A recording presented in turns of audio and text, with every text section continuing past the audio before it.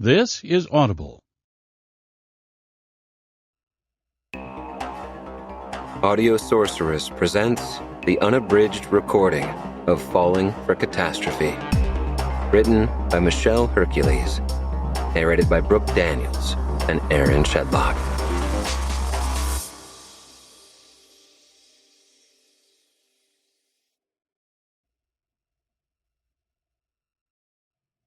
Falling for Catastrophe by Michelle Hercules. Prologue.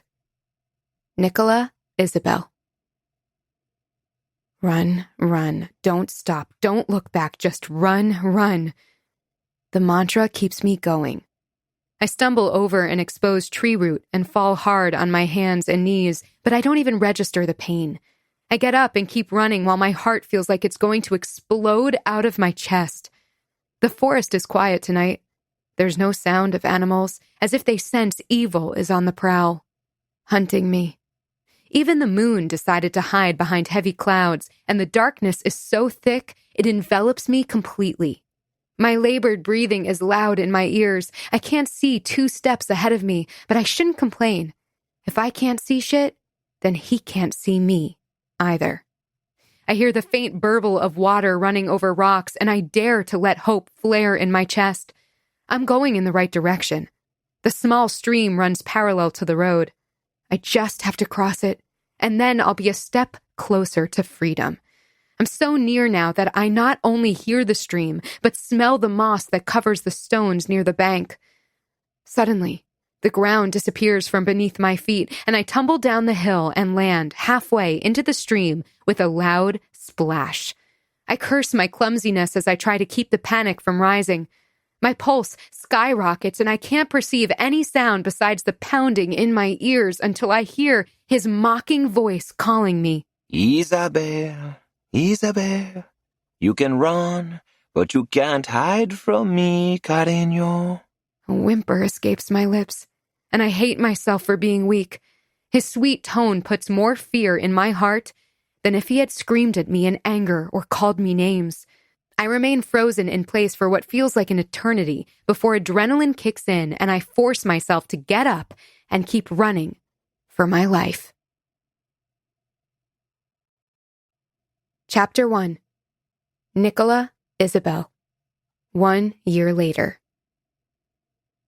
I hug the welcome folder tight against my body as I stare at my new school building.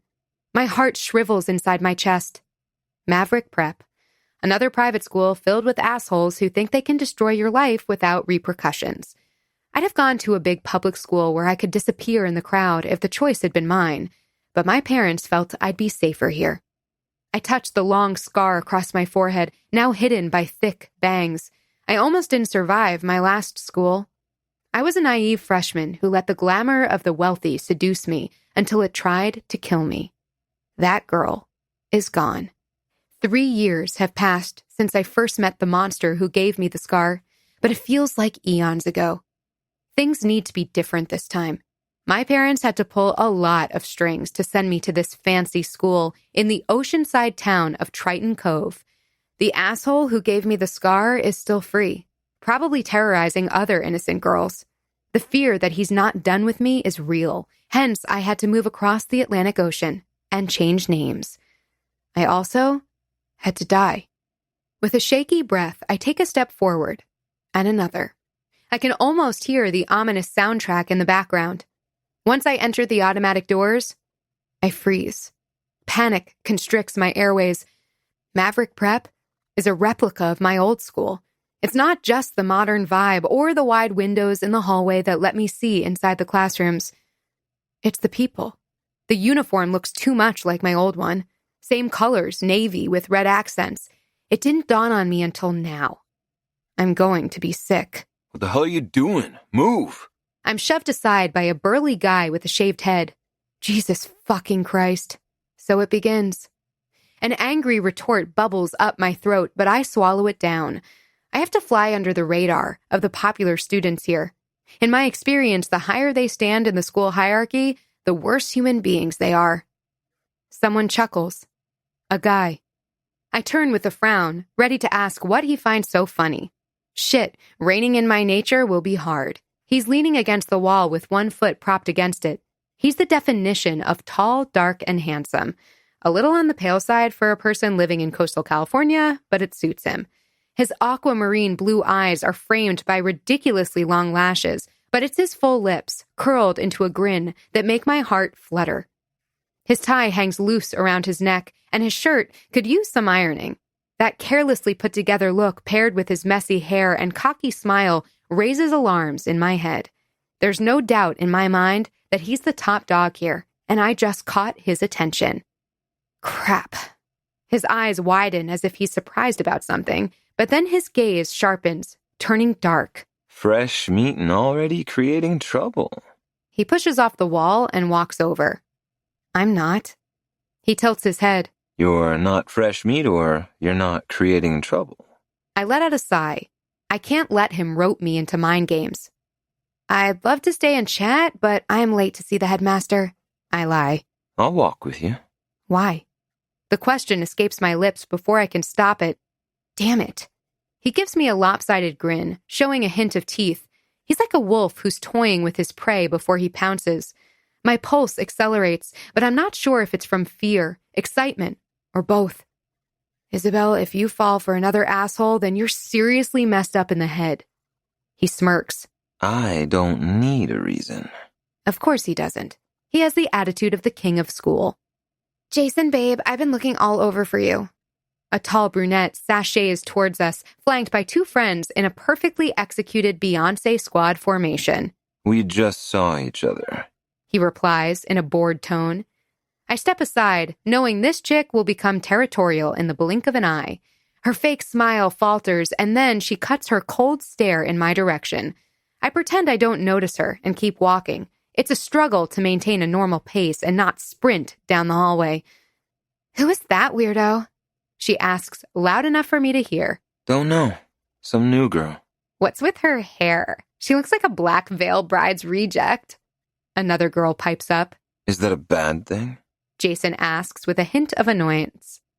I turn a corner, and the cacophony of several people speaking at once makes it impossible to keep eavesdropping on their conversation. Not that I care to know what they think about how I look. My jet black hair and brown contact lenses were some of the changes I had to make, besides using a fake name.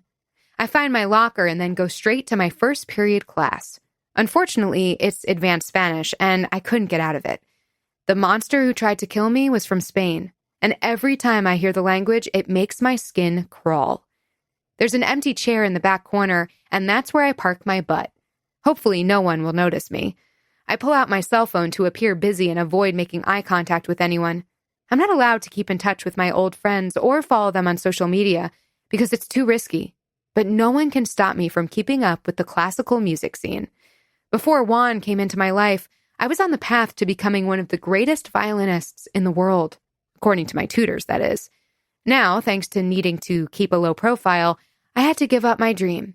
Of all the sacrifices I had to make, that was the hardest. Glutton for punishment that I am, I decide to watch Sejun Kim's latest performance. She was my biggest competition, and since I was forced to abandon my career, there's no one stopping her from claiming the throne of violin prodigy. Tears of frustration gather in my eyes, and I'm lost in my pain. I didn't peg you for a classical music fan. A voice says near my ear, and even through the AirPods, I can hear Jason clearly. He sounds more annoyed than curious. I jump in my seat and turn to glare. Big mistake. He's much too close, and I almost bump my nose with his. Quickly, I lean back. Have you ever heard of privacy? I ask. He smiles, but it's grim, and something inside me shivers a little. No. And a word of advice. If you have any secrets you'd like to keep, I'd suggest you play nice with me. The teacher enters the classroom then, prompting Jason to step away and return to his seat far away from me. Thank God he's not my neighbor. Unfortunately, his statement rattled me. I'm still reeling from it when the teacher calls my name. Yes? I blurt out. No, yes, señorita Devlin. Nosotros solo hablamos español en clase. Pardon? Everyone is now staring at me, which makes my face heat up like a hot air balloon. Hell. He asks me to introduce myself to the rest of the class because I'm starting school a week late. I'm fluent in Spanish, but when I open my mouth to say the rehearsed background story, no words come out. To my dismay, my body begins to shake. Black dots appear in my vision, and then nothing. Chapter 2. Nicola Isabel. When I wake up, I'm lying on my back, and there's a bright light on the ceiling that hurts my eyes. I try to get up, but a hand on my arm stops me. Don't move just yet. Jason says. Nurse Veronica, your patient is awake. I turn my head and find him sitting on a chair next to the exam table. Oh no, I must have fainted during Spanish class. Did you bring me here? I ask. He smiles in an enigmatic way, but doesn't answer. It doesn't bring me comfort. It's chilling. A moment later, the nurse opens the partition and walks in. How are you feeling, Miss Devlin? I'm fine. She watches me through a hard stare. People who are fine don't faint. Does this happen often? Why is she asking me personal questions in front of Jason? Doesn't anyone in the school know the meaning of privacy? You have my medical record, so you know the answer to that already. I snap. Her lips become a thin, flat line. I see. When was the last time you ate? Oh, God. Seriously? I sit up to show her that I really am okay. The reason I fainted was psychological, but hell if I'm going to tell her that in front of Jason. Now that I know she couldn't care less about protecting my privacy, she'll get nothing from me, even if the pest is not present. I had a good breakfast. Listen, I'm fine. Can I go now? I jump off the bench. Dizziness doesn't hit me, probably because no one is forcing me to speak Spanish. Jason stands and tells the nurse, I'll escort Nicola to her next class, just in case she's not feeling as great as she claims. The nurse gives him a nod. You do that, Jason. I don't wait for him before I walk out of the nurse's office. I'm glad that once we hit the hallway, there's not a soul in sight. I glance at the clock mounted on the wall. Classes are still in progress. We have a few minutes before the next period. Let's get some fresh air. Jason says. If I were smarter, I'd make an excuse not to follow him, but I'm curious about his game. It seems I'm playing it whether I want to or not, so I might as well understand the rules. You didn't answer my question. Did you carry me out of Spanish class? Someone had to. I can't believe your nose didn't break. Your face hit the desk pretty hard. Way to go, unnoticed, Isabel. I touch my nose, finding it tender. It would have sucked breaking it again. Small blessings, I guess. Once outside, Jason leads me to a picnic table that's partially shaded by an oak tree. He sits on the shaded side. No wonder he's pale. Does he ever get any sun? I slide onto the bench across from him and then endure his scrutinizing stare without flinching. After a long stretch of silence, he shakes his head and sticks his hand in his jacket pocket. Here, have this. He slides a fruit bar across the table. I stare at the snack for a couple of beats without moving, taken aback by the offering. With a frown, I lift my face to his. I said earlier I had a good breakfast. So, that means nothing. I return the snack to him, but before I can pull my hand back, he traps it underneath his, angling his body forward. What's your deal, Nicola Devlin? Hating how his touch sends a ripple of pleasure up my arm, I yank my hand free. I could ask you the same thing, Jason. He narrows his eyes. You remind me of someone. I feel the blood drain from my face. He can't possibly know who I am. I look nothing like I used to. Besides the different hair and eye color, my nose was broken, and the doctors couldn't fix it back to how it was. It's different, though not terrible. My appearance is pretty ordinary, I say. If you say so. Why did you come to Triton Cove? Oh, we're playing the third degree game now. He leans back, smiling like the cat who ate the canary. You don't like to talk about yourself, do you? No, I'm a private person. Or you have something to hide. No one comes to Triton Cove, much less enrolls at Maverick Prep in the middle of the semester, if there isn't some juicy motive behind it. Damn it, this dude is like a dog with a bone. I missed 1 week of class that hardly qualifies as middle of the semester, I retort. What do your parents do? They're business executives. They live in Europe. The lie rolls off my tongue easily since I rehearsed it so many times. His eyebrows arch. Oh, so you're boarding. I don't like how that information perks him up. Yes. His smile broadens. Me too. Great. That means he can harass me during and after school. The bell rings, ending this torturous conversation. I get up first. Well, Jason, it's been real, and it's been fun, but I can't say it's been real fun. Chapter 3. Nicola Isabel. When the first school day is finally over, I'm destroyed mentally and physically. The stress of navigating a new place and avoiding giving too much information about myself was exhausting. I could have done without Jason's attention. My fainting episode didn't go unnoticed. I bet that Jason taking me to the nurse's office also helped get the rumor mill going. I heard all types of theories, from anorexia to being knocked up. Since those stories are nowhere close to the truth, I don't mind them. I'm sure by the end of the week, it will be forgotten. I must keep my distance from Jason, though. The last thing I need is to be pulled into his orbit. Once I enter my dorm room, I let out a breath of relief. I can finally relax.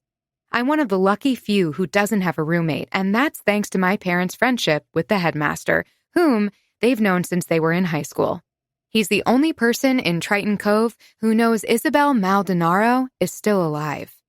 After the nurse's behavior and Jason's claim that he could uncover all my secrets, I'm not that happy that the headmaster knows my true identity. I'll just have to keep my fingers crossed that Jason never gets hold of that information. I take off my clothes as I walk to the ensuite bathroom, another perk I bet not many students have. The first thing I do is remove my contact lenses. My eyes are dry and burning like a mother. This is the worst part of my disguise. I wish I hadn't worn them today. Now I'm stuck. My parents insisted it was necessary because my natural eye color is too unique. Not many people in the world have violet eyes like Elizabeth Taylor. I didn't know the lenses would be so uncomfortable. Next step is to remove the heavy makeup. I never wore much before, but now I need to hide my freckles. When I'm done peeling off all the layers of my disguise, it's like a weight has been removed from my shoulders. I'm finally myself. Okay, my hair is not naturally this dark, but at least it suits me, and I've had time to get used to my new nose. Knowing that I have a ton of catching up to do, thanks to the week of classes I missed, I hop into the shower so I can snuggle up in bed and do my homework after. My plan goes up in flames, and I almost have a heart attack when I walk out of the bathroom and find Jason chilling on my bed with his hands linked behind his head. I let out a scream and almost lose the towel wrapped around my body. Panic sets in, and I begin to hyperventilate. Jesus, what's wrong with you? He jumps out of bed and walks over. Clutching my towel, I glare at the asshole. What's wrong with me? He places his hands on my arms as if he wants to help me stay upright. Just breathe. I'd push him off if I wasn't busy trying to draw air into my lungs. I'm wheezing, and it's embarrassing as hell. Although I shouldn't feel this way when he's the one responsible for my panic attack. His thumbs make small circles over my skin. It's a soothing motion that does things to my body. I hold his stare, grateful that his eyes are nothing like wands. Doesn't look like Jason is breathing as he watches me. But his eyes seem to burn with fury for a moment, contradicting what his hands are doing to me. It takes me a minute to recover the ability to breathe properly. When I do, I step away from him. How? The emotion shining in his gaze vanishes and he shrugs. I knocked. You didn't answer it, so I used my master key. You have a master key? I shriek. Are you going to repeat everything I say? I'm feeling dizzy, so I make a beeline to my bed and sit down. What the hell is wrong with you? You can't simply barge into somebody's room. I was worried. You did faint earlier. He gives me an innocent smile. Worried my ass?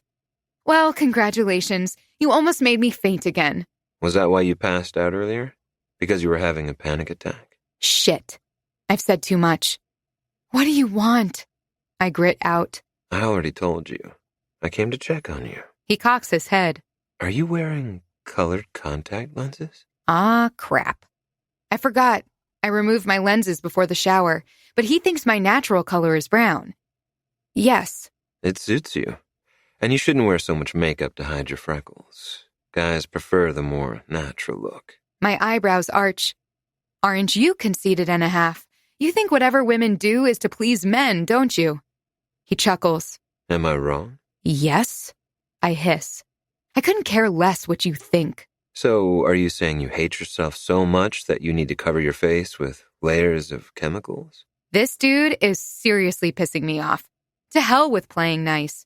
I jump from the bed and stride toward him, stopping only when I'm in his space. I don't hate myself. I hate arrogant asses who think the world revolves around them.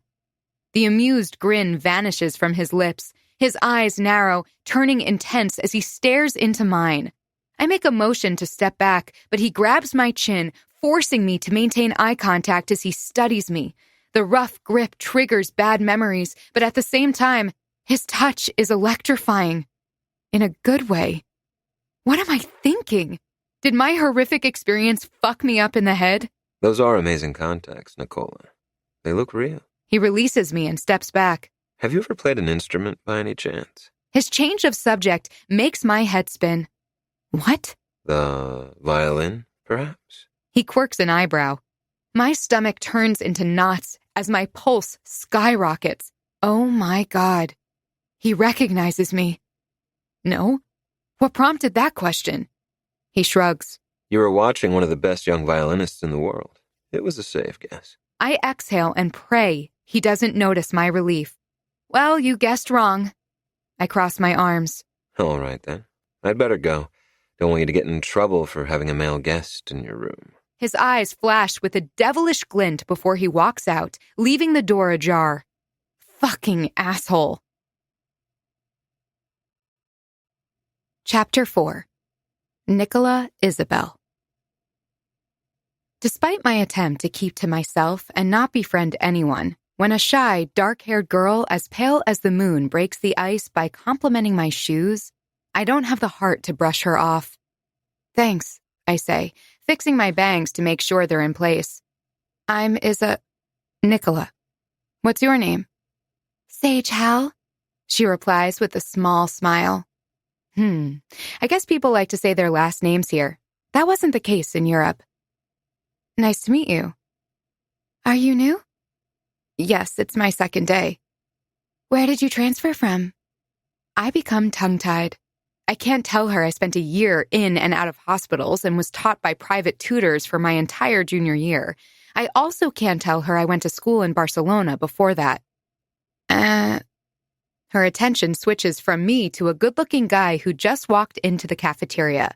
He's tall and athletic, with tan skin, dark curls, and bright green eyes that have all the girls in the vicinity turning their heads. He ignores them all and makes a beeline towards us. Hey, Sage, what's up? Not much, she replies softly. Her cheeks are bright red, and I feel sorry for her. It sucks when your body betrays you like that. He looks at me. Hi, I'm Justice. No last name. Interesting. Nicola. The line moves, and that gives me an excuse to not engage in conversation with him. It seems Justice is more interested in chatting with Sage anyway, so I get a reprieve. It doesn't last long, and this time it's not Jason pestering me. Didn't I already tell you to stay away from my sister? An angry male voice asks. I turn and see a blonde guy glowering at Justice. He's shorter than him, and my guess is a couple of years younger, but he doesn't seem one bit fazed by that. I was just saying hello. Is that a crime now? Justice replies almost mockingly. Luke, cut it out. Sage tries to push her brother away from Justice, but he's like a boulder, unmovable. I take note of two other guys hovering nearby. They look to be about the same age as Sage's brother, either freshmen or sophomores. One of them has chin-length wavy blonde hair and the body of a swimmer. I notice him first because he looks kind of familiar. What's going on here? Jason asks, appearing out of nowhere. He glowers at Justice and Luke, then turns to the guy with long hair. Get your friends in line, Finn. Finn arches his eyebrows. Do you think I can control Luke? Jason rolls his eyes and sighs. Children. He grabs Justice by the back of his collar and drags him away from the line. All right, perv. Time for you to stop sniffing around the kindergarten. Let go of me. Justice tries to break free, but his effort is half-hearted. I suspect he's trying to save face, but knows it'd be a mistake to truly antagonize Jason. "You suck, Luke," Sage snaps. His gaze softens. I'm just looking out for you. He's too old. "He's only a couple of years older than me, but it's not really his age that's bothering you, is it? You don't like him because he's poor." Luke's eyes widen. He looks truly shocked. I don't like him because he's shady. Sage pushes him out of her way and strides out of the cafeteria. I debate whether I should follow her, but the decision is made for me when Jason returns to the line. I want to know what he did to Justice. Did you kick his ass? The dark-haired guy in the group asks. No, Cameron, I didn't kick his ass. My methods are more subtle than brute force. Take note. Whatever. He mumbles. The trio makes a motion to leave, but Jason steps next to Finn and gives him a side hug. Congrats, cuz. Aha, that's why he looked familiar. Now that Jason is standing next to him, I can see the resemblance. Thanks. I didn't know you went to the meet. Of course I did. I knew Uncle Dearest wouldn't be there. And your mom, well, you never know with her. Finn turns his blue eyes in my direction and a blush creeps up his cheeks. It seems Jason doesn't know how to keep anyone's secrets, not even his family's. Finn looks away. Right. I better go. Hoping that Jason is still distracted by his cousin, I slink away from him, following the flow of the line. I grab a tray and slide it along the counter as I check the food offerings, wishful thinking that I'd be able to escape him so easily. He falls into step with me. Did you enjoy the show? No, but it got my attention. He leans closer, brushing his arm with mine. What didn't you like about it? His voice is low and seductive, as if he's trying to tease me. Goosebumps spread where he touched me, despite the barrier of clothes. My body is reacting to his proximity in ways I can't control, and I hate it. Your attitude, maybe? He laughs. Oh, so you support grooming then? I frown. Justice was just chatting with Sage. Right. Like I just want to chat with you. My heart skips a beat, and I falter in my step. Is that what you're hoping to achieve? He tilts his head, smiling that crooked smile of his, while his eyes dance with mischief. You have to be more specific, darling. I clench my jaw hard. You better forget it. I'm not going to fuck you. His smile doesn't wilt. In fact, I think he's trying hard to not let it become broader. We'll see. But anyway, I didn't come to the cafeteria to run interference in my cousin and his friends' business. Do I dare ask why you're here then? I put random food on my tray, knowing I won't feel like eating anything. It's a surprise. He takes the tray from me and sets it back on the counter. Come. Grabbing my hand, he drags me away from the line. What the hell? What about my food? You're weird. But no one in their right mind eats tofu gumbo. Good grief. Was that what I picked? Why are you surprised, Isabel, when his nearness is giving you all sorts of crazy reactions? I try to ignore how his possessive hand clasping mine is making me warm and cold at the same time. I know he's trouble, but I want to ignore the signs. People are staring at me again. Most are curious, except the girl who spoke to Jason when I first arrived, who looks like she's about to murder me. Where are we going? I ask. I want to show you something. I let him steer me down the hallway, and not once do I try to pull free from his grasp. I'm enjoying the connection too much, which is proof that I'm insane. Jason has all the markings of a psycho. Why am I not repelled by his proximity? We enter a large empty room, and I have to suppress a gasp. It's the music classroom. I'm flooded by emotions, both happy and bitter.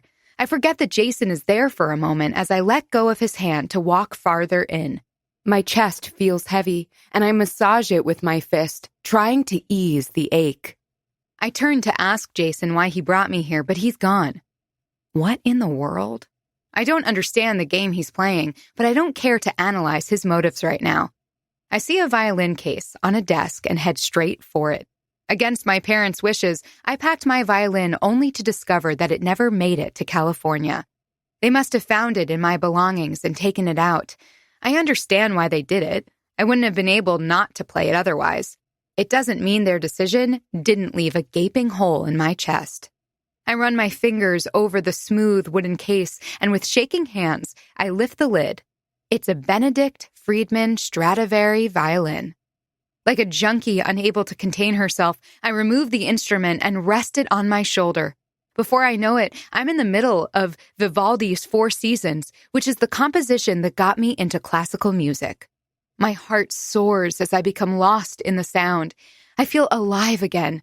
I close my eyes for a moment, but when I pivot, they're open, and I find Jason standing there, watching me with so much hatred in his eyes that it sucks the joy out of me. A woman enters the room as I'm lowering the bow. "Oh my God," she says. Jason turns to her, and the glower turns into surprise. The woman doesn't acknowledge him. "I'm sorry, I didn't mean to. I'll put it back." "Oh no, you can't put it back. You must keep playing." Panic rises up my throat. I can't play. If I do, he'll find me. I shake my head. I can't. Nonsense. I've never had a student with such talent before. Excuse me? Jason butts in. She glances at him. "Oh, I'm sorry, Jason. You're very talented, of course, but she's divine." The full-on hate returns to his eyes. His nostrils flare and his jaw is locked so tightly, I'm afraid he'll shatter his teeth. It looks like he's about to explode. "You must join my class, I insist," the woman continues. The no is on the tip of my tongue, even though saying it will likely kill me a bit more. I shouldn't have played the violin. I couldn't play while in the hospital, and when I finally went home, I was too depressed to practice. Then I traveled to Triton Cove and discovered my violin was missing. But now that I've tasted the euphoria again, I can't give it up. I don't want to give it up. Practicing at school shouldn't be a big deal. It's participating in competitions that would put me in danger. Maybe that makes me too stupid to live, but what I have now isn't much of a life. I need something to motivate me to keep going, to prevent my own darkness from consuming me whole. "She can't join," Jason grits out. I had already almost convinced myself that forgetting the violin forever was a fate too cruel to bear. But seeing how much he's bothered by me joining the class is the push I need to do something reckless, but ultimately right for me. I watch him through narrowed eyes for a few seconds before I turn to the teacher. "It'll be an honor to join your class." Chapter 5. Nicola Isabel. Jason leaves me alone the next day, and his absence is beginning to give me anxiety. He's plotting something. That look of pure hatred he gave me was not normal. It should have terrified me, considering my past, but it somehow gave me strength. I'm not cowering in front of another asshole god. It's not until my first class with Mrs. Simpson, the music teacher, that I see him again. I had to give up a free period to join. He's in this class. Sadly, so is his friend from the hallway on my first day, whose name I've learned is Sloane. Great. "Good morning, everyone. I'd like you to meet Nicola Devlin. She'll be joining our program." "Why? I thought we were full," Sloane retorts. "There's always room for remarkable talent. Trust me, we all gain by the addition of Ms. Devlin." Hell, way to make everyone here hate me, Mrs. Simpson. What instrument does she play? A freckled guy with thick glasses asks. "The violin," I answer, sick of people talking about me as if I weren't in the room. The guy grimaces, then turns to Jason. "We already have a badass violinist." Sloane crosses her arms. "No one else plays the violin here?" I ask. A couple of people raise their hands timidly. "They don't count." Sloane turns and gives them the death glare. Everything becomes crystal clear to me then. Jason is the first chair violin. Maybe if I hadn't been busy having an inner argument, it would have dawned on me sooner. No wonder he almost lost his mind when Mrs. Simpson gushed over me and didn't want me to join her class. He's been getting all the solos. If I'm better, that will go away. I don't get it. Why did he bring me to this room in the first place? What was he hoping to gain? "If Nicola is so good, let's hear it then," Sloane replies with a smirk. She's challenging me, and that sends a rush of excitement through my veins. As crazy as it sounds, I've missed the competitiveness of performing arts. "No, you can't go there, Isabel. You're just going to practice." There's only one issue. "I don't have a violin," I say with regret. Sloane snorts. "What kind of violinist doesn't have their own instrument?" "It got stolen on the trip here. I lie. Not that I owe her an explanation, but it is strange that I don't have a violin.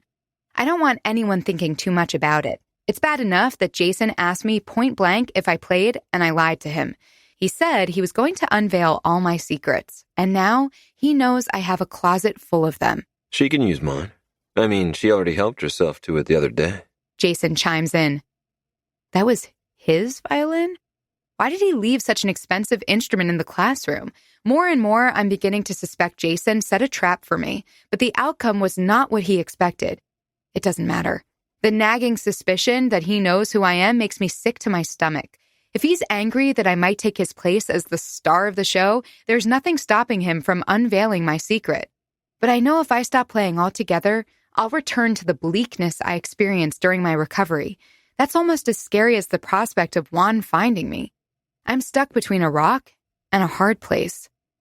I didn't know it was yours, I grit out. He smiles, but it has no warmth. Now you do. I watch him take the instrument from its case and then walk across the room to hand it over. He leans closer and whispers in my ear. Enjoy the spotlight while you can, Nicola. It won't last. I hate that his threat makes my body tremble a little. It's not that I'm afraid of him. I fear the devil he might send after me. Do you have a specific request? I ask Mrs. Simpson. Surprise me, she replies with a smile. I don't want to show off, and it's been a while since I've practiced. I decide to play a piece I'm familiar with, Beethoven's Violin Sonata No. 5. It's strange now to be playing the instrument, knowing it belongs to Jason. It feels intimate. I get into position and then make the mistake of looking at him. His aquamarine blue eyes are as dark as a thunderstorm. It sends a shiver down my spine. I don't know what I did to earn that rage from him. Getting angry because he has to share the spotlight feels excessive, even for a spoiled asshole. Trying to ground myself, I look away first and begin. The notes aren't as sharp as I know I can play them, but I'm not terrible. Unfortunately, I can't lose myself in the music completely today. An audience never unsettled me before, but Jason alone is doing that to me. When I finish, Mrs. Simpson claps enthusiastically. Everyone else remains frozen, half the room staring at me and the other half at Jason. His expression is closed off. He could be mistaken for a marble statue. My heart is hammering madly inside my chest as I walk over to return his violin. He holds my stare as he takes the instrument from me. Thank you, I say. He doesn't reply. Fine, you want to be rude? Be my guest. I find a seat across the room and far away from him. My head is filled with theories and questions about his behavior, so I barely hear what Mrs. Simpson is saying. Each student plays a short solo and then the class is over. Jason is the first out of the room. Sloane scrambles to follow him and ends up dropping half the contents of her bag on the floor. No one offers to help her pick them up. On my way out, Mrs. Simpson stops me. You need a new violin as soon as possible, Miss Devlin. We have a recital in a month, and I'd love for you to play a duet with Jason. What? My voice comes out as a squeak. Are you deaf? Sloane asks on her way to the door. She doesn't wait for my reply. Not that I'd be able to offer a retort in my current freaking out state of mind. I wasn't expecting to perform so soon. It wouldn't be a big deal. This is a small town, and I doubt the press would be interested in covering the event. I think it's the idea of a duet with Jason that's making me nervous. We have a recital to celebrate the beginning of the school year. It's also a charity event. Usually Jason has a solo, but I think it would be a breath of fresh air if we have a duet this time. You'd be amazing together. I don't know. It's such short notice. Maybe we should just let him have the solo this time. She tilts her head. Are you intimidated by him because of who his mother is? Should I know who she is? Oh, dear. She's Victoria Petrov. My eyes bug out. The pianist? Mrs. Simpson nods. The one and only. As you might know, she retired from playing professionally when she married into the Novak family. She's still a legend, though. I had no idea. Is Jason's family a big deal? I mean, the Novaks? Oh, I forget. You're brand new to Triton Cove. Yes, they are a big deal. They founded the town. One might say they own it. No wonder Jason acts the way he does. Well, good. Then it's all settled. Mrs. Simpson continues. Have you asked Jason if he's okay with it? She furrows her eyebrows. I understand that Jason is some type of king among the students, but he has no say in my classroom. She can't force me to perform, and I know Jason is going to make my life miserable, but practicing with him will maybe shed light on his behavior. Keep your enemies close, and all that. Chapter 6. Nicola Isabel. I hoped I wouldn't see Jason for the rest of the day, but during study hall, he finds me in the library. He pulls up a chair next to mine and leans his right elbow on the table, angling his body so he's facing me. I just received the news I'm to partner with you for a duet. He seems less edgy, but his eyes are bloodshot and the scent of eau de cannabis emanates from him. No wonder he's not giving me a death glare. I tried to get out of it. Why did I tell him that? Because you think you're too good to play a duet? No, because I don't want to play at a recital. I haven't practiced in months. I grit out. He sits straighter. You're a filthy little liar. Aren't you, Nicola? My face becomes hot in a flash. I'm not lying. Oh, I think you are. You lied to me about never having played the violin before. Is anything that comes out of your mouth real? I can't answer that truthfully. I look away. I'm busy. If you only came here to... He slaps his hand on the table hard, making me jerk in my seat. Do not dismiss me, Nicola. I can make your life very unpleasant here at Maverick Prep. His eyes shine with a dangerous glint. I was fooled into believing pot could tame the beast. What do you want from me? Can't you just leave me alone? He stands up. You should have said no to Mrs. Simpson. Now we have to spend every spare moment together, practicing for the recital, and I'll make sure to take some pleasure from it, one way or another. I want to call my parents so badly, but our calls must be scheduled, and they need to use burner phones to make sure the calls aren't traceable. Juan's family is that powerful. If Jason's family owns Triton Cove, Juan's family owns Europe. My attack was never mentioned anywhere, and my cause of death was a hit and run. Pushing for justice would mean destroying my parents' lives. They would lose their jobs, their reputation. Juan's father would make sure they were nothing but dust. It would be all for nothing, because no judge in Spain would convict Juan. I couldn't do that to them. In the end, it was my decision to fake my death and start over. It doesn't mean it's not hard. I can never go back to being Isabel Maldonado. My parents want me to be safe, and they resign themselves that their only daughter has died for real. But playing the violin made me feel alive again, and I can't bear to give up that feeling. I'll stand up to Jason and any other bully who gets in my way. I survived worse than him. Much, much worse. Before I take a shower, I prop my chair against the door, something I've been doing since Jason made himself at home in my room. Unfortunately, I can't keep him from breaking in when I'm not around. I hid anything that could clue him in about my true identity, but I'm still paranoid he's going to find something I missed. I'm barely out of the shower when a loud knock on my door disturbs my peace. What now? I look through the peephole and sure as shit, there's Jason. I bet he tried to barge in like before. What do you want? I ask through the closed door. I have a gift for you. He replies sweetly. Leave it outside then. What's the matter, Nicola? Are you afraid of me? Stupid, cocky asshole. He knows exactly how to manipulate me. I yank the door open, forgetting to put clothes on first. Once again, I'm standing in front of him wearing nothing but a towel. He raises an eyebrow. Are you already trying to get on my good side, Nicola? Don't flatter yourself. You have terrible timing. He walks in, carrying a violin case in his hand. It has a big red bow on top. What's that? Your gift. He sets the case on the bed. Crossing my arms, I glower. Unnecessary. I can buy my own instrument. Sure, but you're going to use this one. Go on. Open it. There's a challenge in his eyes. He won't leave my room until I do as he says, and sadly, I can't force him out. In a brute force contest, he wins. I yank the bow from the top and then unlatch the box.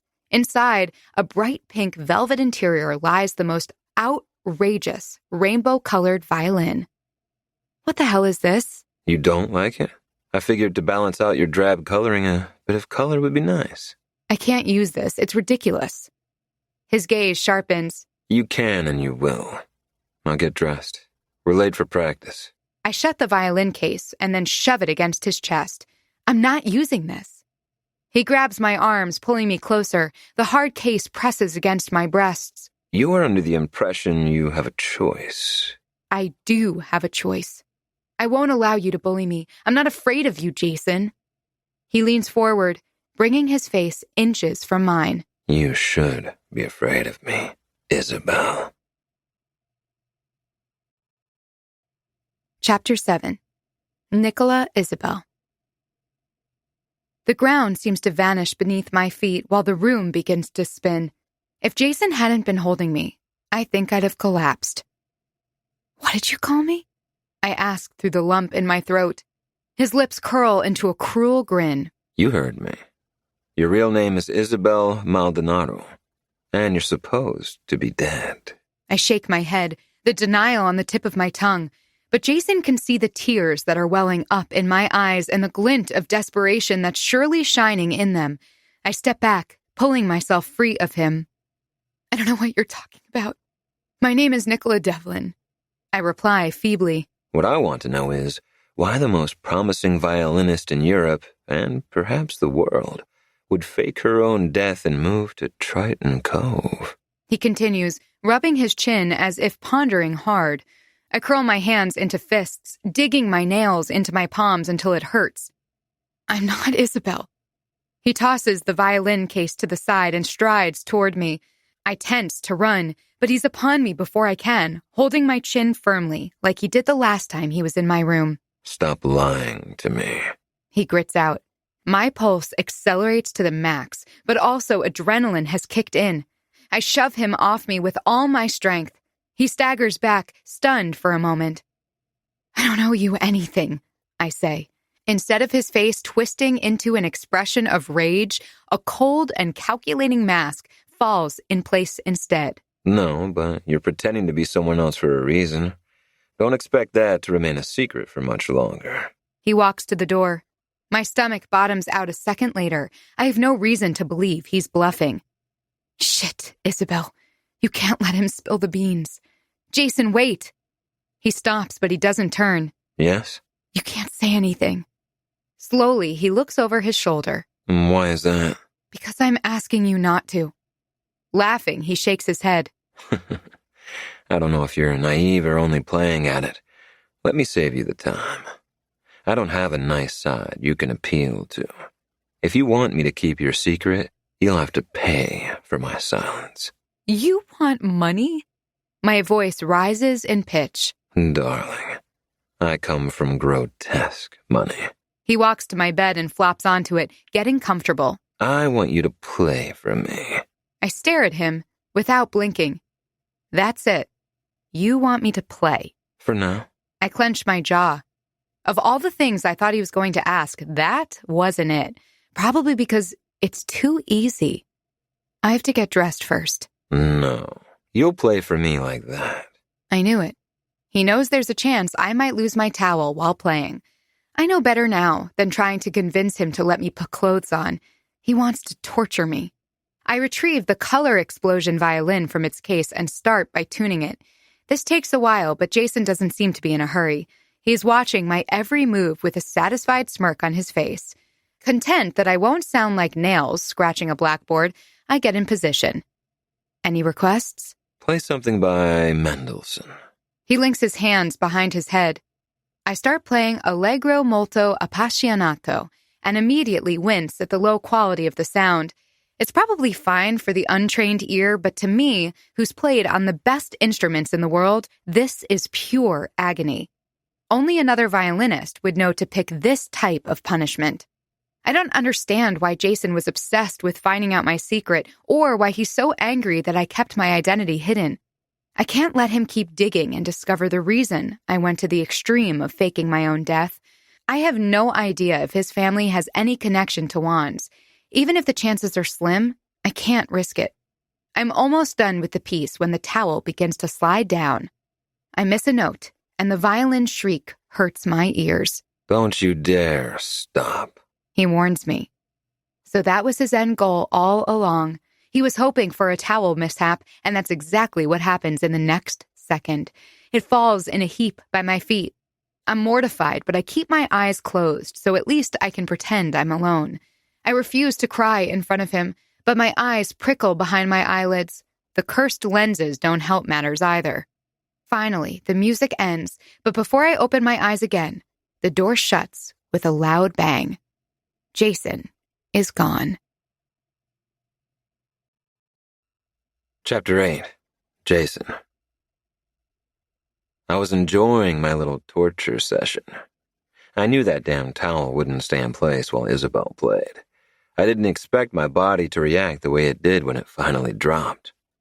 I'm not a perv who gets a hard-on every time I see a naked girl, but seeing Isabel in her birthday suit while she played on that cheap violin made me so hard. I had to escape before she could see what it did to me. I rushed into my room and shut the door with a bang. Like Isabel, I also have a private bathroom. I refuse to pleasure myself, knowing she's the reason for my current state. I yank off my clothes as I head to the shower, not caring if I rip seams or lose buttons. I set the shower to cold and walk right under the icy jets. It makes me tense and I grind my teeth. But my fucking dick is still standing at attention.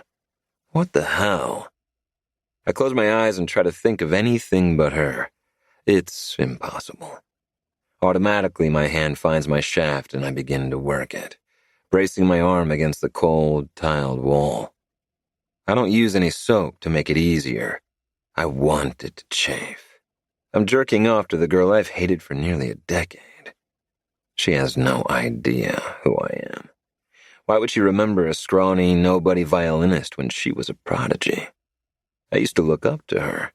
That was until my mother pulled some strings and arranged for me to compete in the same contest as her. I grunt as I near climax. My balls are tight, ready to explode.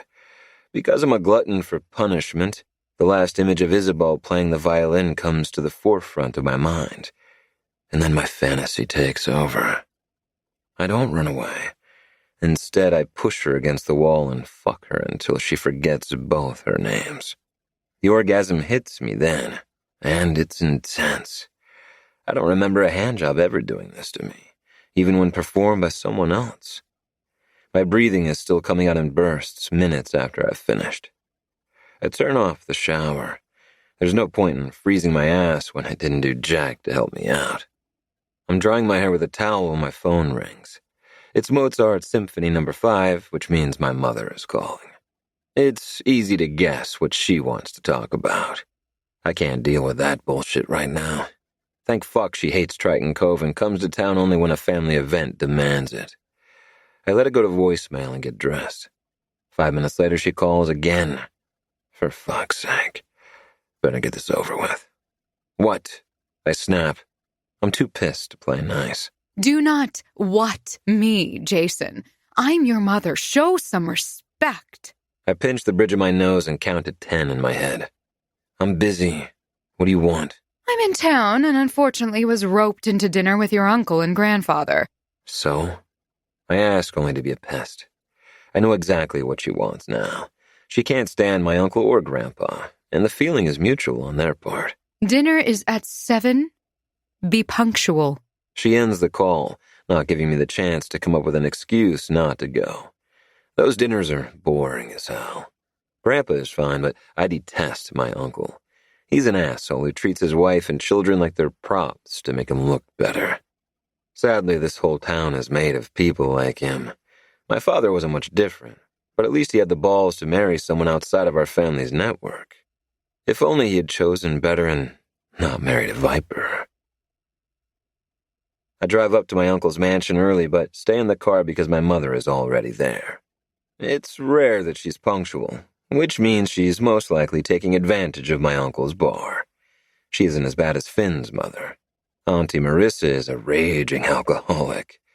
My family life is fucked up, but my cousin has it worse than I do. At least I don't live at home. The rumble of Finn's sports car brings me back to the here and now. He parks right in front of the house. I might as well walk in with him. He's still wearing sweatpants and a Maverick Sharks t-shirt, and his hair is wet. He probably just came home from swim practice. He hoists his duffel bag over his shoulder and waits for me to walk over. "What's up, cuz?" I hug him sideways. "Not much. What time is this thing?" I chuckle. "You're the one who lives here, and you don't know?" The corners of his lips twist upward. "I was in the pool the whole afternoon. I know nothing." "You have 5 minutes to get presentable." He rolls his eyes. "God, that's your mother's car, isn't it?" "Yep." I throw my arm over his shoulder. "Come on, we can get through this together. Then after, we should head to playground." His eyes widen. "Dude, I've tried to get into that place since it opened. No amount of dropping names and bribery worked." "Yeah, they're trying to keep the young crowd away. But I know the owner. I'll get you in." "Can you also get Luke, Reed, and Cam in? They'd kill me if I went without them." I sigh, resigned. Finn is tight with those boys. They're the 3 musketeers to his D'Artagnan. If I must. Come on, let's get this torture over with. No sooner do I step foot inside than I hear my mother's annoying voice. Finn quickly disappears up the stairs, leaving me alone to face the monsters. "Good evening," I say as I enter one of the living rooms. This is where the cocktails are served before dinner, but as usual, it seems Aunt Marissa has been here for hours. Her eyes are already glazed. The first thing Mom does is look at her watch. "You're late." I quirk an eyebrow. "Your watch must be running fast." Grandpa and Uncle Florian walk into the room, but I get a warm greeting only from Grandpa. He pulls me into a hug. "Jason, my boy, it's good to see you." "Hi, Grandpa." He pulls back but keeps his hands fastened to my arms. "You've grown since the last time I saw you." I doubt that. "So, tell me what's new with you. Did you join any teams this year?" I open my mouth to reply, but Mom beats me to it. Jason doesn't have time for sports. God knows he needs to spend all his free time in the music room. And so it begins. Uncle Florian snorts. "That's exactly what we need. A Novak in the performing arts. My brother must be twitching in his grave." Unlike you, Joseph didn't think less of my profession. "And yet, didn't you give up playing the piano when you married him?" He brings his glass to his lips, but I can still see his cruel smile. As much as I like seeing someone stand up to my mother when the subject is me, this is the last place I want to be. "I'm going to check on Finn," I say. Not so fast, Jason. I want to talk to you about a disturbing email I received from Mrs. Simpson. Instead of a solo, it seems you're playing a duet with a new student at the recital. How in the world did you let that happen? Let that happen? As if I had a choice in the matter. It's true that my actions put Isabel on Mrs. Simpson's radar, so in a way, it's my fault she joined the group. When I set the trap for her, I wanted to confirm my suspicions that she was Isabel Maldonado. I didn't plan for Mrs. Simpson to barge into the room. "I don't see the problem," I reply. My mother's eyes flash. You've been the solo violinist for the past 3 years. Now you're going to let a nobody take away the spotlight? Just like you let that insipid girl take away the apprenticeship with Carlos Ferreira all those years ago. I curl my hands into fists, but it does nothing to keep the rage from taking control. That was my chance to prove to my mother I was as talented as her. She only ever seemed to care about that. But I choked, played like shit, and not only lost that opportunity, but was never considered for anything important again. I became a joke. She's not taking away the spotlight. We're sharing it. I grit out. Great artists don't share anything. She seethes. My uncle laughs. When is it going to dawn on you that your son isn't a prodigy, Victoria? Her eyes glare. The walls in this room are caving in, and everything is getting ready to blow. Fuck me, I need to get out of here. I think Jason is very talented. Aunt Marissa pipes up. I agree, Finn says as he joins the war zone. Where the hell have you been? His father asks. I was upstairs, changing clothes. Uncle Florian drains his drink, and not missing a beat, refills the glass almost to the brim. I'd like to meet this girl while I'm in town. Mom pipes up. Bring her to the house tomorrow, Jason. Hell, the last thing I want is for my mother to meet Isabel. What if she recognizes her? Knowing her secret is too good of a trump card. I don't want to lose the upper hand since I just started having fun with her. What makes you think we're friends? She gives me a droll stare. I don't expect you to be, but she knows who I am. She won't pass up the opportunity to meet a legend. Uncle Florian snorts. Aren't you full of yourself?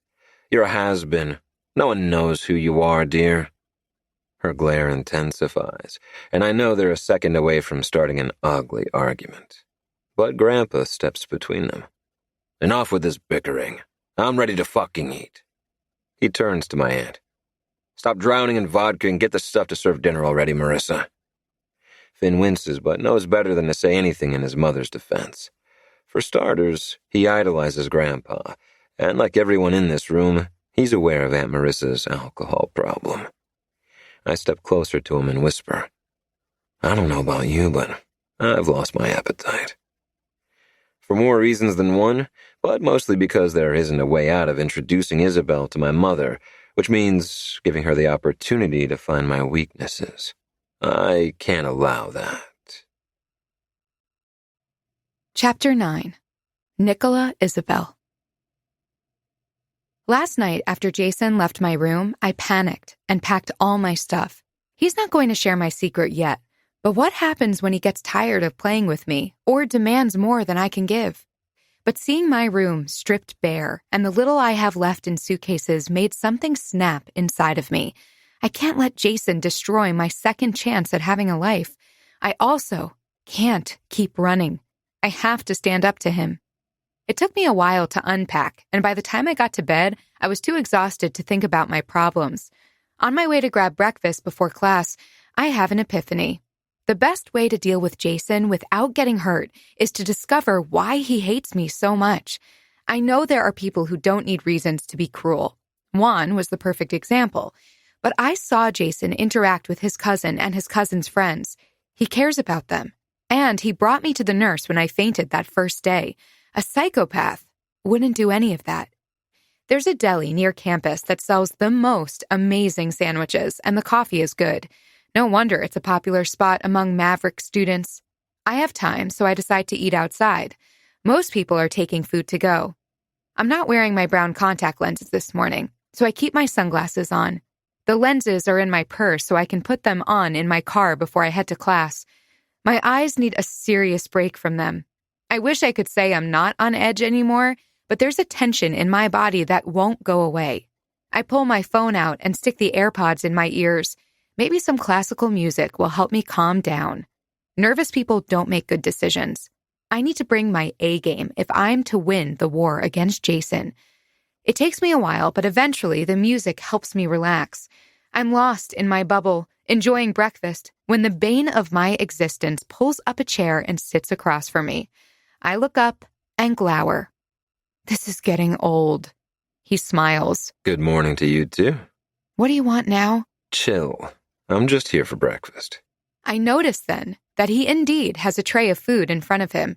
It's greasy and smells delicious. Better than mine, actually. I went with a healthier option. Jason loaded up on bacon, eggs, and sausage. His cup of coffee is larger than mine, too.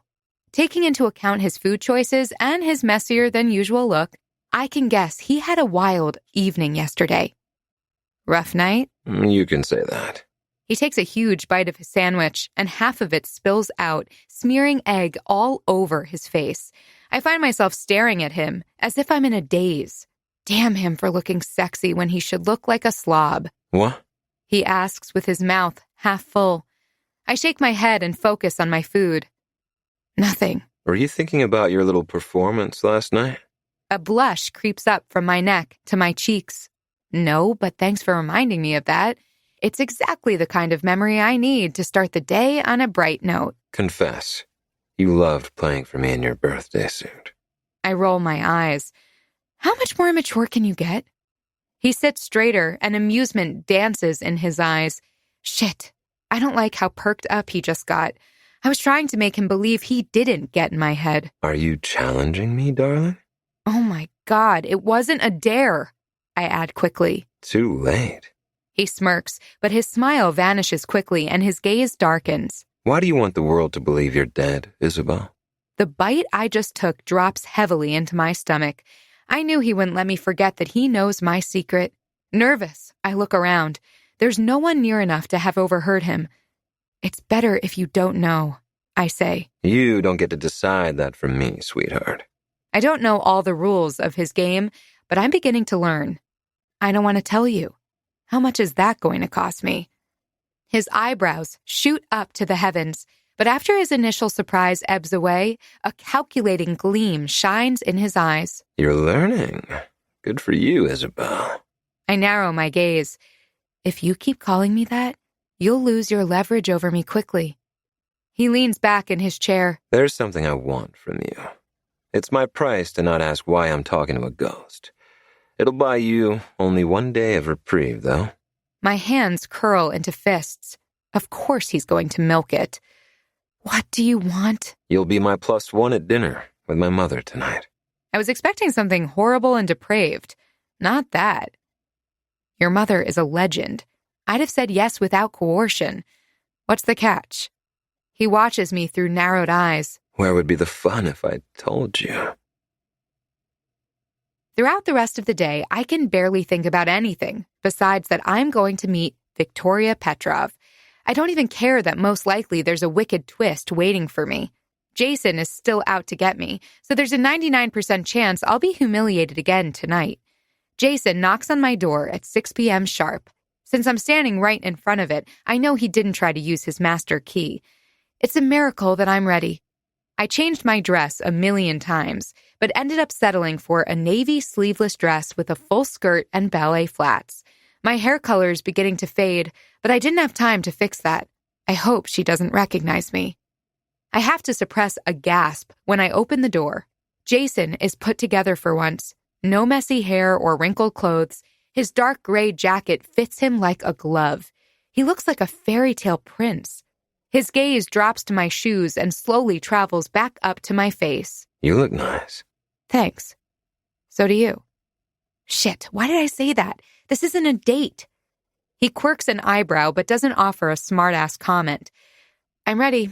Let me get my purse. I add quickly, trying to save face. Jason is unnaturally quiet on the way to his car. It's not until we're off to his mother's house that it occurs to me I should have driven on my own.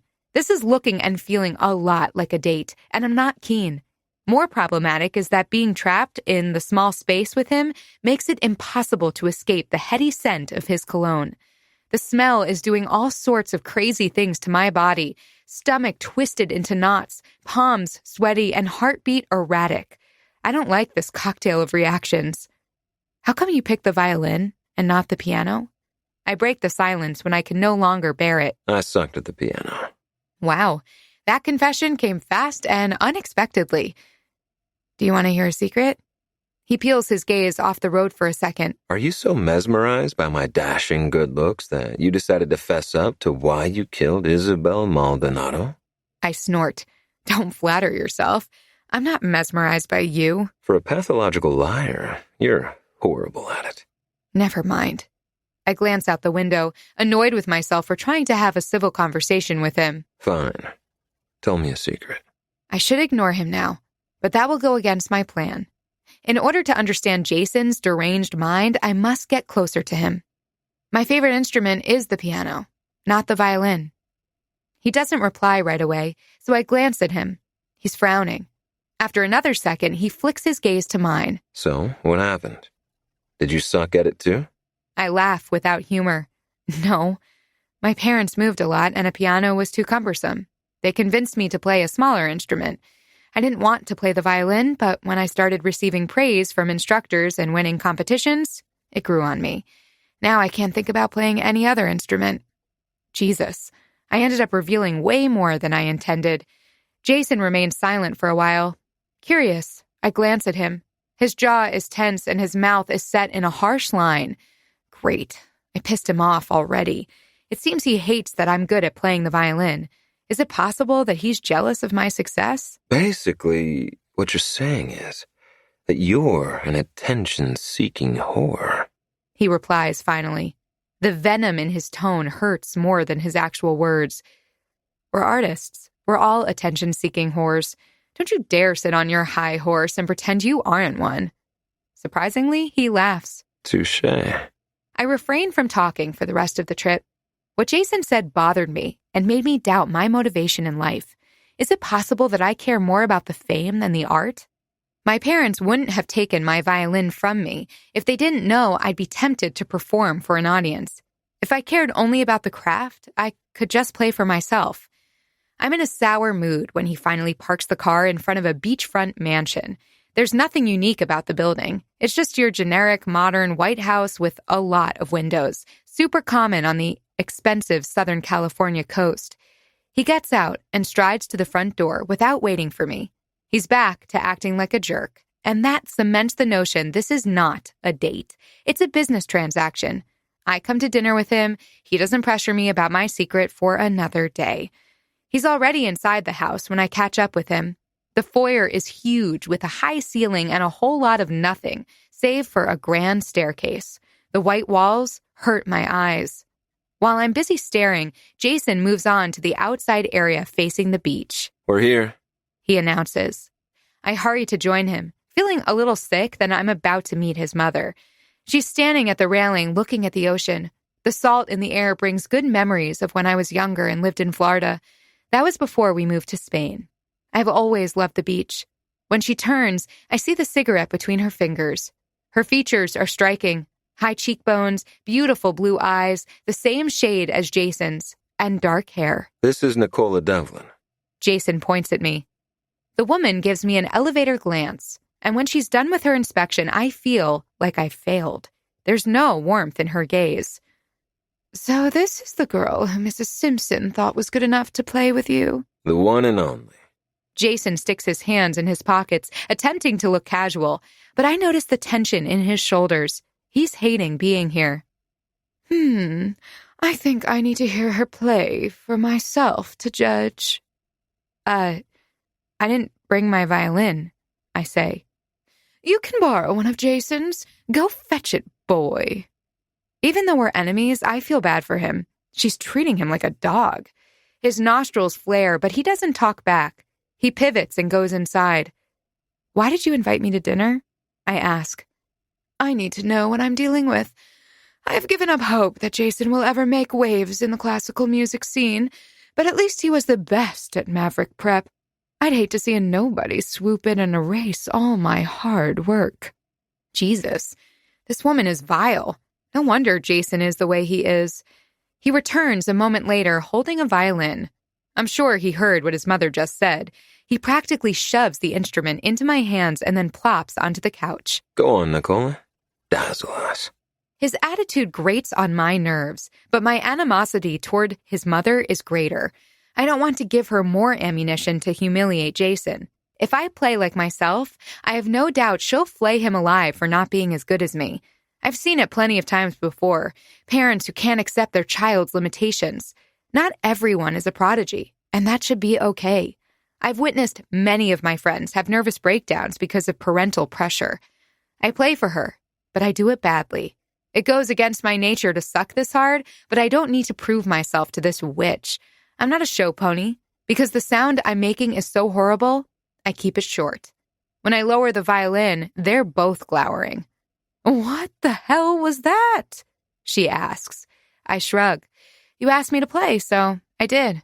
She turns to Jason. How bad have you gotten if Mrs. Simpson thinks this trash is at your level? Whoa. Things escalated fast. I didn't expect to be called names. Jason gets up. We're done here, Mother. He strides back inside the house, leaving me alone with the horrible woman. I glare at her. You know, they're right when they say you should never meet your idol. You're a fucking disappointment. I hurry to catch up with Jason, knowing he won't think twice before leaving me behind. He already has the engine on when I slide into the passenger seat with his damn violin in my hand. He peels away before I have the chance to put my seatbelt on. Slow down, buddy. He ignores me as the car keeps gaining speed. I notice after a while that we're not going back to school. He takes the scenic route, a winding road hugging the cliffs. One side is solid rock, and the other, certain death if he misses a curve. That's it. He's going to commit suicide and take me with him. I don't talk, afraid that if I say anything, it'll distract him. Instead, I clutch the door handle and pray to survive this ride from hell. But Jason is an expert driver, and he knows how to handle the curves.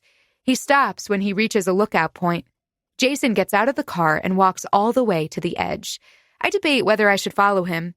In the end, I do because I'm partially to blame for his behavior. Call me a glutton for punishment, but I can't see someone suffer like this even if he's the enemy. Or maybe I like lost causes. Jason, are you okay? I ask. Why did you do that? He asks without looking at me. I didn't like her attitude. She didn't deserve my best. He turns, and this close to the ocean and under the light of the sunset, his eyes are even more stunning. You played like shit on purpose. Now she thinks I play like that too. Why do you care what she thinks? Because she's Victoria fucking Petrov. Not because she's his mother. I begin to have a clearer picture of what his upbringing was like. I take a step closer and touch his arm. I don't care who she is.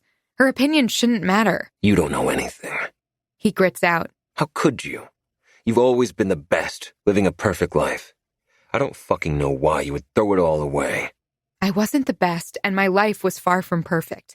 Maybe if you'd stop looking at your own navel for once, you'd be able to see that. His eyes shine with rage, making me fear he's thinking about tossing me over the cliff. I'm not going to wait for him to try. I turn around and stride back to the car. Oh no, you're not getting the last word. He grabs my arm and spins me around, pulling me flush against his body. Let me go, asshole. This time, I fight with everything I have. I'm too angry at myself for trying to be the bigger person. He doesn't deserve it. Suddenly, his fingers are in my hair and his mouth slants over mine roughly. My body tenses while my brain goes haywire. Jason Novak is kissing me. He pries my lips open with his tongue, and the moment it connects with mine, it's game over. I surrender to his invasion, knowing this is probably the second biggest mistake of my life. I have to hold on to his arms to remain standing because his fiery kiss is quickly melting my body. I never knew hate could taste this good. As sudden as it began, it ends. Jason pulls back, breathing hard. His eyes are wide, as if he can't believe what just happened. I'm still dazed, so I don't react fast enough when he returns to his car. It's not until the engine purrs to life that his intentions become clear. He takes off, leaving me stranded on the side of the road, taking my damn purse and phone with him. Son of a bitch.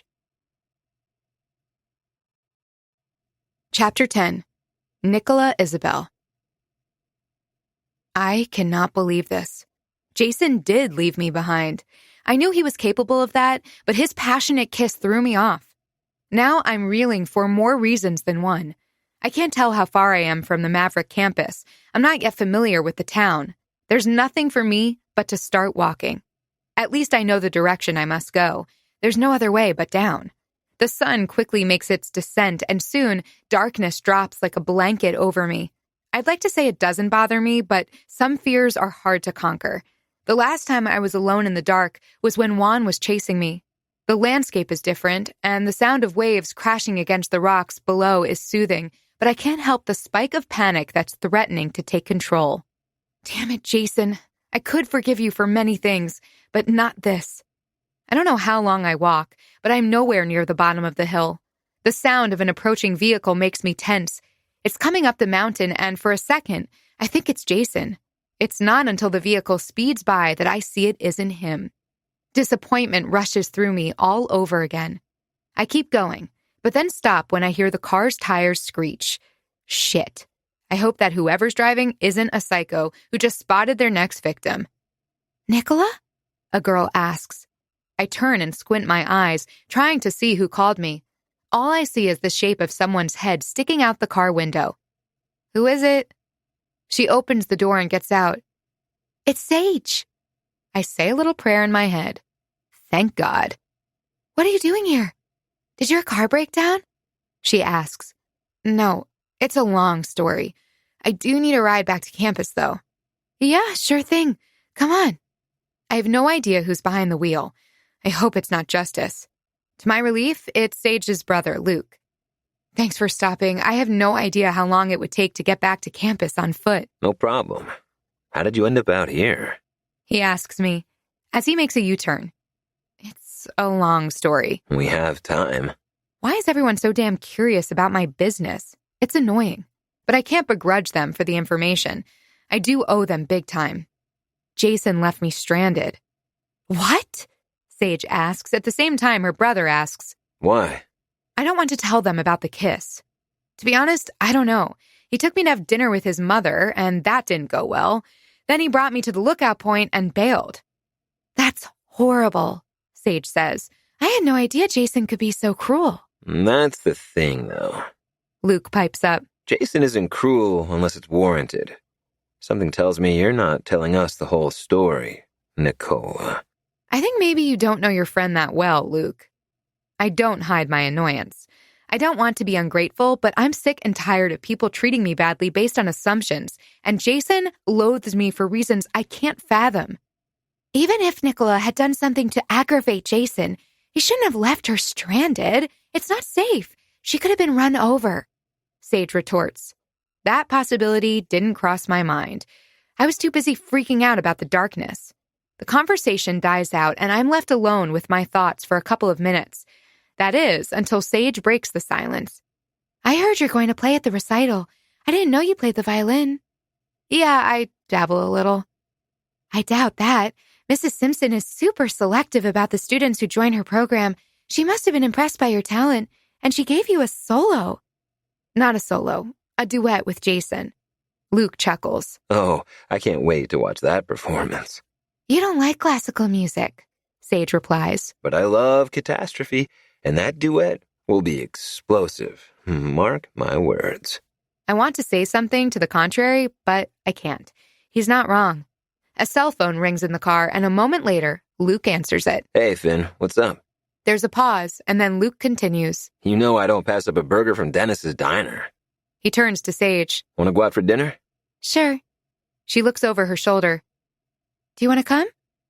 I open my mouth to say no, but Luke beats me to the punch. She's coming.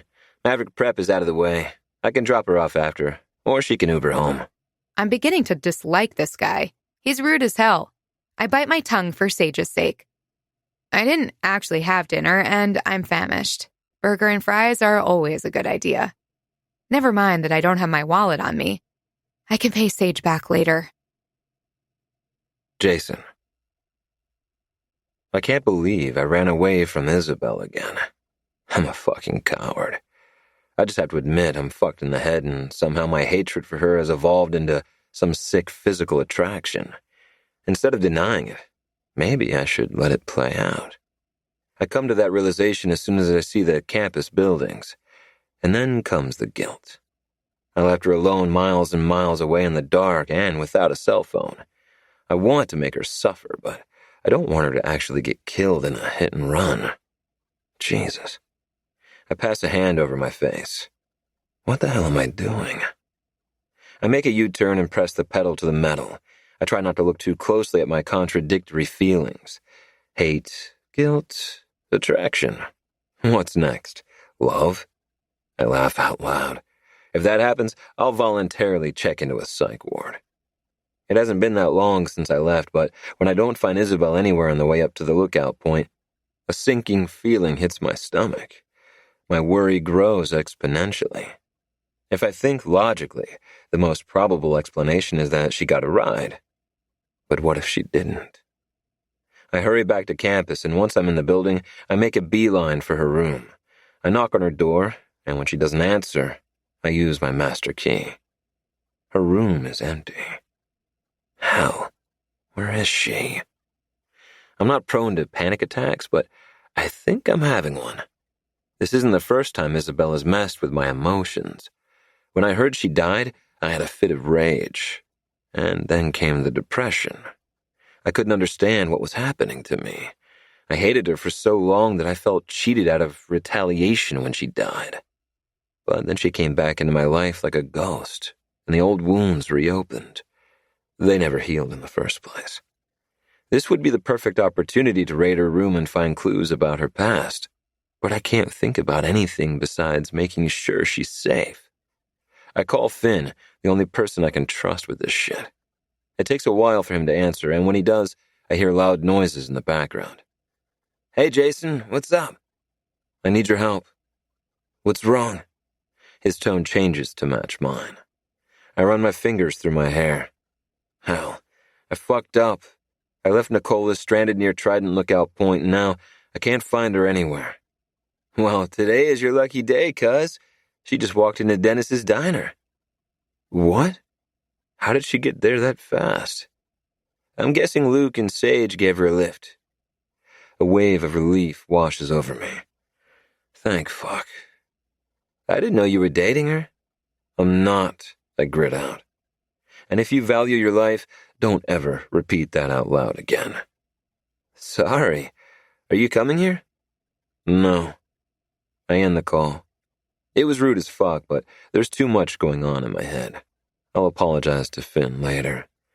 I guess now that I know Isabella's not in the hands of some psycho getting chopped to bits, I can raid her room without an ounce of remorse. Chapter 11. Nicola Isabel. "So, Nicola, tell us more about yourself," Finn says, grinning in a cocky way. Now that I know he's Jason's cousin, I can't stop seeing the similarities. They could pass for brothers. I was afraid this would happen. Naturally, Luke had to open his big mouth and tell his friends where he found me and why. I shrug. There's nothing to tell. My parents have a busy work schedule, and they decided to send me to boarding school. "Yes, but why Triton Cove? There are more exciting cities in the world." Sage chimes in. Reed, a boy with the shaggy blonde hair I met tonight, frowns. "Triton Cove isn't that bad. Look at all the tourists we get every year." Ignore Reed. He's a diehard fan of his hometown. Cameron interjects. "I think it's lovely," I say, hoping we can stay on this topic and not my backstory. Wishful thinking. "Let's not change the subject." Finn interrupts. "I want to know why Jason has been out of shape because of you." "You'll have to ask him that," I retort. "Can we please talk about something else? I'm boring, folks. Trust me. Nothing exciting happens in my life. Well, until I met Jason." Reed chuckles. "Yeah, welcome to Triton Cove." Cameron's attention switches to a spot behind me. "Hey, isn't that Emily Frost? I haven't seen her in school yet." Luke is now looking in her direction as well. I'm curious, so I turn. A pale girl with white blonde hair secured in a severe ponytail is at the cashier, paying for a takeout order. She stands out. Her clothes are too mature for someone her age. "Who is she?" I ask. "Some weird chick who goes to Maverick." Luke replies through a scowl. "Luke and Emily have a feud going on. It started in kindergarten," Sage tells me in a conspiratorial way. He throws a fry at her. "We don't have a feud going on. I just don't like Bible thumpers, that's all." "She's not a Bible thumper," Sage retorts. "She goes to church every Sunday, and she wears those grandma clothes. Do I need to say more?" "You're so judgmental, bro. Don't you know girls who are super repressed are the best in bed?" Cameron pipes up. "Dude, my sister is right here." Luke complains. Sage glowers. "What? You don't think I can handle talking about sex?" "You shouldn't be talking or thinking about it. You're 16, for fuck's sake." "You're such a hypocrite, Luke. You're only 1 year older than me." He opens his mouth to reply, but I cut him off. "If you say it's different because you're a guy, I'll seriously kick you under the table." "Oh." Reed and Cameron say in a teasing tone. Finn shakes his head and mumbles. "Oh, God. Here we go again." I'm not sure why I'm getting such opposite reactions from Luke's friends. He's staring at me with his mouth agape, but then he throws his head back and laughs. Jason is so fucked. Maybe I gained brownie points with Luke after I told him what I'd do to him. All I know is that his attitude changed by the time he drove us back to Maverick Prep. He was way more relaxed and even cracked jokes. "See you later, Nicola. Try to not rip Jason's nutsack off. He's a good guy, even if he doesn't act like one." He smirks. What an odd thing to say, but I reply, "I can't make any promises. Thank you for the ride." And Sage, I'll pay you back tomorrow, okay? Oh, don't worry about it. See you later. I'm feeling a little bit better after hanging out with them, and I thought tonight was going to be a total disaster. Maybe I can learn more about Jason by hanging with Finn and his friends instead of trying to get closer to him. He's like a forest of thorns. I'll get pricked if I try to explore it. God, that sounded dirty. My improved mood plummets to the bowels of hell when I walk into my room and find it in complete disarray. All my clothes and documents are scattered on the floor. The few books I have were opened and tossed without regard. That son of a bitch, I say, as fury courses through my veins. I would march up to his room right now if I knew the number. I see a pair of scissors on my desk and grab them before I walk out. I'm a possessed woman, and now Jason will have a taste of my wrath. I may not know where he lives, but I know where his car is parked. It's getting late, and I don't bump into a lot of people. No one seems to notice the deranged glint in my eyes or the scissors in my hand. If they did, they'd surely call the police. I must look like someone who is about to commit murder. The garage is devoid of people but full of cars. It takes me a while to find Jason's, but when I do, I go savage on his tires. I stab and slash until all 4 of them are in tatters. I even break a sweat, and my arms ache from the effort. I don't care. Now we're even. Chapter 12. Jason. I didn't find anything in Isabel's room that clued me into why she's faking being Nicola. That pissed me off, so, naturally, I took my frustration out on her room. I also returned her purse so she'd have no doubt who was the culprit. I was hoping she'd come find me to yell and fight. I was disappointed that she didn't. My phone pings and I know it's way too fucking early to get up. I shove my face under the pillow, then blindly reach for the device on my nightstand. I press any random button, making it stop, only for the blasted thing to start again. What the hell? I grab it to shut the alarm off completely. Then I see that it isn't the alarm. It's Finn calling me. This better be good, motherfucker, because cousin or not, I'll kick your ass for waking me up at this ungodly hour on a Saturday. Aren't you a ray of sunshine? Just calling to tell you, jackass, that your car was trashed last night. I sit up faster than I can blink. What? Just saw it when it came in. All 4 tires were slashed. Son of a bitch. Only one person would be insane enough to do that to me. Thanks for letting me know. Do you think it was Nicola? Probably. A bit extreme as a retaliation. Well, I trashed her room. Brutal. Do I even want to know why? It's complicated. Better if you don't. My deal with Isabel is too fucked up. I don't need Finn to look at me as if I'm a deranged ass. I'm well aware that I am, but I'd rather not disclose that to anyone. All right, just don't let the guys find out. They look up to you, and I wouldn't put it past Luke or Cam to avenge you or some shit. No one touches Nicola, I growl. She's mine. Okay. Well, I gotta go to practice. Talk later. I toss my phone to the side and think about what I'm going to do to Isabel. She must have been out of her mind to exact revenge against me, knowing I can reveal her secret at any moment. Or maybe she caught on that I don't plan to do that yet. I could make her pay right away, but it will be more satisfying to let her wait on pins and needles, wondering when my payback will come. I smile despite the vicious headache. The game just became 100 times more interesting. Nicola Isabel. I did not sleep well last night, and it shows this morning. The dark circles under my eyes look like I've been punched. It felt great to destroy Jason's car at the moment. Now that I'm no longer controlled by rage, I'm terrified of what's going to happen next. My stomach is twisted in a ball of dread. I expect him to storm into my room any minute. He doesn't. I check my phone. There aren't any threatening messages either. Sitting on my bed, I stare at it without moving for longer than I care to admit.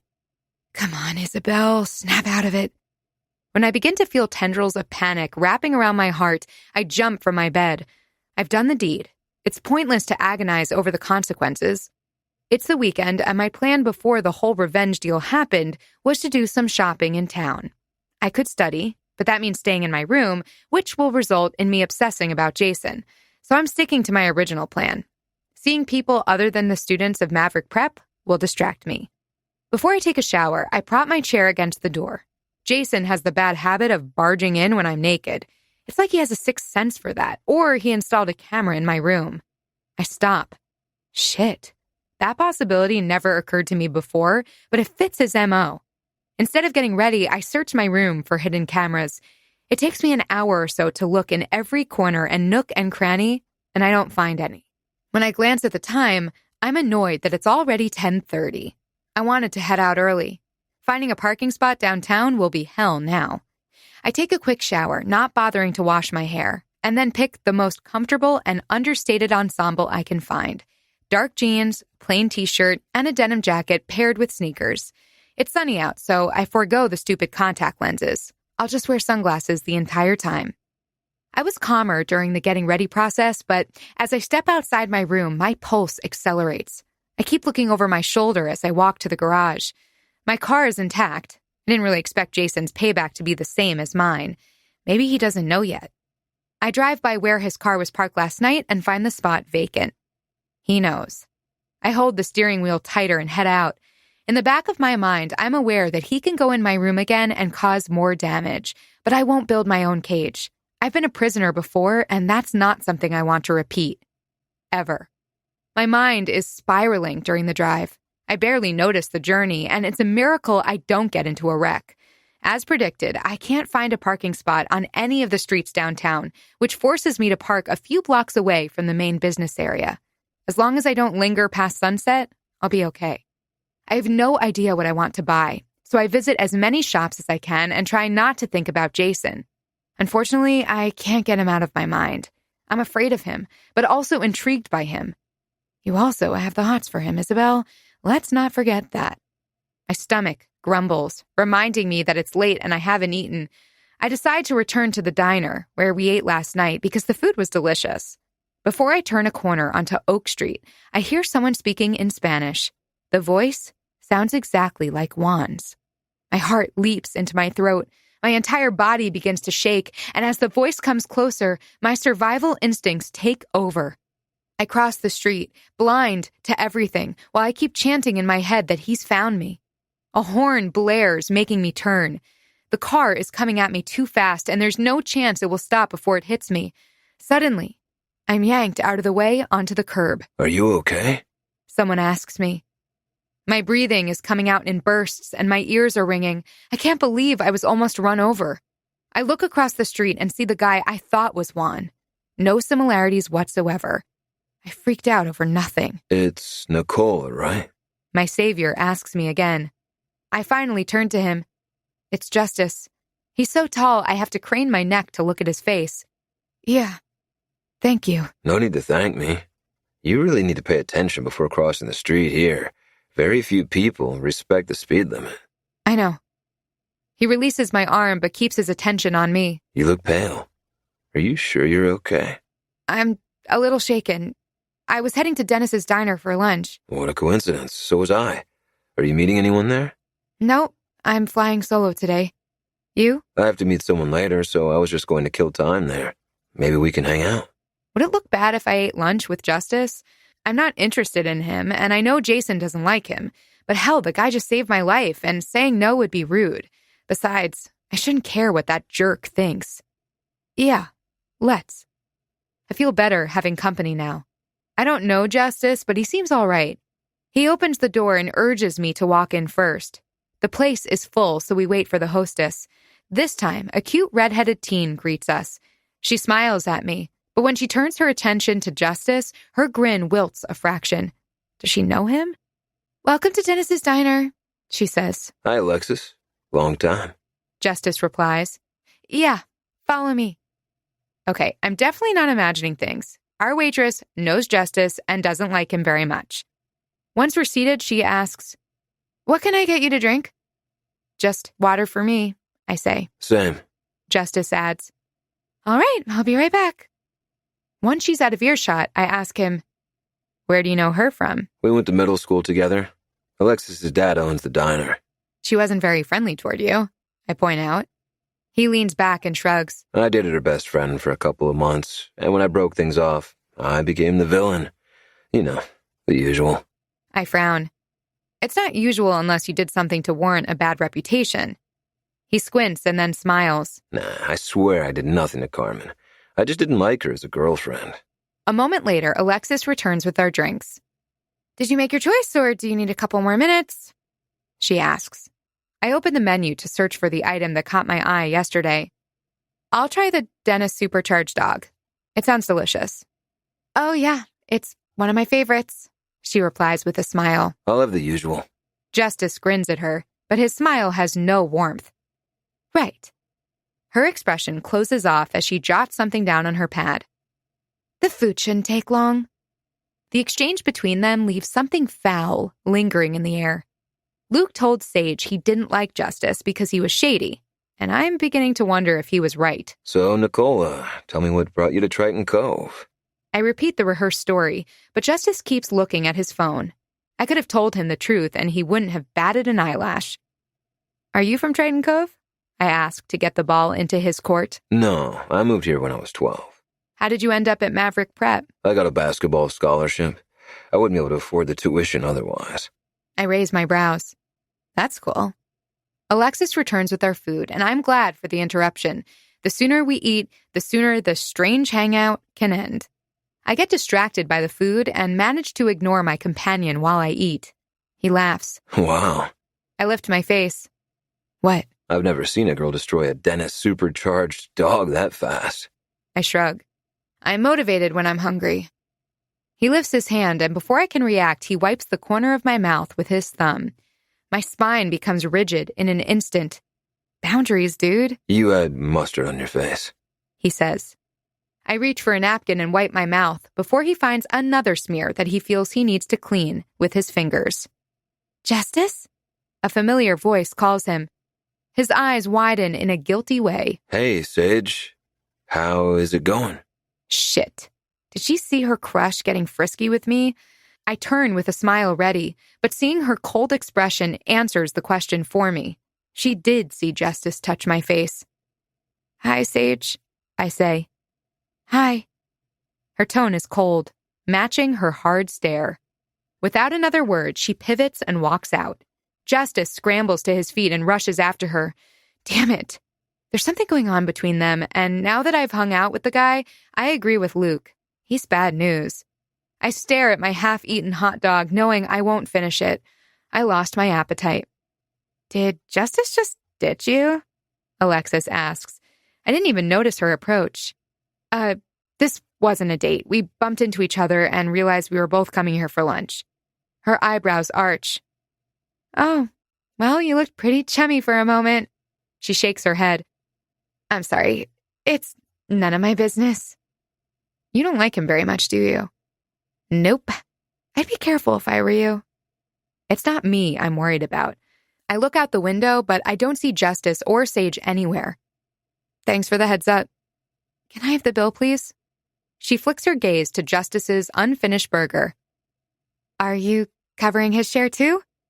Yeah, might as well. If he comes back, tell him he's all set. If he doesn't return before you're gone, his food goes in the trash. We're too busy. We need the table. Right. I nod. I have a feeling that even if the diner wasn't busy, she'd toss his food in the garbage. He doesn't return before I head out, and I begin to worry about Sage. I send her a quick text, but it goes unanswered. Crap. I don't want her to think there's something going on between Justice and me. Maybe I should tell her brother what happened today, but she might be even more upset if I rat her out. I'm still thinking about what to do when my phone pings. I look at it, hoping it's Sage, but it's a text from the bane of my existence. Jason. I guess you do like pervs. Hell, how did he find out about Justice so quickly? Chapter 13. Nicola Isabel. When I got home on Saturday, I called Sage. She ignored it and never called me back. So I sent her a long text message explaining how I wound up in the diner with Justice. I know that if she saw the guy touching my face, it looked bad, and God knows what he told her. Jason didn't bother me again. I decided it was the best to stay in my room on Sunday and study, but my mind wasn't into it. As weekends go, this one sucked. I look like a raccoon today. It takes me longer than usual to get ready, so I don't have time for breakfast. I don't think I could eat anyway. My nerves are shot as I walk into the school building. I barely make it into the main hallway when Sloane and her friends block my path. I don't need this shit today. Excuse me, I say. No, I won't excuse you. Sloane flattens one hand on my shoulder and shoves me against a locker. Hey, get off me. This is your first and last warning. Stay away from Jason. I should have predicted Sloane would show her claws. When I met Jason, she clearly made a show for my benefit. All that was left was for her to piss all over him to mark her territory. Why? Because you have some sick claim over him? Her face twists into a scowl. You're the one who's the oddity here, bitch. I could tell her I have no interest in Jason, and he's the one who won't leave me alone, but she wouldn't believe me, and hell, I don't owe her any explanation. But I won't take her threats meekly. I shove her off me, hard. She staggers back as her eyes grow larger. Didn't expect the weirdo to fight back, did you, bitch? What's the meaning of this? The principal asks, scowling in my direction. Great. He has to show up when I'm defending myself. I bet he didn't see Sloane shove me against the locker first. I don't know, Mr. Kane. This girl is a menace. We just wanted to know where she bought her shoes. Sloane replies, milking the fake sweet tone to the max. Her friends all jump in to confirm her BS story. Nicola, please, follow me. He says, damn everything to hell. I do as he says, but I make sure to glare at Sloane as I walk by her. She's smirking, and I want nothing more than to wipe that smug smile off her face. When I'm alone with him, the headmaster looks pissed, even more so than he did in the hallway. The door is closed, and his assistant can't hear anything. I'm very disappointed in your behavior, Isabel. Hearing him call me by my real name makes me cringe. Isabel is dead. I'd prefer if you called me Nicola. I grit out. He folds his hands on the desk and leans forward. Very well, Nicola. Your parents went through a lot of trouble to get this second chance for you. I'd hate to see you squander it with pettiness. I was defending myself, I say through clenched teeth. I didn't realize you condoned bullying at Maverick Prep. I don't. I didn't ask you to follow me here because of what I witnessed just a moment ago. Oh? Why am I here then? We have footage of you vandalizing Jason Novak's car on Friday night. My stomach bottoms out. The altercation with Sloane made me forget about my problems with Jason. He deserved it. He trashed my room. His eyebrows shoot up. And do you have proof that he did that? No, but I know it was him. He has a master key. Mr. Kane laughs. There isn't a master key to any room in the dorms, Ms. Devlin. I don't know if he's lying to save face or if Jason lied about his master key. It doesn't matter, though. I can't prove that he messed with me first. I cross my arms. He has a key to my room. If that's the case, we can easily change the lock. But I'm afraid I can't ignore the fact you destroyed his car. The sinking feeling in the pit of my stomach intensifies. What does that mean? Am I suspended? No, it turns out Jason spoke on your behalf. My heart skips a beat, and then it accelerates to 100. He did? Yes. He made me aware you have a recital coming soon, and that you must practice until then. It's for that reason, and that reason alone, that you're not getting a suspension. But I advise you to work out your issues with other students in a less destructive manner. I'll try. No, Ms. Devlin, don't try. Simply do. You can head to class now. My mind is spinning like a top as I head to Spanish. I wish I could believe that Jason interceded on my behalf because there's something good in him, but the most logical explanation is that he wants to deal with me in his own twisted way. I spot him ahead of me in the hallway, talking to Sloane. They look chummy, which causes an ugly feeling to spread through my chest. I can't possibly be jealous of him and that bitch. I should look away, but I don't before Jason turns his head in my direction.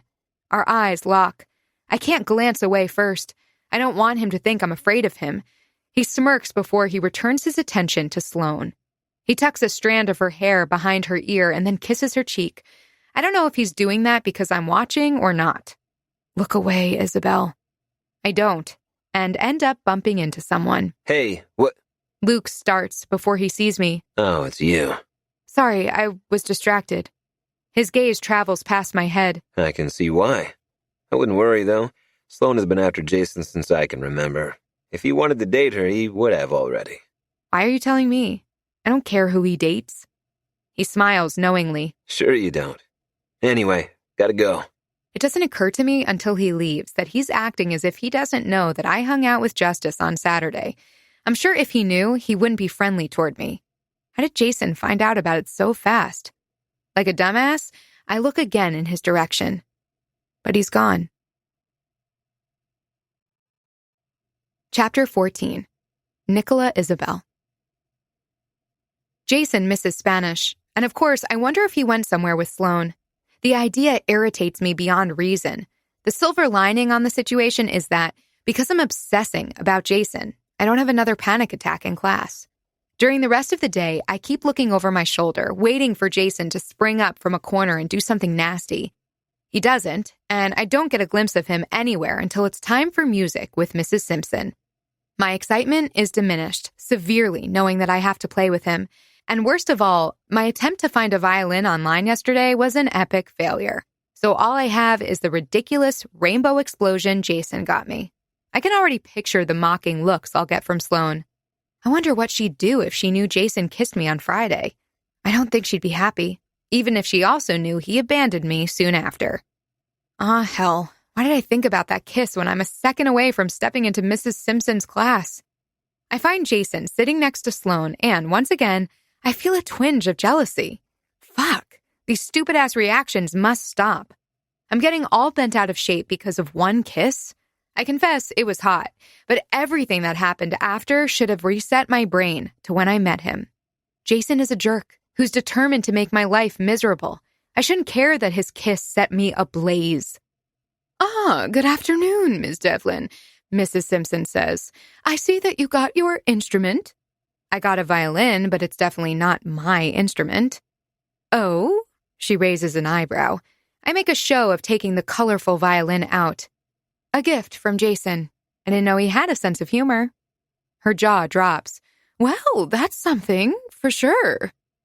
The sound is crap, but I can make do until I buy a proper violin. I continue. I'm sure you can. Well, take a seat and let's commence. I'm happy that I managed to cross the classroom without looking in Jason's direction, but I can feel his hard stare burning a hole through my face. Is he angry that I didn't acknowledge his presence or that I told Mrs. Simpson I'd buy a new violin? God, why do I care? During most of the lesson, we practice one piece as a group. It's not until there are only 10 minutes left in class that Mrs. Simpson discusses my duet with Jason. She wants us to play Tchaikovsky's Romeo and Juliet Fantasy Overture because it's powerful and romantic. I don't know why she thinks that's a good idea. Plus, there isn't a duet in that piece, only a solo. If Tchaikovsky wanted the solo to be a duet, he would have composed it as such. It's official. The woman is insane. Standing now in the middle of the room with Jason, it's impossible to not look at him. His gaze is dark as he listens to Mrs. Simpson explain her idea to us. Is he hating her choice as much as I am? I don't have time to figure out his thoughts because the bell rings, ending the class. I have to hurry to get to my next one since it's on the other side of the building. I'm putting my things away hastily when Jason steps next to me. We need to practice, or we'll crash and burn, He tells me. And we can't have that, can we? What will your mother say? He narrows his eyes. Careful, Nicola. Don't get cocky now. I'm not being cocky. I'm just making an observation. Be back here in an hour, He tells me. I put my hands on my hips. What makes you think I don't have plans in an hour? He smiles darkly. I know your schedule. I still need to buy a proper violin. He steps into my personal space. I already said you'll use the violin I gave you. My pulse accelerates at his proximity. His intoxicating aftershave reaches my nose, and my brain floods with the memory of our kiss. His stormy eyes drop to my mouth, making me suspect that he's thinking about the same thing. Is that how you plan to sabotage me? Are you that afraid that everyone will know I'm better than you? He lifts his gaze to mine again. You're not better than me. I think I am. I'll wait to judge when we practice later. I reply sweetly. His nostrils flare, reminding me that he's prone to losing control. Jason, what are you doing, wasting your time with that loser? Sloane interrupts. He schools his expression into the arrogant mask he likes to wear and steps back. I was just making sure she understands her assignment. Whatever. I'm hungry. Let's go eat off campus. Gag me. Just watching them talk is twisting my stomach. I look at the time and curse in my head. I'm going to be late if I don't hurry. I shove all my notes into my bag and then rush out of the classroom. Jason calls my name, my real name, in front of Sloane. I know he made a mistake, but if I answer, I'll give my secret away. The best course of action is to ignore him and pray she doesn't connect the dots. Jason. I see Isabel drop something from her bag, and on reflex I call her by her real name. Shit. She's done something to me, because I'm not prone to making rookie mistakes like that. Who is Isabel? Sloane asks. I don't know. I bend over to grab what Isabel dropped. It's her eye drop bottle. I pocket it before Sloane can see what I got. You called Nicola Isabel. Sloane is watching me through narrowed eyes now. Did I? I didn't notice. She crosses her arms. I wasn't born yesterday, Jason. Who the fuck is Isabel? You wouldn't have called that weirdo by another name if she wasn't someone you're thinking about. You're under the impression I owe you an explanation. You're not my girlfriend, Sloane. You're not even my fuck buddy. I hoist my violin case over my shoulder and head out. You're an ass, Jason. I ignore her. I don't have time to deal with Sloane's jealousy bullshit. It's her problem that she got it into her head that she had a chance with me. Dating and all the annoyances attached to it were never something I was interested in. Hookups are much easier. I chose to hang out with Sloane because she wasn't boring. But now she's getting on my nerves. Sure, I've been leading her on since Isabel walked into my life, but that strategy is giving me more headaches than it's worth. I shove my hand in my jacket pocket and curl my fingers around the eye drop bottle. Isabel will miss this, and she'll have to endure dry eyes for the rest of the day, or take off those hideous lenses. It's a shame she has to hide her eye color. It's gorgeous. Jesus, I'm losing my mind. This physical attraction is getting out of hand. I can't let it distract me. It's thanks to her that my life has been a shitfest. Maybe I need to fuck her already and move on. The twitch in my pants confirms that my cock is 100% on board with the idea. Chapter 15. Jason. I'm late on purpose. It's a test to gauge Isabel's fear of me. I haven't punished her yet for what she did to my car, and her sassiness shows she's gaining confidence.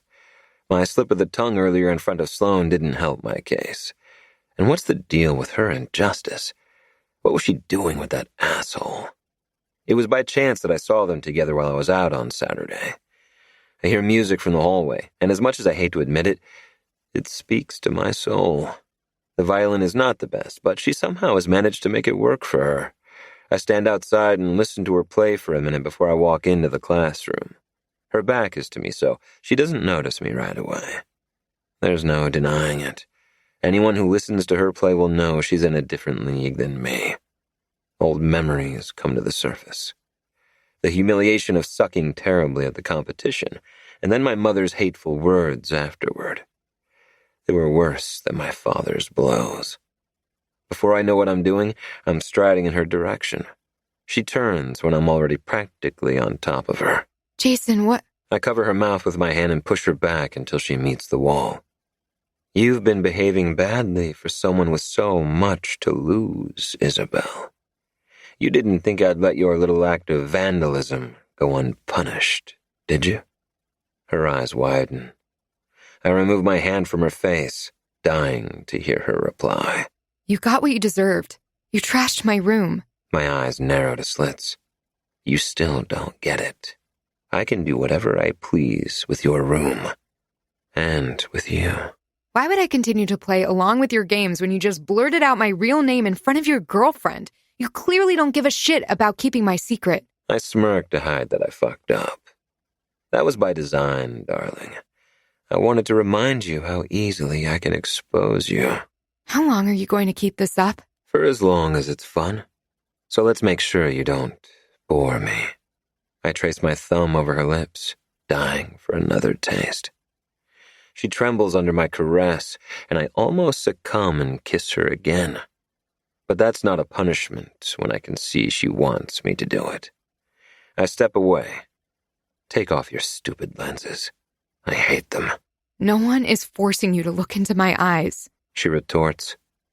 God, even cornered, she won't back down. I don't see myself ever getting tired of toying with her. I only told Sloane your first name, but that was already enough to make her suspicious. Maybe next time I'll let your last name slip. She swallows hard, and it's audible. If she learns who I am, you won't have leverage over me anymore. True, but if I don't get what I want, there's no point in keeping your secret, is there? She clamps her jaw shut and glowers for a moment. Then she walks around me and takes the lens case out of her bag. I watch in silence as she keeps searching for the eye drop bottle currently in my pocket. Shit, She mumbles to herself. Keeping her back to me, she removes her lenses and then turns around with her chin raised. Her eyes are red, but she still looks at me in defiance. Let's change that. Are you ready to practice or what? She asks.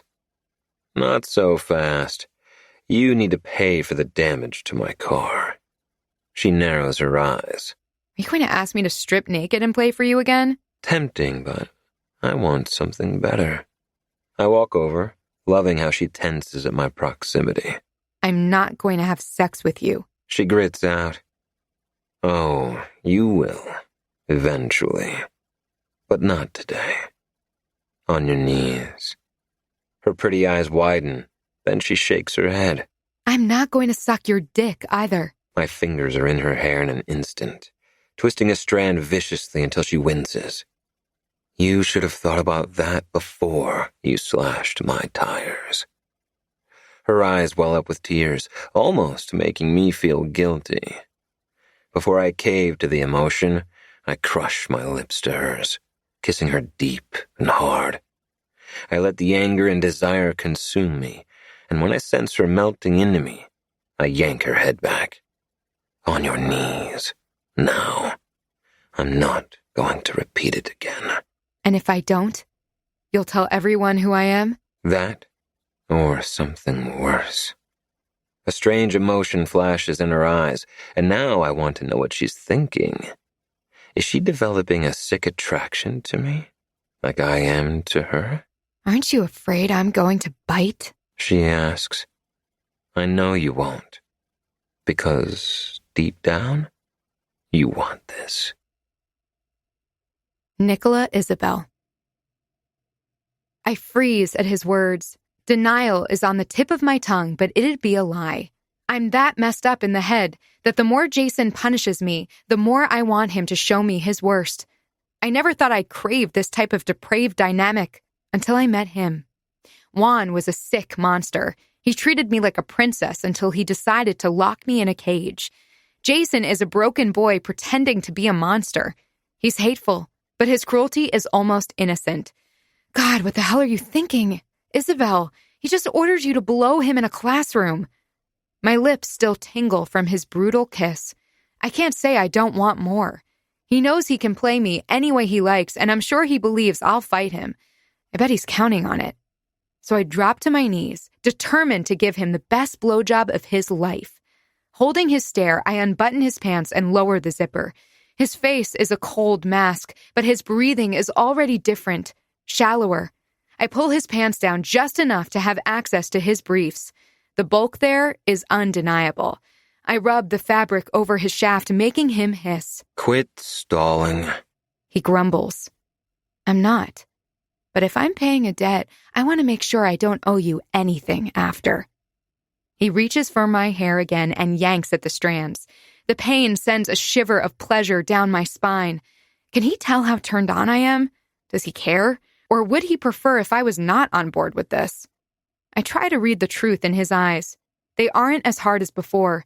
Desire has clouded the hate, but I don't see malice. Your debt to me will never be paid, Isabel. Never. That's where you're wrong, Jason. I just have to survive one more year of high school, and then I'll be gone. I swallow any remark I might have made. Instead, I free his cock from his briefs and bring it to my mouth. It's bigger than I expected, but I swallow the whole thing until the head hits the back of my throat. Jason's expression softens, but his hand is firmly twisted around my hair. That's a good girl, he says. I use my hand and tongue to work him, knowing that I'm doing it right when he grows larger. He lets me have control for only a minute or so before he sets the pace and fucks my mouth hard. My eyes sting from it, and a few times he almost chokes me with his cock. I don't complain, though, and when he finishes, I swallow every drop. Breathing hard, he staggers back, zipping up his pants. Then he turns around and pulls his hair back. Fuck. My knees hurt from staying in this position for so long. I won't give him the satisfaction of seeing that. I get up and then grab my violin. Now that you've had your fun, can we practice? He looks over his shoulder with eyes narrowed. Who says I had any fun? I wipe the corner of my mouth and then lick my finger. This tells me you did. Chapter 16. Nicola Isabel. When I didn't think Jason's mind games could get any worse, the morning after I gave him a blowjob, he emails me a video of my performance. The subject reads, Something to remember me by. The footage doesn't show my face. The security camera I didn't know the music room had was behind me. But my colorful violin is in plain view, and there aren't many girls at Maverick Prep who have black hair like mine. My phone rings a moment later, showing an unknown number. I never answer those calls, but on a hunch, I press the green button. Hello? Good morning, darling. Jason drawls. Did you get my email? You're a sick fuck, aren't you? How did you get your hand on that security footage? He laughs. Easy peasy when you're me. So you're adding that to your arsenal of blackmail? Maybe. My shoulders slump. I can't help the feeling of defeat that takes over me. I haven't ugly cried in a long time, but I think I'll break that streak this morning. What did I ever do to you? I ask, hating how shaky my voice sounds. Oh, Isabel. Are you crying? You know what, Jason? Do what you want with that video. I end the call, then turn off my phone. I should start getting ready, but instead, I lie down in bed and bury myself under the covers. I'm so tired of it all. Whenever I think I'm getting ahead of Jason's twisted game, he comes back with something more awful to torment me. In hindsight, people already think I'm a weirdo. What's adding whore to the mix going to do to me? Maybe I'm overreacting. I don't know. I miss my parents, my friends, and my home. To sum everything up, I miss my old life. Sometimes I think that I should let Juan find me so we can end it once and for all. Either he kills me or I kill him. It's better than living in suspended animation. But knowing how my last chapter with him ended, I can see how the story will go. With me dead and my body never to be found. Knowing Juan, he'd make sure I suffer. But then I'd be free of him. Jesus, I'm seriously depressed if I think that's a good outcome. At some point, I fall asleep and miss class. When I wake up, I feel sluggish and every muscle in my body hurts. The mattress dips behind me, and that's when I realize I'm not alone. My brain must still be fuzzy because I close my eyes and whimper, "Please, Juan, don't hurt me." A hand on my shoulder forces me to roll on my back. It isn't Juan's face that I see hovering over mine. It's Jason's. Who's Juan? I blink fast, trying to come up with an excuse, but I can't make my brain work. No one. He furrows his brows, then places a hand over my forehead. You're burning up. I have a fever. No wonder I can't think straight. How did you get in here? I propped the chair against the door. No, you didn't. I guess you forgot. Or you wanted me to come in. I sigh. If you're here wanting another blowjob, I can't promise it'll be any good. I'm not that demented. He grumbles. Why are you in my room then? You missed class and practice. Mrs. Simpson was worried.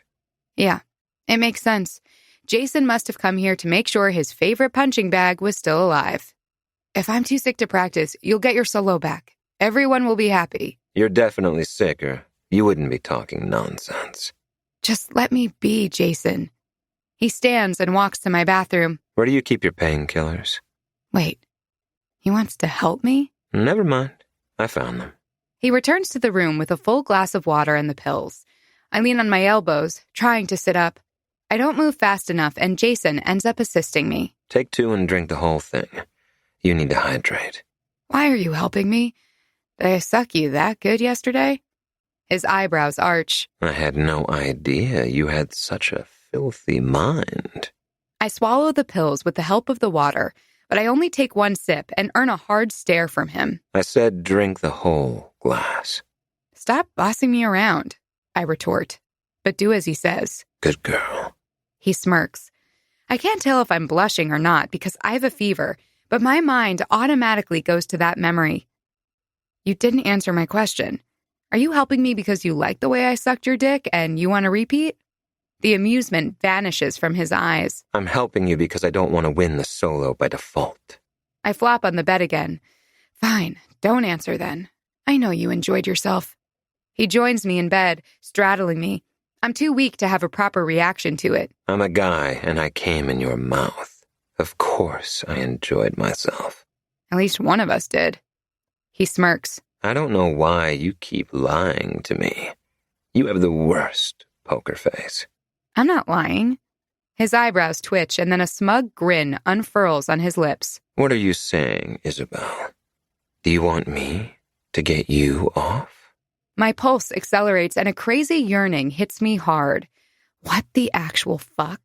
Even burning with fever, I'm craving this asshole. Or maybe it's because my brain can't function properly that my body is taking control. No, I don't. What I want is for you to leave me alone. He shakes his head. Can't now. You know, I haven't been able to forget your sweet pussy since you played for me naked. I think I need to take a closer look. My damn heart slams hard against my ribcage. I'm afraid it's going to burst through. I'm so turned on that my clit is throbbing in anticipation. I haven't had sex since Juan.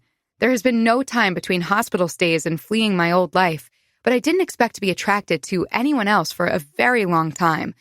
Juan didn't rape me, but there are worse things that can happen to a person. Jason tosses the cover aside and then slowly peels off my pajama pants and underwear. Jesus, this is really happening. You said you weren't that demented to want to sex me up while I'm sick. And you believed me? You shouldn't have lied to me, Isabel.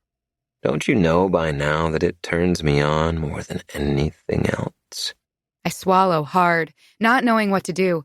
I'm exposed to him from the waist down. A guy who has humiliated me time and time again, and yet I'm not embarrassed or feeling violated. I'm oddly excited to see how this will go. I hate that you're so damn beautiful. He confesses. The feeling is mutual. He quirks an eyebrow. Touch yourself. What? I squeak. You heard me. I want to see your fingers glide between your folds. I want to watch you pleasure yourself, knowing you're thinking about me. You are one cocky son of a bitch. You can't control my fantasies, Jason. Touch yourself, Isabel. He grits out. I bring my fingers to my mouth to lick them first before running them down my belly. Jason's eyes bug out, and I want to laugh like a delirious woman. It's amusing that he's surprised I always bring his requests up a notch. I part my legs a little, wanting him to get a good view before I flick my clit. My hips buck unexpectedly. I wasn't prepared for the pleasure of a simple touch. I've never had this reaction to my own hand. Jason is the reason. You like that, don't you, my filthy liar? He purrs. Yes, I hiss. Keep moving those fingers, darling. I flick my clit a few more times, already sensing the tension build up. As crazy as it sounds, I don't want to come too quickly, so I stop touching my clit in favor of teasing my entrance. Jason's pants clearly show a bulge already. I picture him taking his cock out and fucking me hard. My fingers glide inside of me, forcing me to close my eyes. It feels too damn good already. Jason's hands find my breasts, and I let out a gasp. He keeps his expression closed off as he plays with them through my shirt. I move my fingers in and out faster, knowing I can't stop the orgasm now, even if I wanted to. Out of the blue, he grabs my wrist and yanks my hand away from my pussy. What are... He leans closer. I'm not letting you come just yet, sweetheart. First, you need to tell me who the fuck Juan is. Chapter 17. Jason. As mindfuck games go, this is the most demented one I've ever played with anyone. What was I thinking when I ordered Isabel to masturbate in front of me? I'm so hard I'm seriously risking jizzing in my pants. I'm also on the verge of replacing her fingers with my tongue. There's no doubt in my mind that she tastes fucking delicious. But I can't give her any advantage. I grab her wrist and yank her hand from between her legs. What are... I lean closer, not caring that I might catch her cold. I'm not letting you come just yet, sweetheart. First, you need to tell me who the fuck Juan is. Her white face becomes even paler, and her beautiful violet eyes grow larger. He's... nobody. She turns her face, and her bangs part to the side with a movement. I see it then, the scar near her hairline. I brush the strands off to have a closer look. She bats my hand away and fixes her hair so the scar is covered again. How did you get that?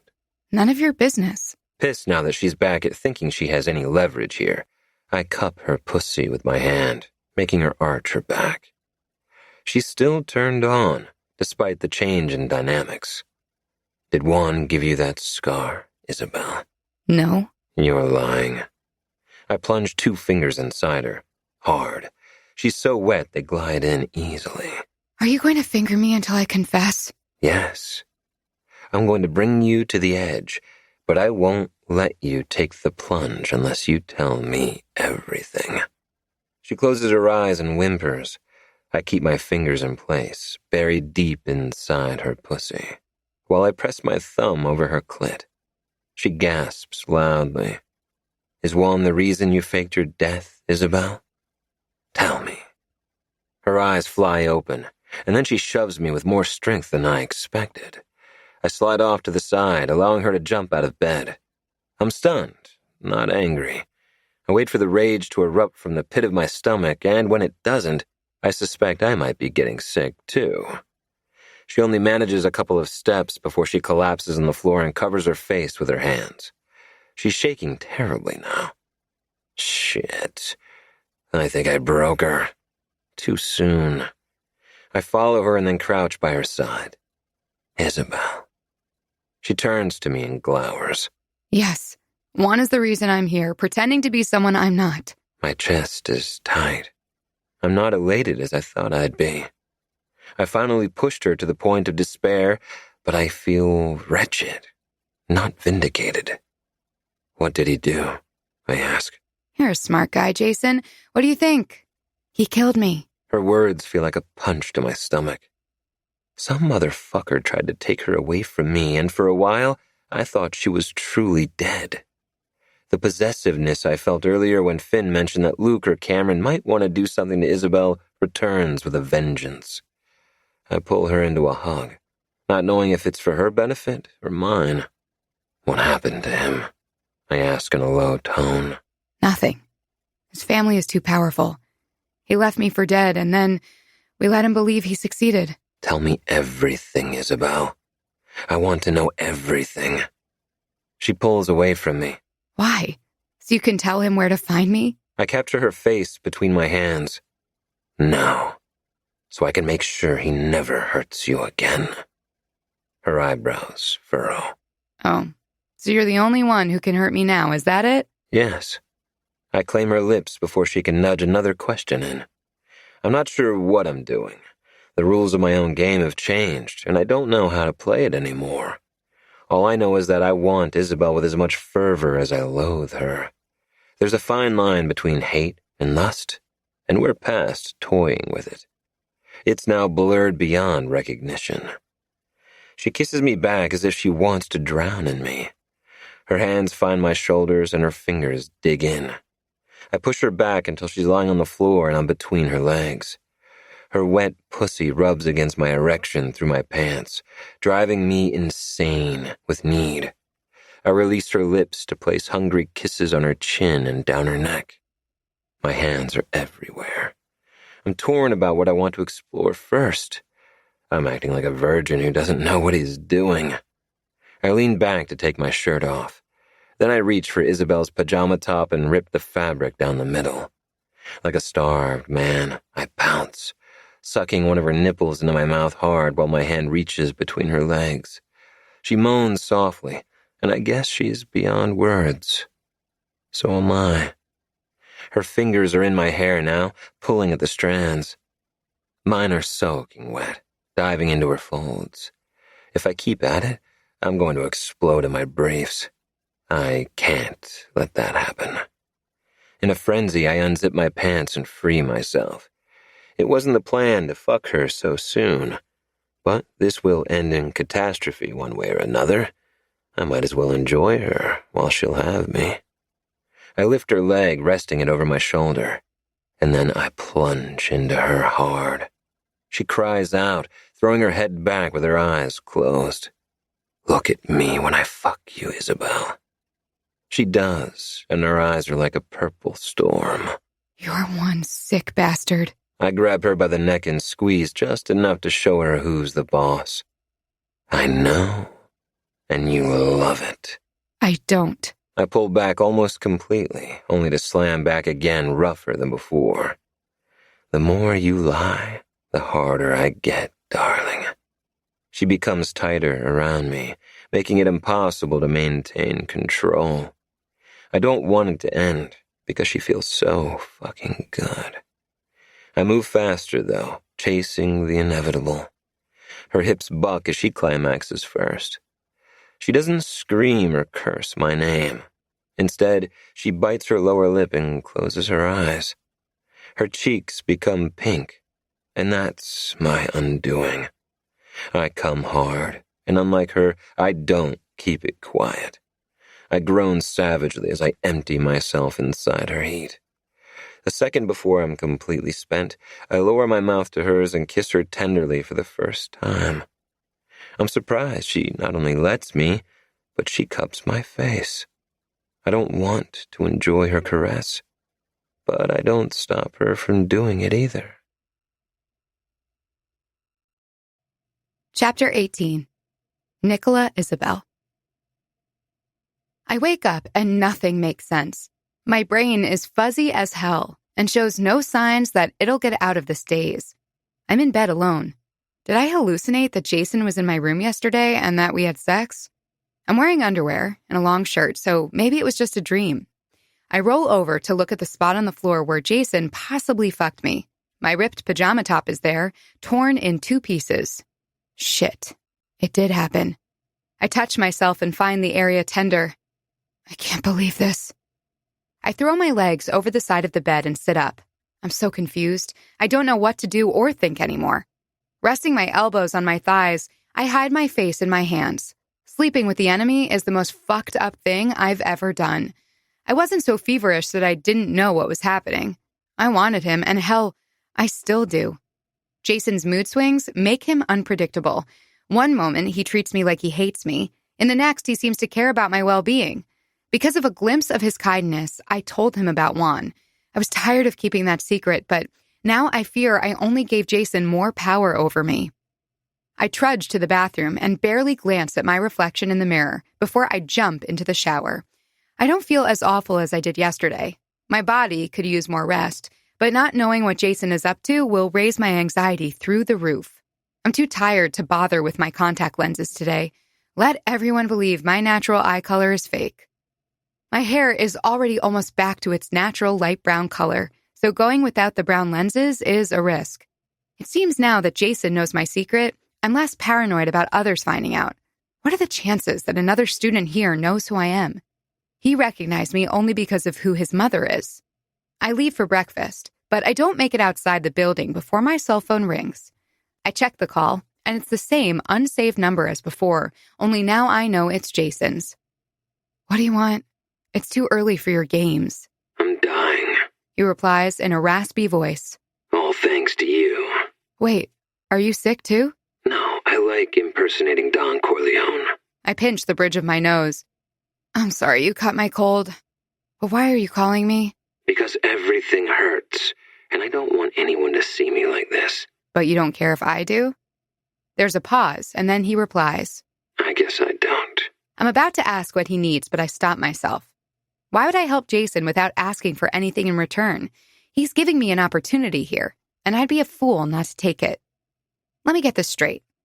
Are you asking for my help? I'm asking you to fix what you caused. He grits out. I didn't make you sick. If you hadn't broken into my room, you wouldn't have caught what I had. You forgot to add fucked you senseless. My face becomes warmer. Damn him for making me blush even over the phone. Whatever. The bottom line is that you need my help, and that's going to cost you. He laughs, which turns into a coughing fit. God, you learned fast. Fine. Name your price. I want you to delete the music room video from your computer and destroy any other copies you've made. There's another pause, which is followed by more coughing. He sounds worse than I did yesterday. Fine. Can you please get here quickly and bring supplies? I got nothing. What kind of supplies? You have to be more specific. Painkillers, cold medicine, maybe some food. I sigh loudly. I only have painkillers, and that will have to do. I'm not going shopping, as I'm not feeling 100% myself. Just hurry. My room is 309. He ends the call in his usual rude style. Now that I got him to agree to delete the video, I don't feel like a doormat for helping him. I had packed the painkillers already, but I returned to my room to change clothes and fix myself up a bit. I'm preening for Jason. Someone shoot me. I fill my bag with the few dry snacks I have, and then, on a whim, I bring my violin. Maybe we can practice later if he's up to it. Before I head out, I send an email to the school's administration explaining that we're sick. I wish I didn't bump into anyone as I head to Jason's room, but classes are about to start, and there's an exodus of students making their way from the dorm to the school building. Very few people acknowledge me. That is, until I stop in front of Jason's door and knock. A couple of guys walk slower and stare as I wait for Jason to open the door. The rumor mill will be working furiously today. Come in. He croaks. I open the door slowly and stick my head in first. The shades are closed, so the room is almost pitch black. I can barely make out Jason's shape on the bed. The guys in the hallway have stopped moving altogether and are now gossiping like two little bitches. I'm tempted to tell them to get lost, but in the end, I opt for not giving them more source material. I walk in and close the door fast before they can spy inside. Finally. Jason says. I was beginning to think you changed your mind. Not when I'm getting something out of it. I drop my bag and violin case on the floor and make a beeline for the window. Then I flip the shades open to let the sunshine in. What the hell, Isabel? He pulls the covers over his head. It was too dark. Stop bitching. I hate you. He mumbles. Yeah, we covered that already. Where's your laptop? His head sticks out from under the blanket so he can show me his glare. Why do you want it? I watch him through narrowed eyes. I want to see you delete the video. With a groan, he rolls his eyes. If I weren't in so much pain, I'd kick you out. I spot the laptop on his nightstand, so I walk around his bed and grab it. Here. He yanks the device from my hand, but with him lying in bed, I can't see what he's doing. I have no choice but to get close to him. Move over. I nudge him with my hips as I try to find space next to him on the mattress. Stop being bossy. Stop acting like a child. So far, my exchange with Jason today has been surreal. None of his responses have any bite. It'd be easy to mistake what we have for friendship. He pulls up the video, but instead of deleting it, he watches it again. I don't need to see this. Delete it already. I want to watch it one more time before it's gone forever. I start to get up, but he grabs my hand and drags it under the covers, placing it over his erection. Help me out here, Isabel. I'm not going to jerk you off. He gives me a puppy dog look. His eyes are a bit glazed, and his cheeks are flushed. He must be running a fever. Please? He begs. No. I yank my hand free. Stop being a pest and delete the video or I'm gone. Pouting, he replies. You're no fun. I press my hand over his forehead. Jesus, you're burning up, Jason. I told you I was dying. I watch him delete the video and I feel a little bit better, but not completely. He still knows too much about me. He opens another browser and I catch a glimpse of his email inbox. Unlike him, I don't snoop, although perhaps I should. Instead, I bend over to grab the painkillers from my bag. For whatever reason, he thinks it's okay to snake his arm around my waist and kiss my back. Goosebumps break out on my arms as desire pools between my legs. What are you doing? I ask. He doesn't answer with words. He simply lifts my shirt and runs his tongue up my spine until he reaches my bra strap. A shiver runs down my back and I close my eyes. Damn it. Here he goes again, driving me insane. You taste so good, Isabel. Why is that? He whispers. Probably because you're not thinking straight. I twist around and shove the painkiller bottle against his chest. Take this already before the fever damages your brain. He takes the bottle from me, glances at it for a second, and then tosses it over his shoulder. Later. His hand cups my cheek, and then he kisses me. Wildfire ignites in the pit of my stomach, spreading fast over my body. His tongue tastes like toothpaste, and the mint flavor goes straight to my head. Or maybe it's him that's making my head spin. I turn around all the way so I can kiss him properly without getting a kink in my neck. I didn't come here to make out with Jason. I honestly thought what happened yesterday was a fluke, but it seems I can't resist his dark charms. Why can't I stop wanting to kiss you, Isabel? He mumbles against my lips. Maybe it's because you don't hate me as much as you think. Oh, I do. I hate you with every fiber of my being. I didn't expect to want you with the same intensity. I should stop this. Why would I want to be with someone who feels this way about me? I push him back so I can look into his eyes. There's no trace of animosity in them. I see only desire shining there. I don't believe you hate me, Jason. Keep lying to yourself. He licks my neck, making me moan out loud. Tell me why then. No. He grumbles and continues placing open kisses that set me on fire. This time, I lie on my back of my own accord, but I'm surprised when he continues his caresses down my belly until he reaches the waistband of my leggings. He flicks his tongue across my skin just above the fabric, and I tremble. I had to restrain myself yesterday, but hell, I'm tasting you now, Isabel. He pulls my leggings and panties down just until they reach mid-thigh. Look at me while I eat your pussy, beautiful. His filthy mouth makes me even hornier.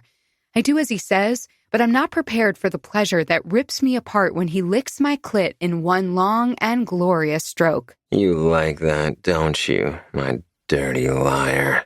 Yes, I hiss. Maybe I should film this as payback.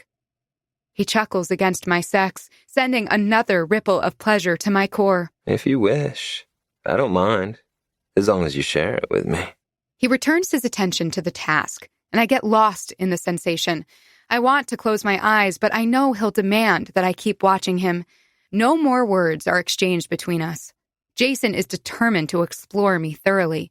I don't mind if he unveils those secrets. With an expert tongue and fingers, he quickly brings me to the point of no return. Twisting the sheet with my hands, I throw my head back and gasp loudly. Scream my name, Isabel. He says while fingering me. Loud, so everyone can hear it. I shake my head, not wanting to give him that bit of satisfaction. Do it. He inserts another finger, pressing against the G-spot Juan could never find. No, I won't think about that monster now. Is that how it's going to be then? Jason asks. Fine. Suddenly, his fingers are gone.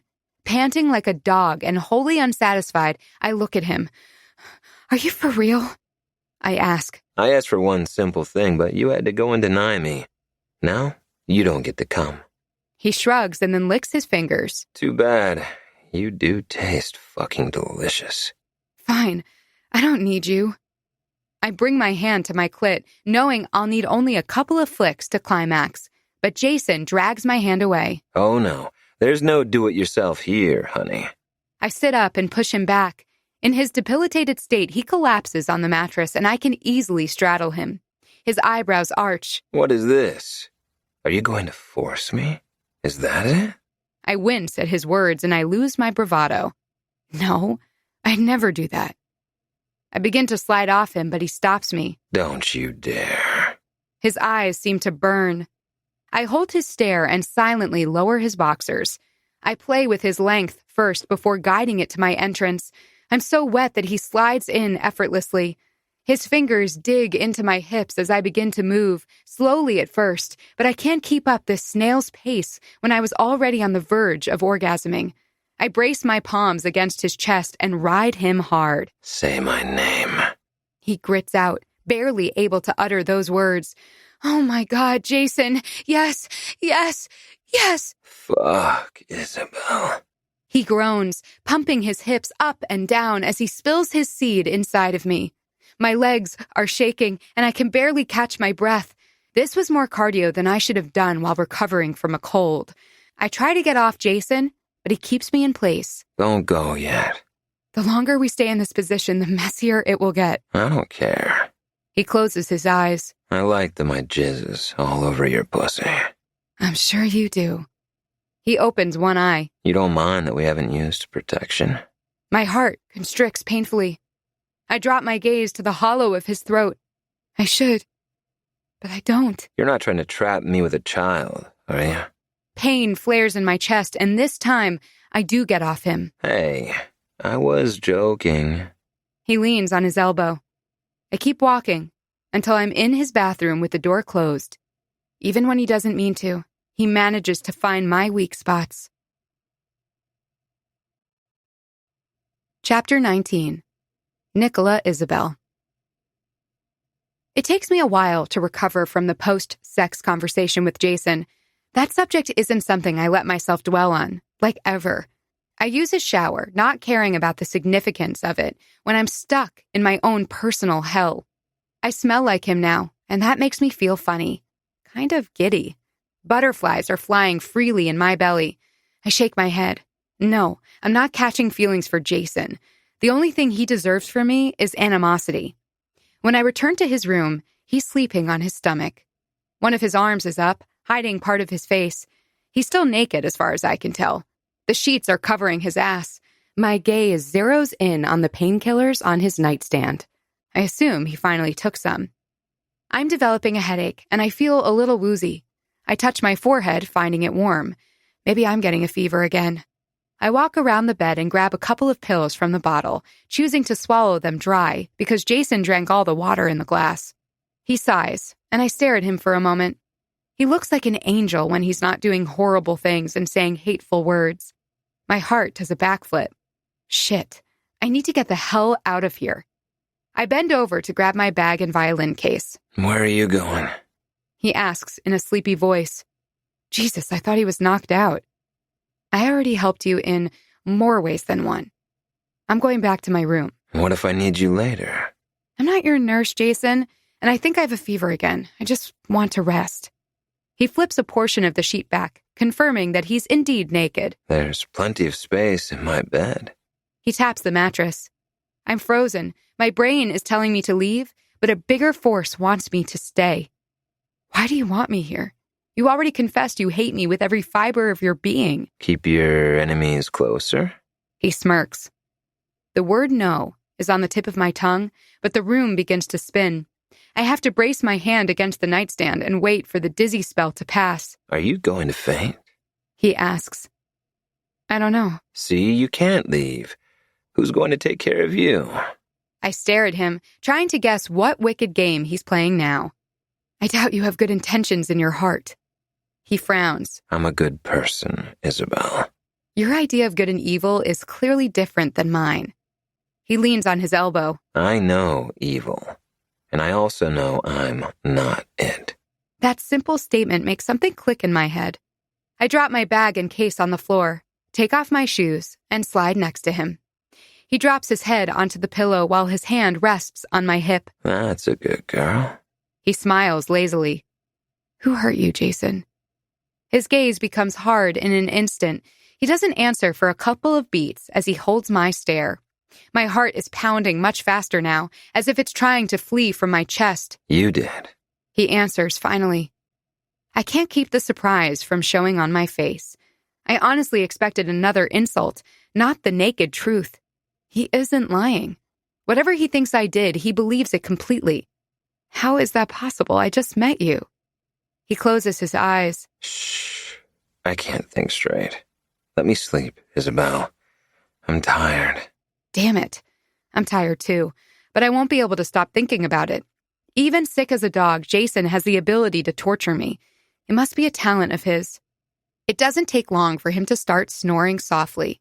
The noise is not that annoying, and if my brain wasn't spinning like a top, I could fall asleep easily despite the company. But now I'm obsessing about his statement. When did I hurt him? It must have happened far in the past.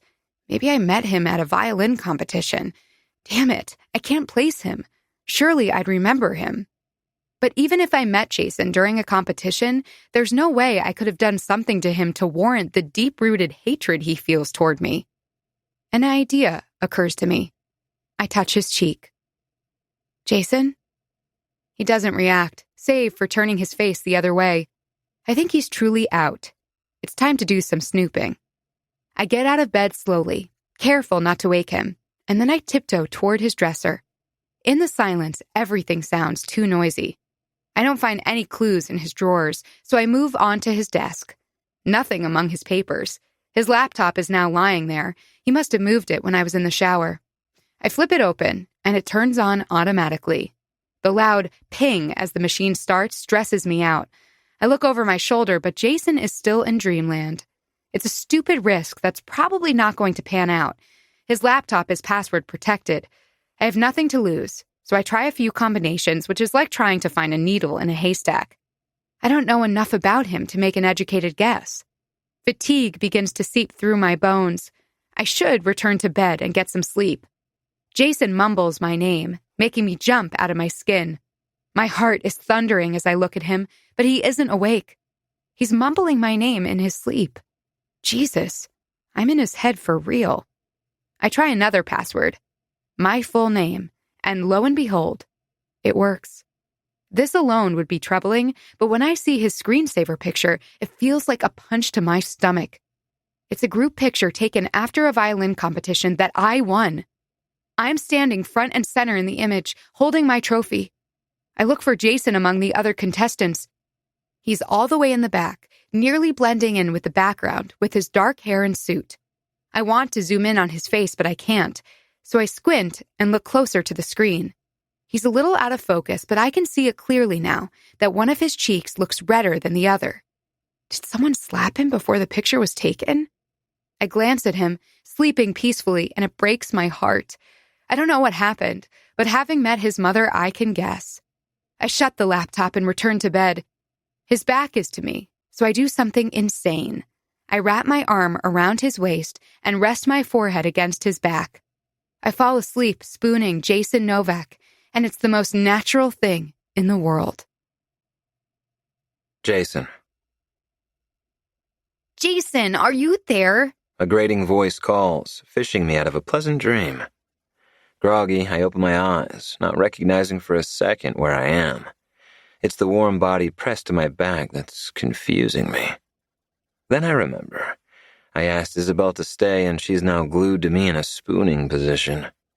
I go through a gamut of emotions in the span of a few seconds. I'm torn between shoving her off me and basking in the proximity. My body decides for me and melts into her. I'd be able to enjoy the moment if the banging on my door would cease. Jason, don't make me call maintenance to open this door. Sloane continues. Isabel drops her arm from my waist and rolls away from me.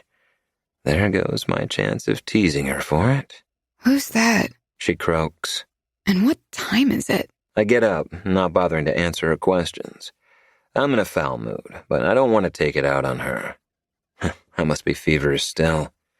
Naked, I stride to the door and yank it open. What? Sloane's eyes widen, but at least she doesn't drop her gaze to my crotch. You missed class, and you didn't answer your phone. I was worried. I got a cold. You do look awful. She raises her hand to touch my forehead, but I lean back. Yeah, you woke me up. If all you wanted was proof of life, you have it. Her gaze travels past my shoulder, and it's like a switch is flipped. From concerned to angry in 0.2 seconds. What is she doing here? She shrieks. I cross my arms and smirk. She couldn't stay away, and I'm not one to deny myself pussy, even if I'm dying. Sloane's expression twists into a scowl. You're fucking that bitch? I thought you hated her. I expect Isabel to jump into the conversation, and when she doesn't, I look over my shoulder. She's sleeping. A bubble of laughter goes up my throat. Either she's super sick, or she's so unfazed by Sloane's presence that she can't be bothered to join us. I don't owe you any explanation. Goodbye, Sloane. I shut the door in her face and returned to bed, smiling from ear to ear. That was cold, Jason. I thought she was your friend. Isabel says without opening her eyes. I slide next to her and pull her closer. Were you pretending to be asleep? Not pretending, trying to get back to sleep, but she was too loud. I'm surprised there wasn't a cat fight. She opens her eyes. You would love that, wouldn't you? My smile broadens. It does have its appeal. Guys are stupid. She begins to shut her eyes again. Yes. I'm still smiling like a goof, and I don't know why. What the hell is happening here? I fucked this girl twice, and now I'm enjoying being nice to her? Maybe I'm too sick to think of something hateful to say or do. That must be it. I haven't forgotten all the years of humiliation and psychological abuse I went through because of her. If only she'd been nice to me so many years ago, maybe I wouldn't have channeled all my energy into hating her. I touch her forehead. I think your fever is gone. You can go back to your room now. Are you kicking me out? I want to say no. I want you to stay. But I can't trust myself in this weakened state. I've already been too soft around her. Yes, you've served your purpose. You'll have to physically drag me out of here then. I'm not moving on my own. Are you daring me, Isabel? She watches me through slitted eyes. I know you don't have any reservations about doing it, but I doubt that you can actually carry me right now. I narrow my gaze. I'm not that sick. I felt worse earlier and I still had enough stamina to fuck you, didn't I? Correction, I fucked you. You just lay there like a corpse. She's pushing my buttons on purpose. I don't know what the hell she's trying to accomplish here. She knows I can wreak havoc on her life. Do you want me to hurt you, Isabel? Is that your kink? If you're asking me if I like chains and whips, no, Jason, I don't. I glance at her neck, remembering choking her a bit as I fucked her. I get a hard-on almost instantly. Jesus, I feel like I've been run over by a truck. I can't imagine what it'll be like fucking her when I'm not dying. I run my fingers over her neck, then flatten my palm there. But you like it rough, don't you? She doesn't answer right away, but her eyes never waver from mine. Only with you, she says. Her words feel like a punch to my chest, and for a moment, I can't breathe right. I'm still struggling to find words when she continues. You were in Switzerland for a violin competition when you were 10. My eyes widen of their own accord, and my pulse accelerates. You remember me? She shakes her head. I don't remember much about that day, to be honest. I don't even remember playing. On the way to the venue, we received the news that my grandmother had passed away. I was close to her. I didn't want to compete, but my parents insisted. The prize was too important. And don't I know it? She closes her eyes for a second. They convinced me that was what my grandma would have wanted. A tear rolls from her eye, and I wipe it off with my thumb.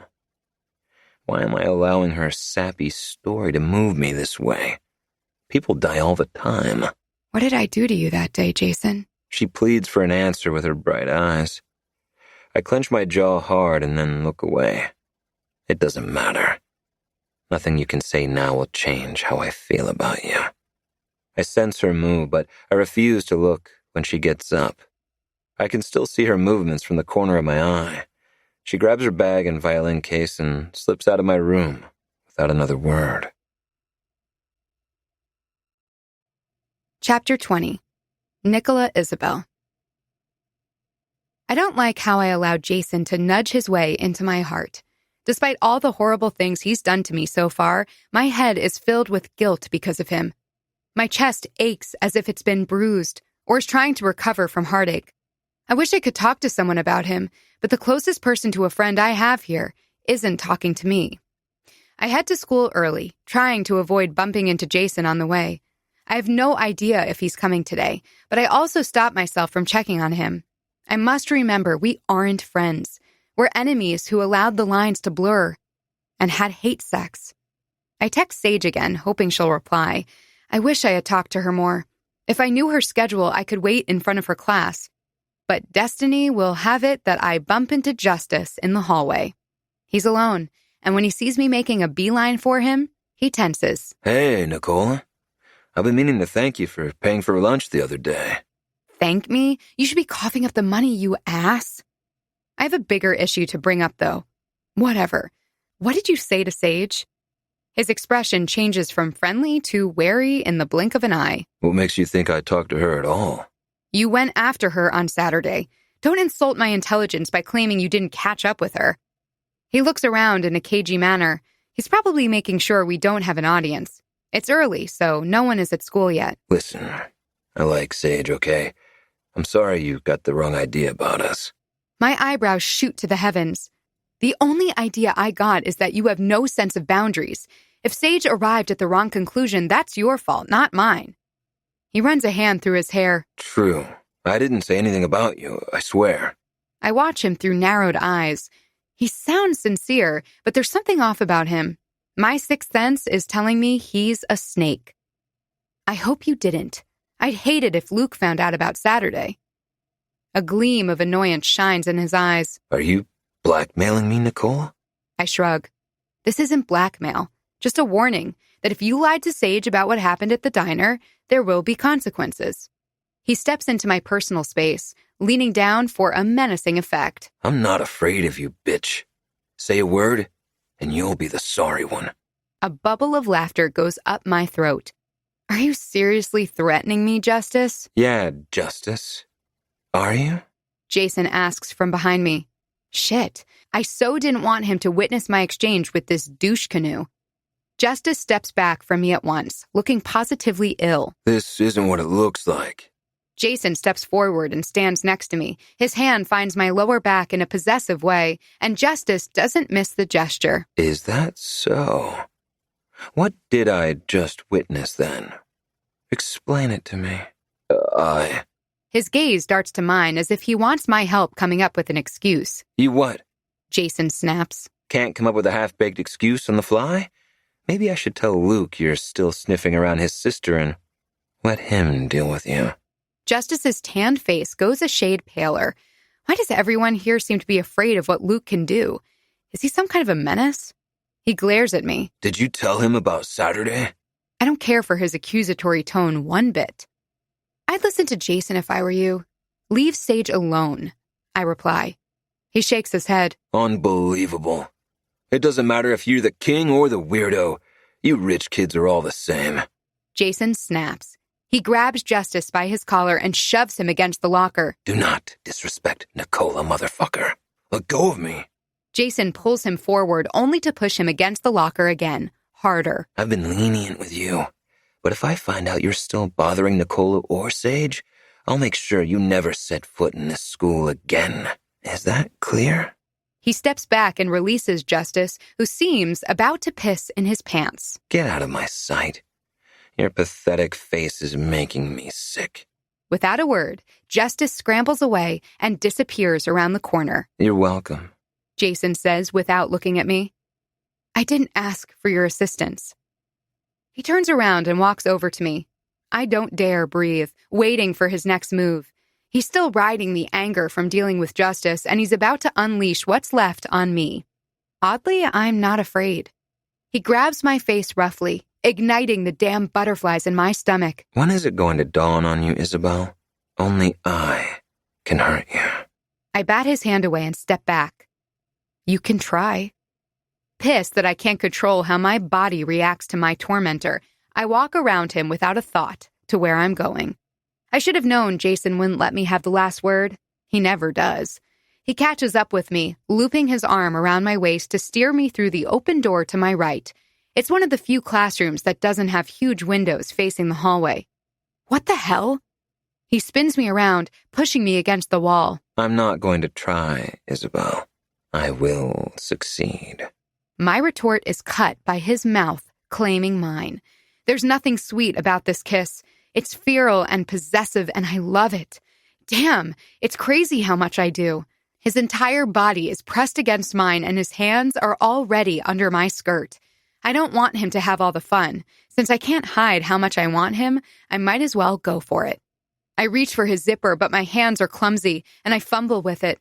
Or maybe I'm too distracted by Jason's fingers slipping inside my pussy. I love how wet you get for me, Isabel. A moan escapes my lips. I throw my head back, closing my eyes and forgetting Jason's cock for a moment. Are you enjoying yourself, darling? He whispers near my lips. Yes. He pulls his fingers out just as it's beginning to feel really good. I'm still dazed, so I don't fight when Jason steers me toward the desk. He turns me around and pushes me roughly over it, keeping his hand behind my head so my cheek is flattened against the hard surface. The sound of fabric being torn is the only warning I get before he plunges into me. With me bent over like this, he can go much deeper, and he's not playing nice. It hurts, but it also feels amazing. Are you still enjoying yourself? He asks between grunts. I tighten my walls around him in response, and he curses. God, why does your pussy feel so good, Isabel? Whether he's being rhetorical or not, I wouldn't be able to answer him. The room is spinning, and my body is quickly disintegrating under him. I try not to moan when I climax, but my shudders are telltale. Jason groans loudly, pumping his seed into me. He keeps fucking me even when cum drips down my legs. With a final hard push, he leans forward and draws his tongue across my cheek. Did you come, my filthy little liar? You know the answer to that. Did it hurt? He bites my earlobe. No. Don't tease me, sweetheart. You know how hard I get when you lie. He pulls out, allowing me to stand straighter. When I turn, his pants are zipped up, and he's watching me with a smug smile. Did you get your fill? I ask. This will do for the next couple of hours. He bends over and picks up scraps of black fabric. What's left of my underwear. Don't bother wearing these to school. They'll get ripped off every damn time. He pockets my panties and heads to the door. The brutal reality finally drops like a bomb. Jason fucked me at school, where anyone could have seen us, and I let him. Worse, I enjoyed the danger of potential discovery. Now I have to take care of the messy situation underneath my skirt. Jason stops by the door and looks over his shoulder. Are you coming? I have to deal with the evidence first. His eyes darken. If you're thinking about cleaning up, forget it. Excuse me? You're going to class today with my jizz all over you, darling. He smiles like the devil he is. My jaw drops. Why? Because it makes me happy. He waves me over. Come on. We don't want to be late for English. I don't have English in the first period. You do now. You changed my schedule?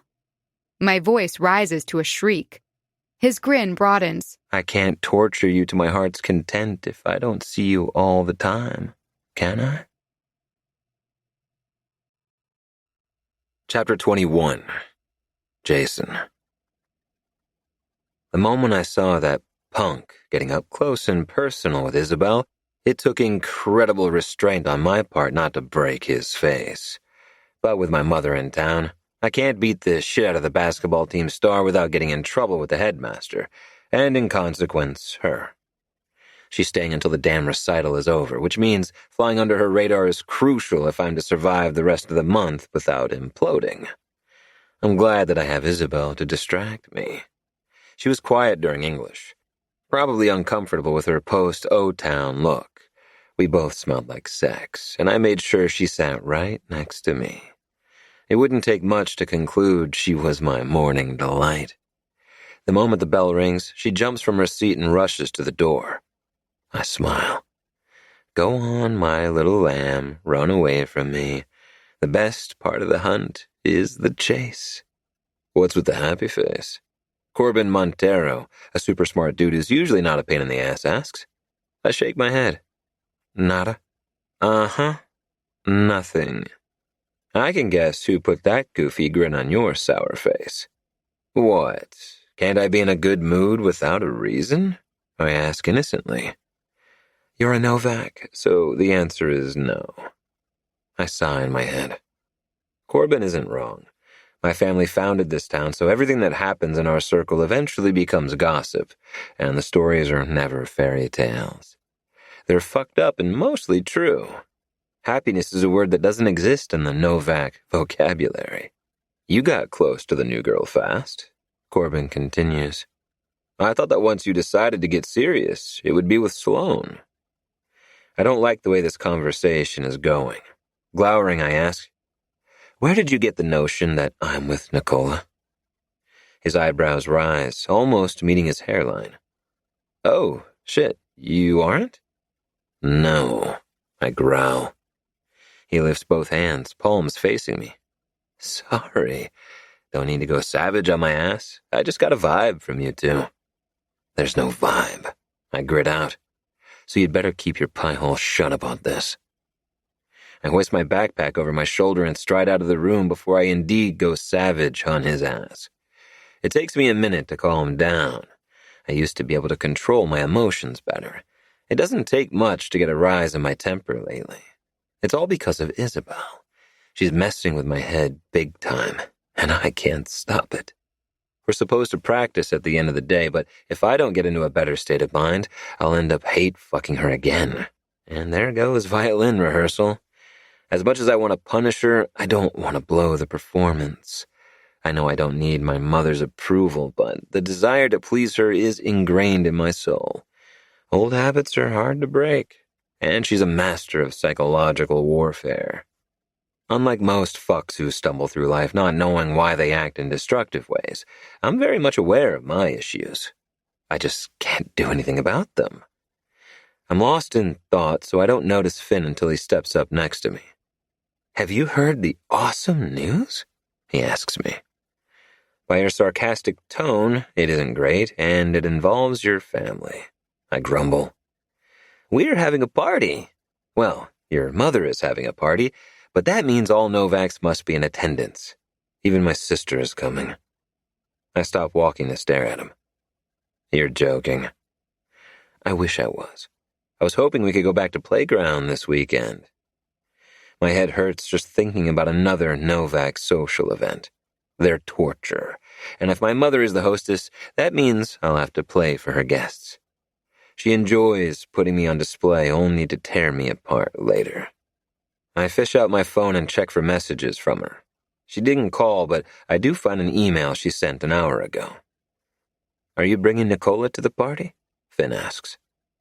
The look I give him is answer enough. Why would I do that? He shrugs.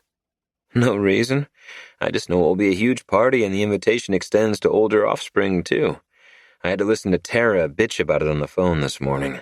She so doesn't want to fly in from New Haven for this. Great. I groan. That means half of Maverick Prep will be there. It's unlike your mother to throw anything last minute. Do you have any idea why she's doing it? I grind my teeth. Maybe. You're not going to tell me, are you? No. It's not that I don't trust you, but you have enough on your plate dealing with your asshole father. I don't mind. Misery loves company, but it's fine, man. I get it. Are any of you fools bringing a date? I ask so I can change the subject. He laughs. Hell to the fucking no. Anyway, I gotta run or I'll be late, and Mr. Coffin will have my balls. I watch him sprint down the hallway, and then I veer in the opposite direction. I need a break from school, from all these people wanting to know about my personal life. I'll come back for practice with Isabel. Most of the time, I don't let the scrutiny bother me, and there are perks that come with being the king of this fucking school. Today, I feel the full weight of being a Novak, and it's too much. Chapter 22. Nicola Isabel. I ignore Jason's order and make a beeline to the restroom. I'm not going to parade around school smelling like a sex dungeon. He doesn't follow me, but that means nothing. I want to know how he was able to change my schedule without my consent. I don't even know if I'm still enrolled in my next class. The bell rings, telling me I either have to go to advanced math or skip it in order to complain to the school administration. I don't want to be told by the teacher that I'm no longer in his class if Jason changed that too. The lady behind the office desk lifts her gaze from her computer and immediately twists her face into a scowl. "What are you doing here, Ms. Devlin? Don't you have class?" I don't know, to be honest. My schedule was changed without my knowledge. She widens her eyes only to narrow them in the next second. "That is impossible. Any changes to a student's schedule at this point must be approved by the headmaster." Either Jason lied to me about changing my schedule and the English teacher was too scared of him to say anything, or he has more power in this school than I thought. "Could you please check my schedule? I want to make sure I'm still enrolled in all the classes I selected." Her lips become a thin, flat line, but she does print out a copy for me. "Here."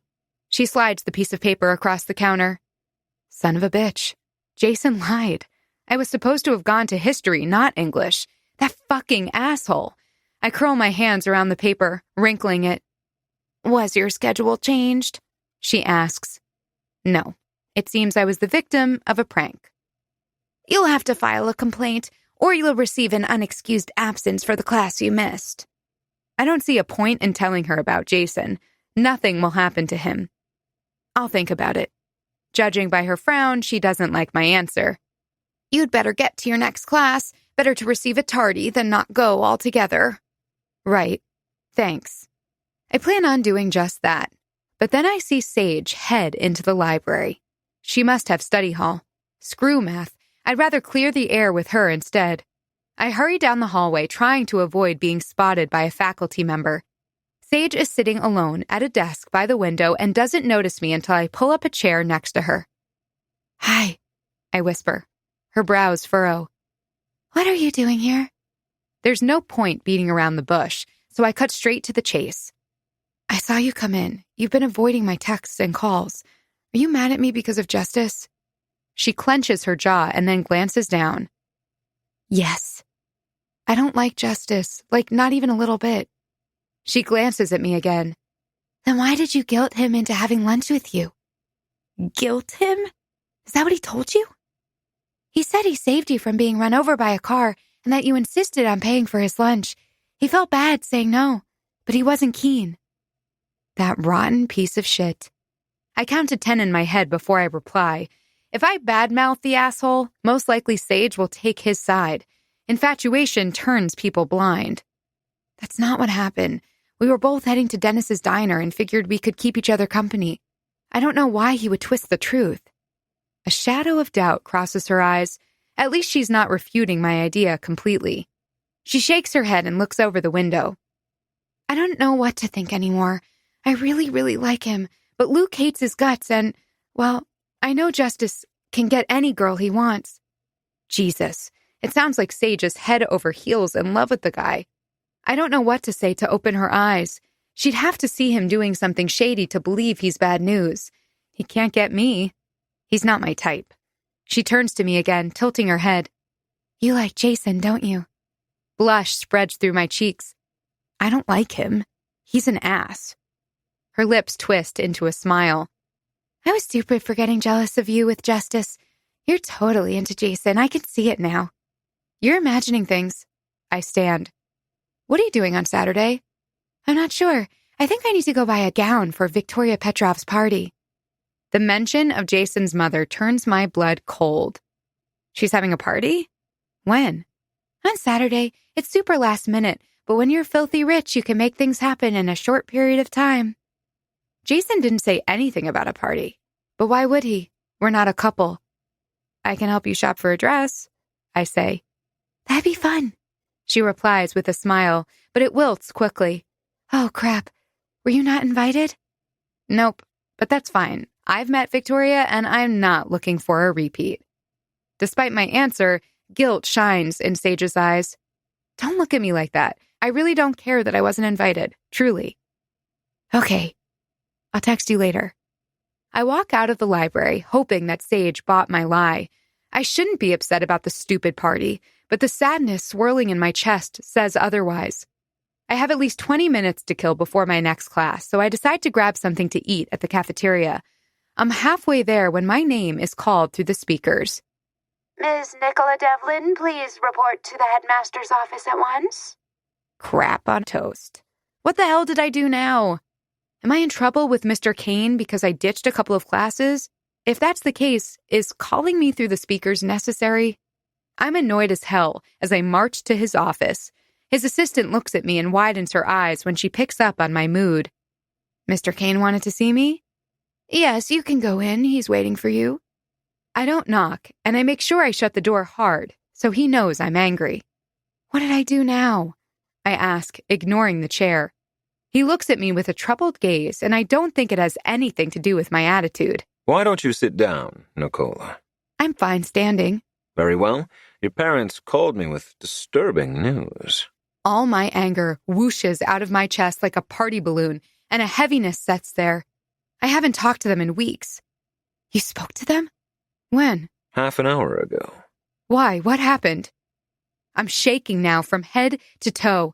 Maybe I should have listened to Mr. Kane and sat down, but my knees are locked tight, and the best I can do is brace my hands on the back of the chair. Your grave was desecrated last night. I turn into a statue made of ice. I can't breathe. I can't blink. My pulse is beating loudly in my ears as I process the news. Do they know who did it? I force the question out. Of course they know. The only person who would want to open my coffin is Juan. Now he knows I'm not dead. No, the police have nothing, but... There's only one person with a motive. I run my fingers through my hair, pulling my bangs back in the process. Mr. Kane's eyes lock on my scar, but I don't care. How did they find out about my grave? I ask. The cemetery administration called the police, and then it made the local news. And my parents' lawyer in Barcelona must have called them. He's the only one in Spain who knows where they live now. Is my parents' location still safe? He nods. I believe so. No one knows they're in Costa Rica. Relief eases the constriction in my chest, but not by much. What does that mean for me? Do I need to move again? Pity shines in his eyes, and I hate it. It means that you have to be extra careful. They won't be able to contact you for a while. They already took a risk reaching out to me. I press a fist against my chest, trying to ease the ache. The panic hasn't set in completely yet, but it will flare up later, I'm sure. I think I need to lie down. You may take the rest of the day off. You won't get in any trouble for missing any classes, including the first and second periods you ditched. Thank you. I walk out of his office in a daze, seeing nothing. Chapter 23. Jason. Blowing off all my classes does little to make me less edgy, but as I drive back to school, another feeling becomes stronger. I can't determine what it is, only that I'm anxious to see Isabel and play the violin with her. I was obsessed with the girl before I knew her, but now she's become a veritable drug to me. My eyes immediately search for her as I enter the music room. Everyone is there, including Sloane, who doesn't hide the glower. Oh, Jason, there you are. Mrs. Simpson greets me. Where's Nicola? She's not coming today. Annoyance erupts from the pit of my stomach. She'd better not be blowing me off on purpose. Why not? I'm not sure. I only received an email from Mr. Kane telling me she was excused from classes today. My hands curl into fists. That's bullshit. Mrs. Simpson's expression twists into a scowl. Excuse me? She shouldn't get a free pass. Maybe she's sick. Sloane pipes up with a sly grin on her face. My gaze narrows, but I don't have time to deal with her right now. I turn around and head for the door. Jason, where do you think you're going? Mrs. Simpson asks. If Nicola isn't here, there's no reason for me to stay. She retorts, but I don't pay attention to the words.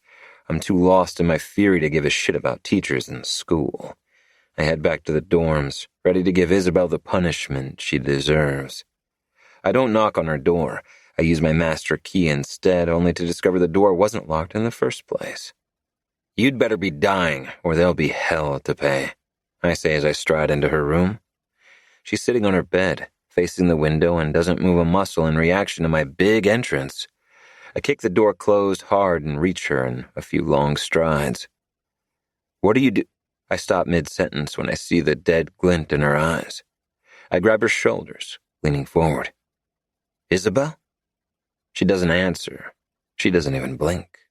It's like she's blind to the world around her. I shake her a little. Isabel, talk to me. The little jolt seems to awaken her from the daze. She blinks a couple of times as her eyes set on my face. It's over, she mumbles. My gut twists painfully. I have no idea what she's talking about, but it sounds absolute, unchangeable. What's over? My life? Your life isn't over, I grit out. He knows I'm not dead. My stomach sinks, and everything begins to make sense. The asshole who hurt Isabel, who tried to take her away from me, is on her trail. My heart is beating at a staccato, fighting all the emotions swirling inside. The hate I cultivated all these years crumbles like a sandcastle. I can't hold on to it when there's a real chance I might lose Isabel forever. The agony I felt when I believed she died is not something I want to go through again. I capture her face between my hands. He's not going to find you. You don't know him. He's resourceful. So am I. He'll have to go through me to get to you, darling. She closes her eyes as her expression crumbles. I don't need a fake knight in shining armor, Jason. Don't pretend you're my savior just because a bigger bully is threatening to take away your toy. You're not a toy, damn it. She looks into my eyes. Prove it. How do I prove something that hasn't even taken proper shape in my head? My feelings for her are blurry and turbulent. When I don't answer immediately, she begins to lean away from me. Fuck it. That's it. It's time to step off the edge. The fall might destroy me or set me free. I kiss her, but it's not the bruising, rough kisses she's used to receiving from me. It's tender and so damn sweet. It might give me a toothache. Her lips are soft and pliable, but her tongue is fire. With a groan, I deepen the kiss, tilting her head to the side so I can drown in her. My pulse is going 100 miles an hour, and the sense that I'm free-falling is real. Euphoria is making my heart beat at the speed of light. I refuse to look too closely at the reasons. I nudge her back until we're both lying in bed, facing each other. I'm burning for her, but today I want to take things slowly. So I run my fingers down her arms, wishing they were bare. She took off her uniform jacket at one point, but the button-down shirt is still in place. Her arm sneaks around my waist, and then she grabs the back of my jacket, twisting the fabric with her fingers. We don't speak. We don't break apart for air. I don't know what's on her mind, but all I can think about is how right it feels to be with her. I surrender to the emotions as I explore her body with my hands. Crazy giddiness makes me laugh when I discover she's still naked underneath her skirt. I take my time playing with her, alternating between teasing her clit with my fingers and fucking her with them. Her moans and sighs breathe life into me. Jason, I need you. I'm right here, babe. I kiss the corner of her mouth. I want you inside of me. Ah, hell. There goes my idea of making out for hours. I can't deny her request when it makes my balls so tight. I'm afraid I'll lose my mind if I don't fuck her right this second. I jump off the bed to get rid of my clothes. Isabel leans on her elbows and watches me with heat in her eyes. Her lips are red and a little swollen already, making them even more kissable. I'm dying to get back in bed with her, but I don't hurry. I shrug off my jacket first, and then unbutton my shirt painfully, slowly. Her chest is heaving, making her breasts strain against the fabric that covers them. When her eyes drop to my naked chest, it brings a satisfied smile to my lips. Do you like what you see, darling? She flicks her gaze back to mine. You know I do. You've always been the handsome devil I couldn't resist. I couldn't resist you either, beautiful. The thought remains unspoken. It's too open, too honest. It's your turn now. Her hands are shaking as she unfastens her shirt's buttons. Are you nervous? I ask. She nods as she parts her top. Her bra is simple cotton and a little see-through, but it fastens in the front. With a flick of her fingers, she releases the clasp. It just occurred to me that I've never taken the time to appreciate her breasts properly. And now, I can't wait to feast on them. Your pants. Her voice is raspy and sultry. Jesus, this girl will be my undoing. Who are you kidding, Jason? She already is. I get rid of my pants and briefs in one movement, but I'm done staying away from her. I pounce, aiming first for her sweet pussy. She opens her legs for me as I disappear underneath her skirt. I love her taste so damn much. I flick my tongue across her clit, and then suck the little nub into my mouth. She arches her back, letting out a throaty moan that almost makes me come on the spot. Oh my God, Jason, you're... I'm what, darling? She yells a string of words as her body shatters underneath my tongue. Man, that must have been a record. I keep eating her pussy, despite her protest that she can't take it anymore. It's only when she curls her fingers around strands of my hair and yanks hard that I stop. Jason! What? I ask innocently. I'm already in pieces. She laughs. I kiss her inner thigh before I make the trip back to her face. Her tits are begging for my attention, but I need to be inside her first. Be prepared to be pulverized, then. I kiss her tenderly as I slide home. Home. I hide my face in the crook of her neck and don't move as I process the thought. Jason? Yes. Are you okay? I lean back to look into her eyes. More than okay.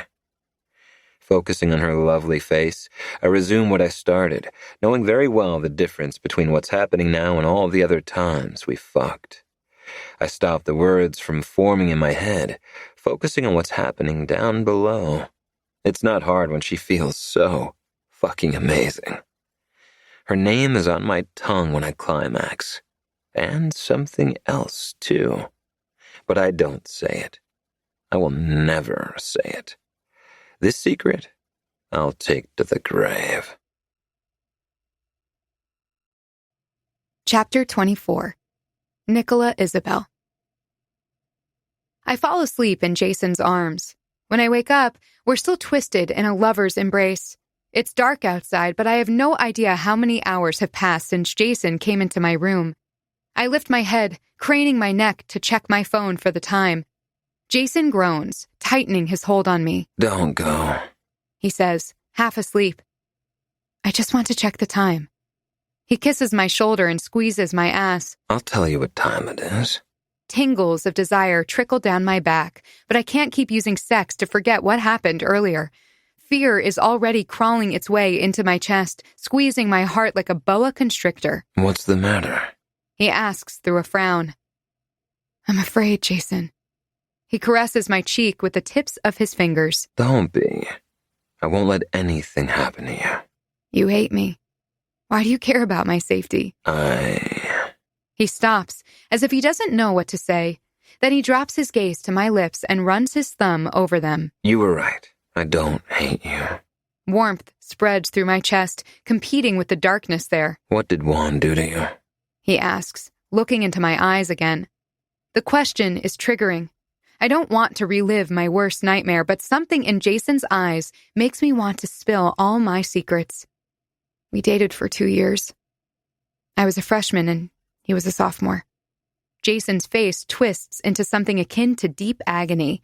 Is it because I dated another guy?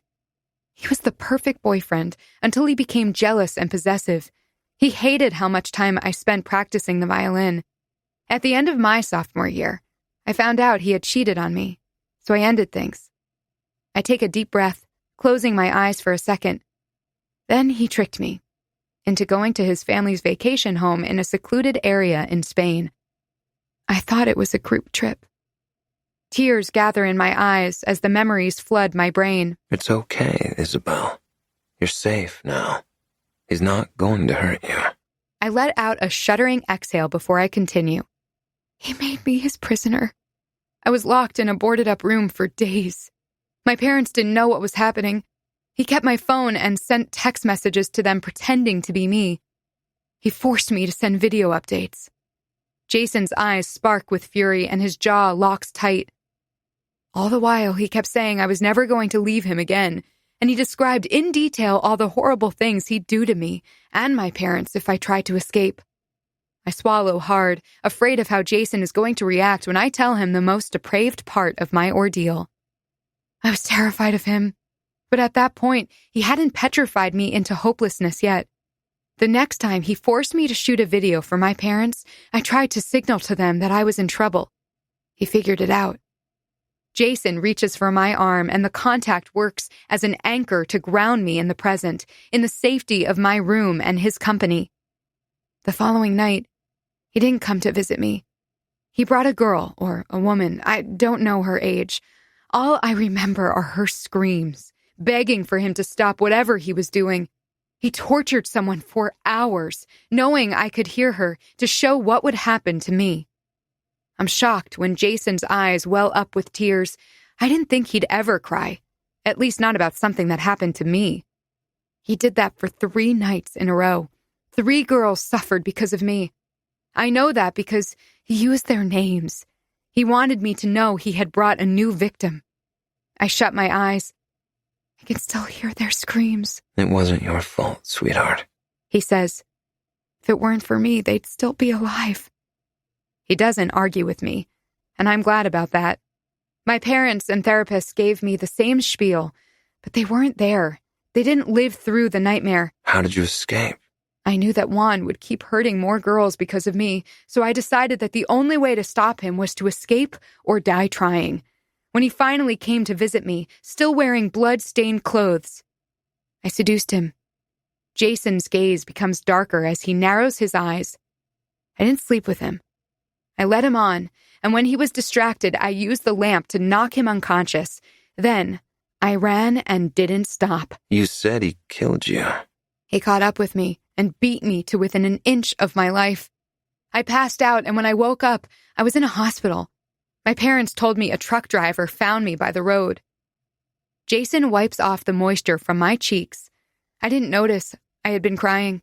Then he pulls me into his arms and hugs me tight. If that motherfucker ever steps foot in Triton Cove, he's done. Being protected by Jason should make me feel better, but instead, it makes me more worried. Despite our turbulent and messed up relationship, I care about him, which means he's the first person that Juan will try to hurt to get to me. Please don't get in the way, Jason. If Juan finds me, then it's over. He pushes me back and glares. How can you expect me to not do anything and just let him take you away from me again? Again?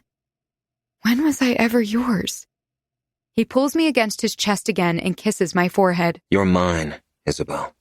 And no one messes with what belongs to a Novak. No one. I tense in his arms. Juan also thought I was his. I'll never allow anyone to put me in a cage again, Jason. I don't want to put you in a cage. What do you want from me, then? He doesn't answer for a couple of beats. I want you to stay.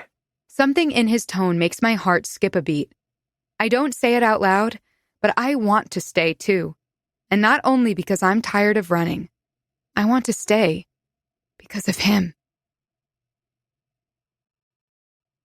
Chapter 25. Nicola Isabel. An elbow against my ribs wakes me from sleep and I yelp, rolling away from the intruder and ending up on the floor. My heart is about to burst out of my chest as adrenaline kicks in. Jason's sleepy face appears above me. Are you okay? My heart is thumping too fast and it hurts. I press a hand between my breasts as I try to catch my breath. You scared me. The corners of his lips twitch upward. You fell off the bed because of me? I get back to my feet, realizing I'm naked, when his gaze drops to my boobs. I cover them with my arms. I wasn't expecting anyone in my bed. You forgot that I spent the night. I'm wounded. He smiles. Resting my head in my hand, I breathe out. There's been a lot to process. But why did you stay? He turns serious then, furrowing his brows. Because I wanted to. Are you going to question every decision I make in relation to you now? No. Only the ones that are sus. His eyebrows shoot to the heavens. How is me spending the night suspicious? When I don't reply, he wraps an arm around my waist and pulls me close, then kisses my belly. What guy in their right mind would pass up the chance to wake up next to you? I push him back and step away from his embrace. Yeah, I forgot for a moment that guys have one-track minds. He smirks. Speaking of which... He pauses and points at his erection. Any chance you want to take care of this? The fact he's asking and not demanding that I blow him is enough to make my head spin. I watch him closely. What are you plotting now, Jason? He stands in a huff. Geez, if you're not in the mood for a quickie, you just have to say so. My jaw drops to the floor as I watch him veer for my bathroom and close the door. Who is this guy? And what has he done with Jason? Maybe his system is still overloaded with all the baggage I dumped on him last night. I can't believe I was able to tell the whole story without crumbling to bits. I was close to having a nervous breakdown, but he helped me through it all. It's insane that my bully would be the one person I'd be able to tell about my darkest hour without losing my shit. The toilet flushes, and a second later, Jason walks out. You're still naked. Does that mean you've changed your mind about sexy times? Sex with Jason is always a good idea, but once I glance at the time, I know we've run out of it. We have 10 minutes to get ready. I don't want to be late. An emotion flashes in his eyes. Does that mean you're staying? I never said I'd leave Triton Cove, but I suppose after learning about Juan, Jason concluding that I'd pack and go isn't illogical. I'm done running away from that monster. A dangerous glint shines in his eyes as he walks over. Good. But if he finds you, I want you to be ready. Ready for what? To end him. When I think Jason can't surprise me anymore, he proves me wrong. What happened to all that talk of being my protector? I tease, because I can't deal with his statement at face value right now. Holding my stare, he cups my cheek. Oh, if that scum crosses my path first, make no mistake. I'll be the last person he sees. But I have to consider the possibility he'll find you first. My stomach twists into savage knots, making me queasy. I don't want to talk about that possibility. Yes, I'm sticking my head in the sand, but it hasn't been 24 hours since I learned Juan violated my tomb. I haven't processed the news properly yet. We need to get ready for school, I say. Jason squints, knowing I'm blowing him off. Fine. But this conversation isn't over. He collects his clothes, which are scattered on the floor, and gets dressed. I just stand there and watch because, despite all my problems, I'm not blind, and the boy is damn fine. Before he leaves, he kisses me softly on the lips. I'll be back in 5. I don't move from my spot for a minute after he walks out the door. Jason being sweet is too surreal for me to accept as reality. I can't let my guard down around him. By a miracle, I'm ready when Jason returns exactly 5 minutes later. He doesn't use his key. Instead, he knocks and waits outside. When the donation is too much, the saint mistrusts. No one can blame me for being leery of his intentions. He changed clothes and his hair is damp. Also, his 5 o'clock shadow is gone. I can't believe you had time to shower and shave. He shrugs in a boyish way. I can be super fast when motivated. I see that you also showered. He looks pointedly at my wet hair. It was an in-and-out situation. I can't go to class smelling like sex again. His gaze turns smoldering hot. If you don't want a repeat of that, don't tease me. It's not exactly the uber-dark reaction I'm used to from him, but it's not overly sweet either. I can deal with that. He takes my hand, lacing his fingers with mine. What are you doing? My voice raises an octave. Making sure no punk gets any ideas about you. More like marking his territory. I told him I don't belong to anyone, but the stupid butterflies in my stomach don't care. They're having a rave in celebration. Who was getting ideas about me?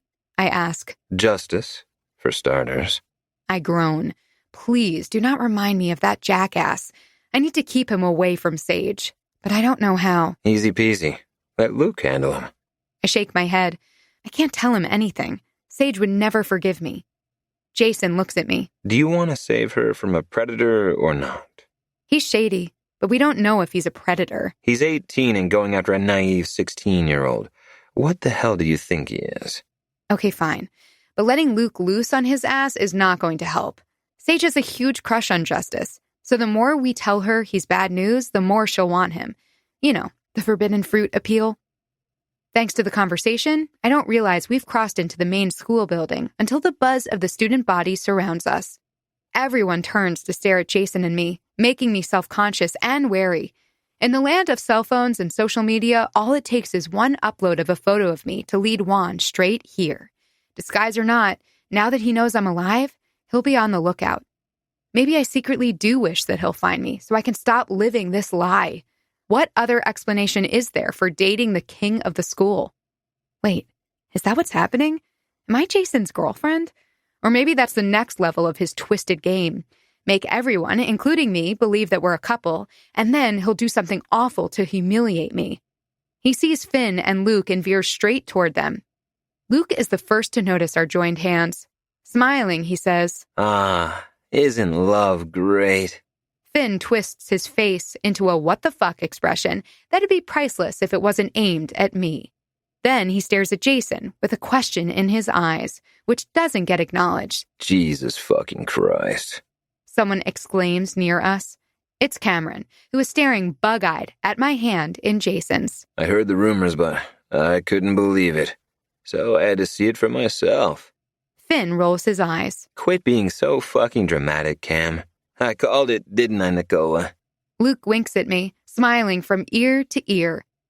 I don't understand what's the big deal. We're just holding hands, I say. Ignore them. They're immature babies. Jason pipes up. I have to get to class. I try to pull my hand free, but he holds it tighter. I'll walk with you. My face is in flames by the time we walk away from his friends and cousin. Is this show really necessary? I ask when we stop in front of my classroom. What do you mean, Nicola? You don't like to be seen with me? His eyes are widely innocent, but the corners of his lips are upturned. Come on, Jason, I wasn't born yesterday. You don't simply stop hating someone so fast, no matter how good the sex is. He pulls me to him, trapping my hands behind my back so there's no space between our bodies. He brings his mouth close to my ear and whispers, Aren't you being a bit cocky? You don't know if I think fucking you is that good. I turn my face to his, bringing our lips only inches apart. The bulge in your pants says you do. It tells me you want to fuck me right now. His eyes turn into nothing but slits. Careful now, sweetheart. I told you not to tease me. A throat clearing behind us forces Jason to pull back. I turn to find Mr. Kaufman standing there with a scowl etched on his face. Are you coming in or not, Miss Devlin? Of course, sir. My cheeks are burning up, but I'm still grinning when I pass Mr. Kaufman. I rattled Jason and left him hanging without a chance to retaliate. I know it'll come later, but I'm not afraid. Whatever Jason has planned for me won't work to bring me down, because it seems I love when he hates me. Chapter 26. Nicola Isabel.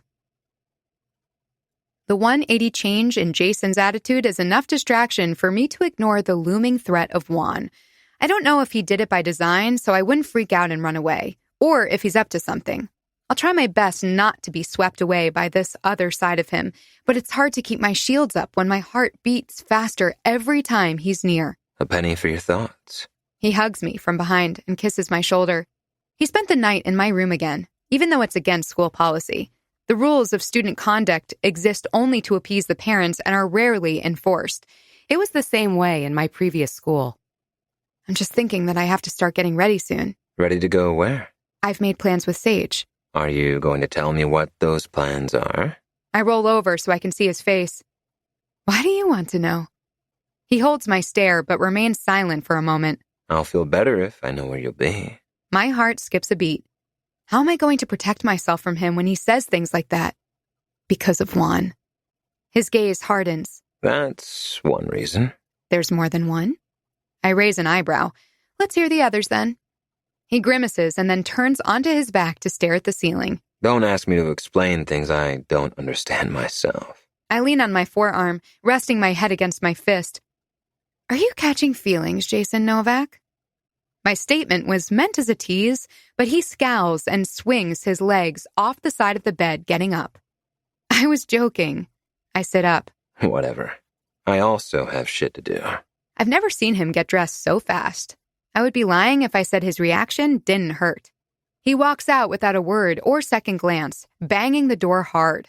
I'm left reeling without a clue what's gotten into him. Isn't it obvious, Isabel? You just got him to show his hand. His devoted boyfriend act was all a bunch of BS.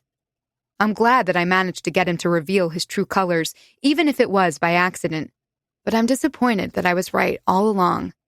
Feeling less enthusiastic about my day, I jump out of bed and head for the shower. I'll give myself permission to wallow in misery for a moment, but I'd better change my attitude by the time I'm ready to see Sage.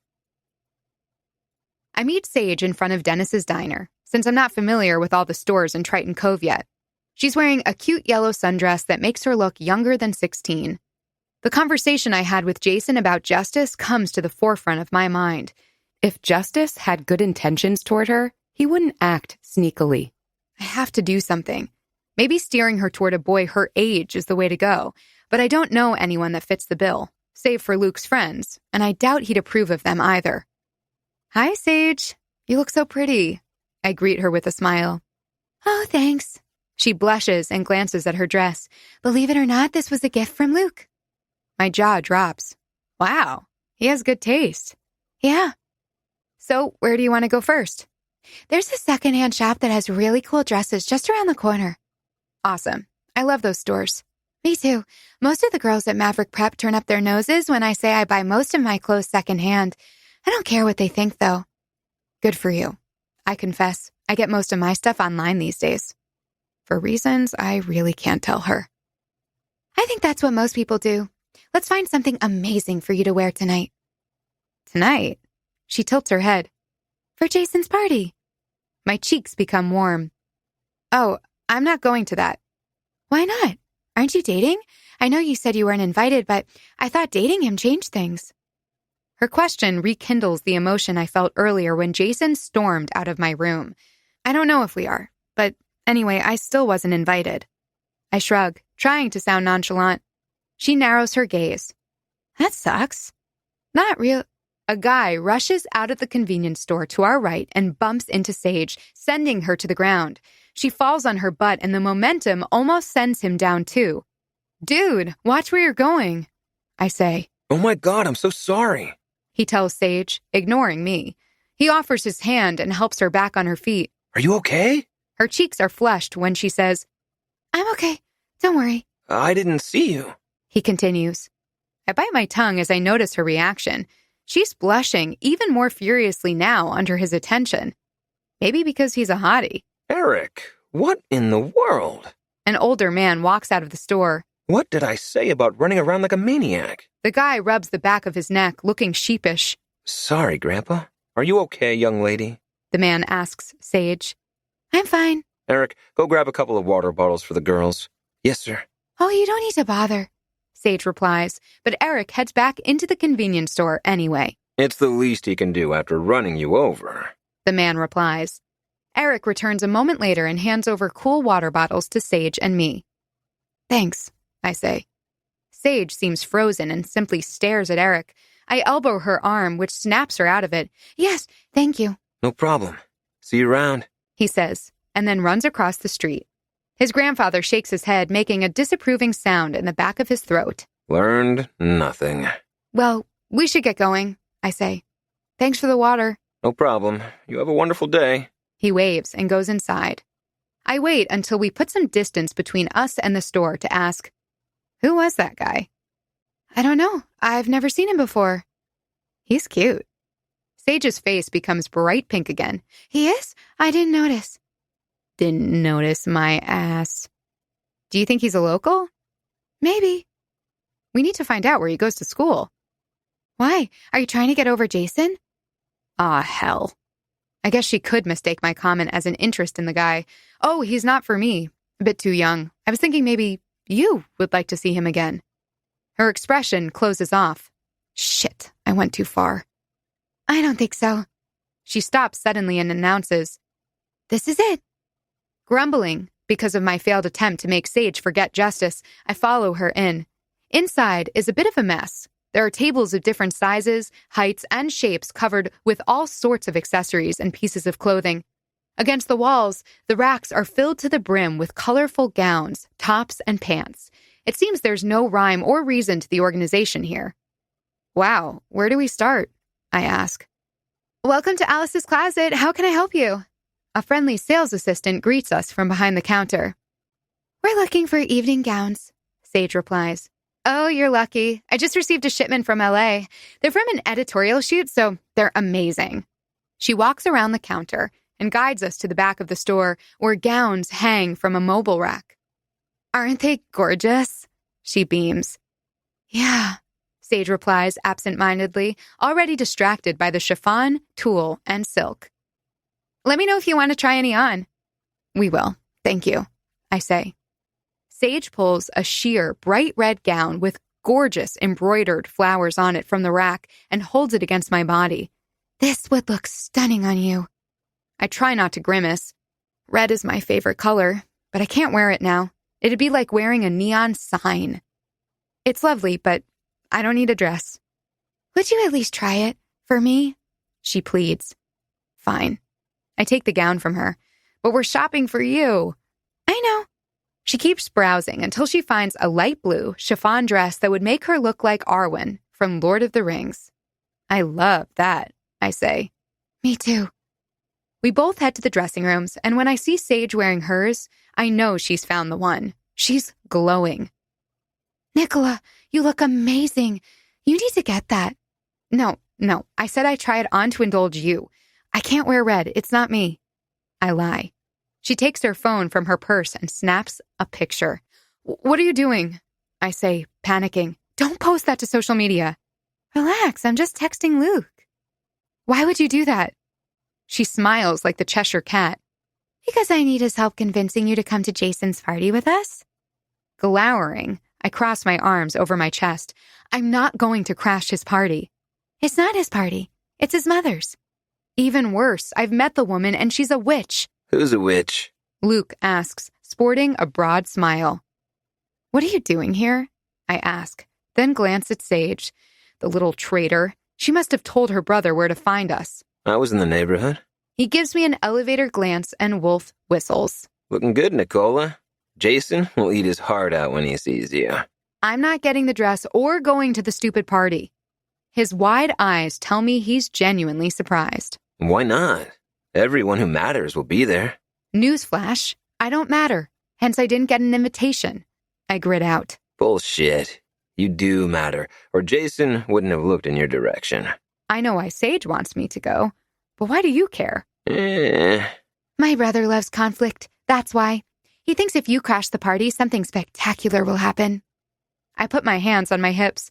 Oh, so I'm supposed to be his entertainment? He rubs the back of his neck. How is that such a terrible thing? You're a violinist. Isn't that entertainment? I open and shut my mouth, unable to come up with a retort. He got me. Sloan will be there, and she'll be all over Jason, Sage pipes up. For someone with such an angel face, you sure are a scheming little devil, I grumble, her eyes round. I'm not a devil. I'm being a good friend. An idea pops in my head, but I don't want Luke to hear it. I turn to him. Can you give us some privacy, please? I'll wait outside, but you'd better buy that dress. I shake my head as I watch him leave. What did you want to tell me that my brother couldn't hear? Sage asks. I'll buy the dress and go to the party under one condition. Okay. We have to find out where Eric goes to school and come up with a plan for you to properly meet him. Her mouth becomes a perfect O. You're insane. I'm not. I saw the way you checked him out. I didn't. Come on, Sage. What's the harm? He's cute, and you can't go wrong with a guy who respects his grandfather. She furrows her brows and pouts. Is that the only way you'll agree to come to the party with us? Yep, I say, trying my best to contain my satisfied grin. All right. I punch the air with my fist. Yes. I'm so excited that I don't have time to worry that I'll be venturing into the viper's nest again. Chapter 27. Nicola Isabel. I learned my lesson from the last time I came to Victoria Petrov's house. So instead of catching a ride with Luke and Sage, I drove my own car. Naturally, Sage was suspicious, so she made her brother drive all the way to campus so I would follow them. Once I give my car keys to the valet, I find the duo waiting by the front steps. Sage looks even more beautiful tonight with her dark hair French braided in the front and the rest cascading loose in soft curls. Luke in a tux is quite the sight. He looks like a rogue spy who's about to wreak havoc at any moment. You clean up nice. He gives me an appreciative smile. Thanks? I run my hands over the embroidery on the flowy skirt. The dress is mostly see-through, aside from the strategically placed flowers embroidered throughout the piece. Even the corset is sheer. The skirt is lined, but the lining stops above the knee. I could have met you here. You didn't need to escort me. I continue. And risk you not coming at all? Sage raises an eyebrow. There's also the issue that you're technically not on the guest list. Luke chimes in. So we have to sneak you in. I grimace. I haven't thought about that. Great. Don't worry. It'll be a piece of cake. He beams wickedly.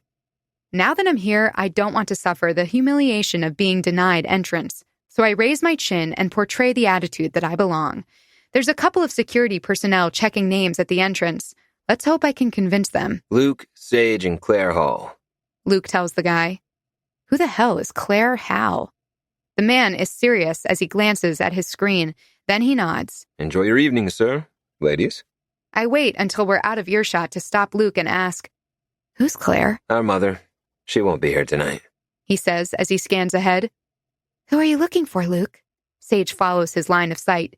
With a closed-off expression, he replies, No one. Let's find Nicola's boyfriend. I don't want to miss that. He's not my boyfriend, I grit out. I'm already regretting coming to this party. Talk about looking desperate. We don't manage to walk beyond the grand entry foyer when Jason's voice echoes behind us. What are you doing here? Jason. I stay in my childhood room for as long as I can, but when soft music and chatter breach the closed doors, I know it's time to face the lions. I head downstairs, fighting not to loosen my tuxedo tie. I stop mid-step when I see Isabel at the bottom of the grand staircase, looking like a goddess in red. My heart speeds up and the world seems to go off kilter. I reach for the railing, afraid that my legs will desert me. What are you doing here? I ask when I make it to the bottom stair. She turns slowly, and instantly, I know I said the wrong thing. Nicola came with us. Luke stops next to her, smiling like a fiend. I notice that Sage is right behind him. Shit. He did this on purpose, because seeing things go up in flames is his favorite pastime. I'd knock that smile off his face in any other circumstance, but Isabel turns on her heel and heads for the door. Nicola, wait. I rush after her and grab her arm. I know when I'm not welcome, Jason. She seethes. I didn't say you weren't. I was just surprised. You didn't invite me. My brows rise. I had nothing to do with the guest list, and considering how well things went the last time you were here, I didn't think you'd want to come. It's not a complete lie. I didn't want her here because she's making me feel things I'm not ready to face. Case in point, my reaction is seeing her. The rage disappears from her gaze, but the hurt stays in place. It's better if I leave anyway. She's right. It would be better if she left, but now that she's here, I don't want her to go. No, you are staying.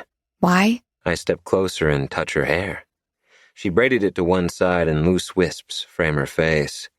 I wish she wasn't wearing those hideous brown lenses, though. But even with them, she takes my breath away.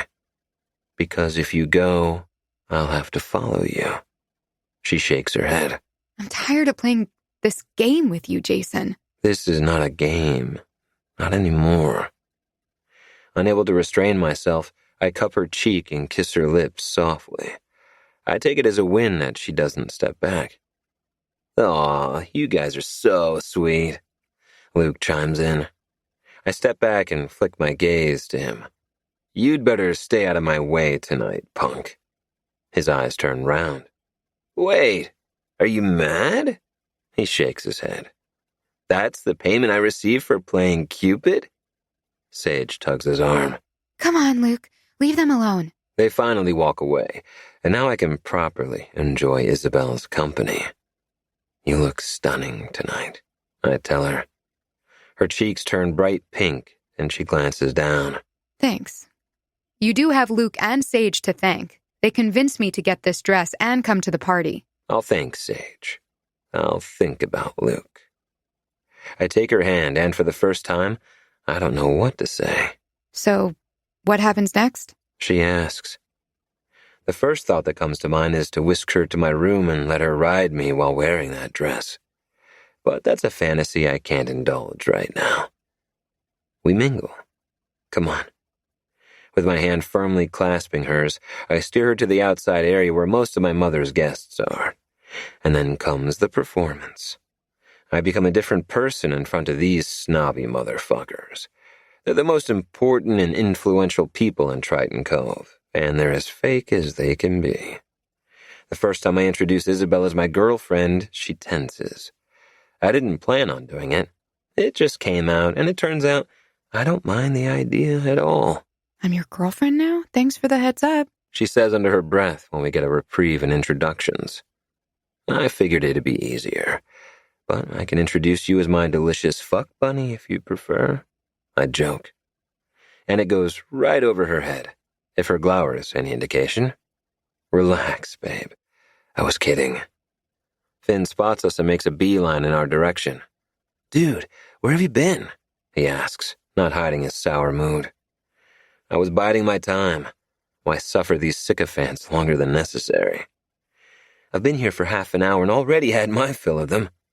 He glowers in his parents' direction. Hi, Finn. Nice to see you. Isabel greets him in a sarcastic tone. He grimaces. Hey, Nicola, sorry. These parties bring out the worst in me. You look pretty. Thank you. You look different. He tilts his head. How so? I guess it's the tux and the fact your wild hair is bound for once. He reaches for his low ponytail. Not my choice. My father insisted. Ah, yeah. That has Uncle Florian's fingers all over it. I chime in. So you guys are official now? He asks. Yep. I bring Isabel's hand to my lips and kiss the back of it. Do not introduce her to my father if you don't want your evening ruined. I don't think he can say worse things than Victoria did. Isabel replies, making my stomach churn. I never learned what Mom told her while I was fetching my violin. Finn's attention diverts to something behind us. Cam is here, and... oh, hell. He's making his way to Halsey's parents. I gotta run interference. He sprints away before we can say anything. Isabel looks over her shoulder and asks, Who's Halsey? We'd better not get into that story now. It's long, and I don't know all the details. From the corner of my eye, I notice Grandpa making his way toward us. Shit. He's not the worst of the Novak family, but I don't need him giving Isabel the third degree. My grandfather is coming our way. I'd better go see what he wants. Why don't you get something to drink? I'll find you. Her eyebrows squinch together, and I expect a no from her, but then she surprises me. Okay, sure. I drop her hand fast and forego kissing her on the cheek, even though I really do want to. If Grandpa witnesses any PDA, he won't leave me alone. But I can't help looking over my shoulder to check on her before I reach him. She's gone.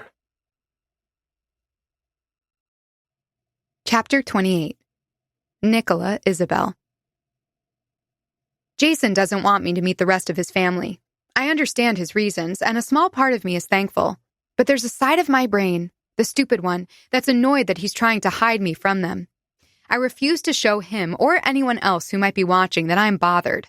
I spin on my heel and stride toward the bar setup by the pool. Good evening, miss. What would you like? The bartender asks me. 1 cubata, please, I request without thinking. This reminds me so much of Juan. Why did my brain default to that?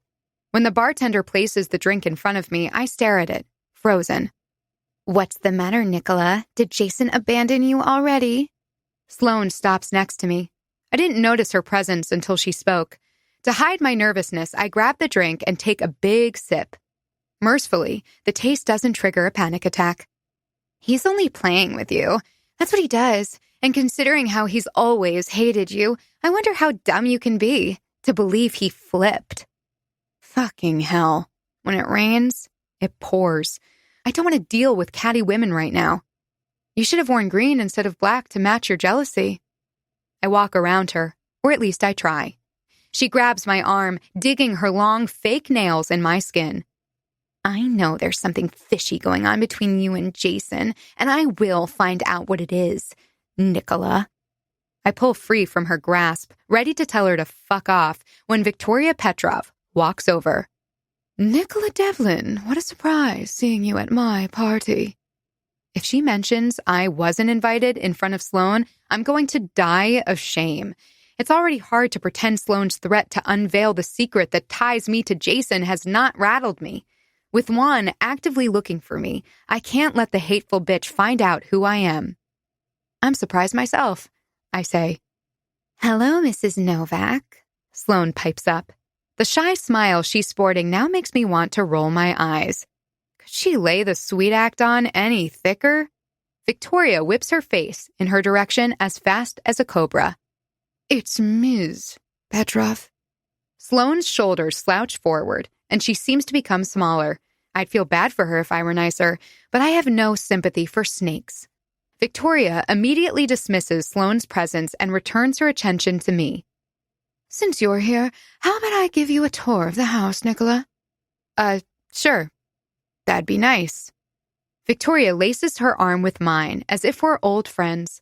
My skin breaks out in goosebumps as the feeling I'm getting cozy with the devil takes over. I crane my neck, hoping to find Jason in the crowd. The last thing I want is to spend time alone with his mother. I don't trust her friendliness one bit. I understand that you and my son are an item now, she says. Yeah, it's new. She veers for the stairs. I guess we're starting the tour on the second floor, where no one can witness it if she decides to kill me. My pulse accelerates, even though I know the biggest threat Victoria presents is to hurt me with words. Still, dots of sweat form on my forehead. Jason has never dated anyone seriously. You must be something special. Sarcasm drips from her two-forked tongue. I don't know how to reply to that without sounding conceited. If she only knew how fucked up my relationship with Jason is, maybe she wouldn't bother with this farce. Once on the second floor, we pass several closed doors in the hallway and stop in front of none. As far as tours go, this is a strange one. Jason has always been peculiar, especially as a child. Too sensitive. He didn't inherit the Petrov backbone. I don't think being sensitive is a detriment, I say. She chuckles. Oh, it is when you're destined to be on top. But you wouldn't know that, would you, honey? We finally stop in front of a closed door at the end of the corridor. Alas, his whiny phase didn't last long, but he decided to pick up an even more disturbing habit. She opens the door and says, "Go on, dear. Have a look." I hesitate. What's in there? This is Jason's former practice room. I think you should know what you're getting into. I'm leery about going into dark rooms, so I turn on the lights first. It takes only 2 steps forward for me to understand Victoria's reason for bringing me here.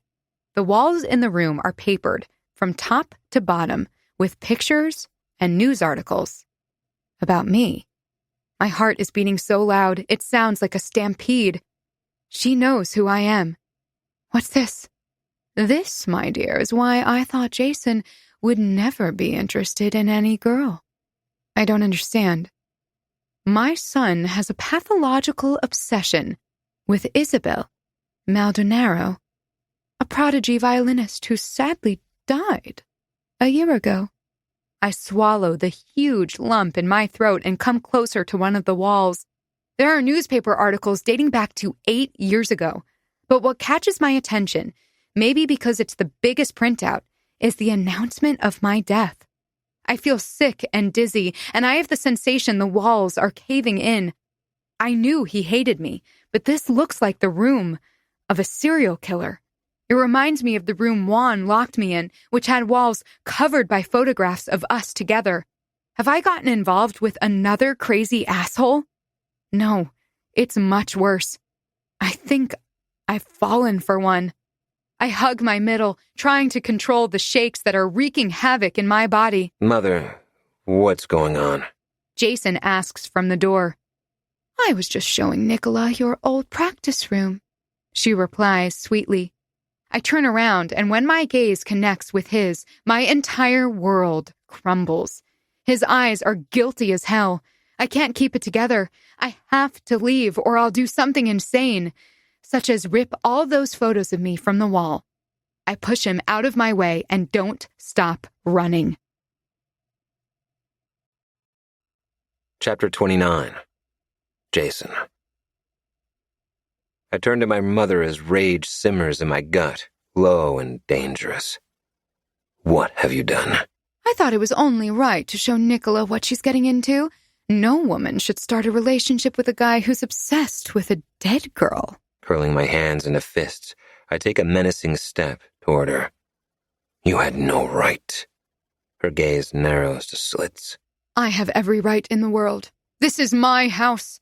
If you didn't want anyone to know about your sickness, you should have pulled all this shit down when Isabel died. I can't waste my time trying to understand my mother's motives. I have to go after Isabel and explain to her I'm not a psychopath like her ex.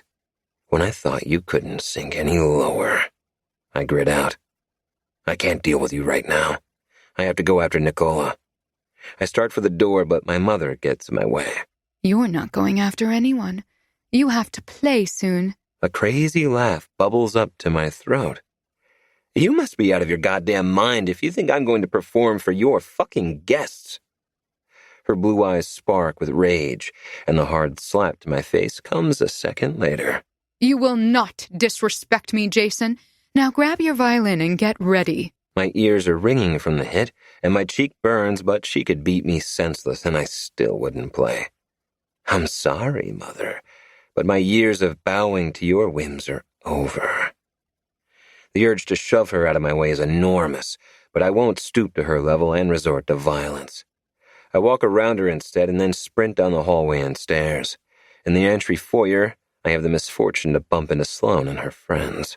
Jason, I was Not now, Sloane. I rush out of the house, but I don't see Isabel anywhere. I ask one of the valets if he's seen her, and he tells me she just left. She wised up. She drove her own car tonight. My car is in the garage, which is currently blocked by all the other vehicles. I need a car, I tell the valet. Sir? The guy looks at me like I've lost my mind. Don't fucking sir me. Give me the car that's closest to the exit. I'm Victoria Petrov's son. Dropping my mother's name does the trick. The guy grabs a fob from his stash and runs down the driveway. He returns a minute later, driving a Maserati Levante SUV. I have no idea who this car belongs to, but it's fast, and that's all I care about. Traffic is non-existent on the way back to campus, but as fast as I drive, I don't see Isabel's car on the road.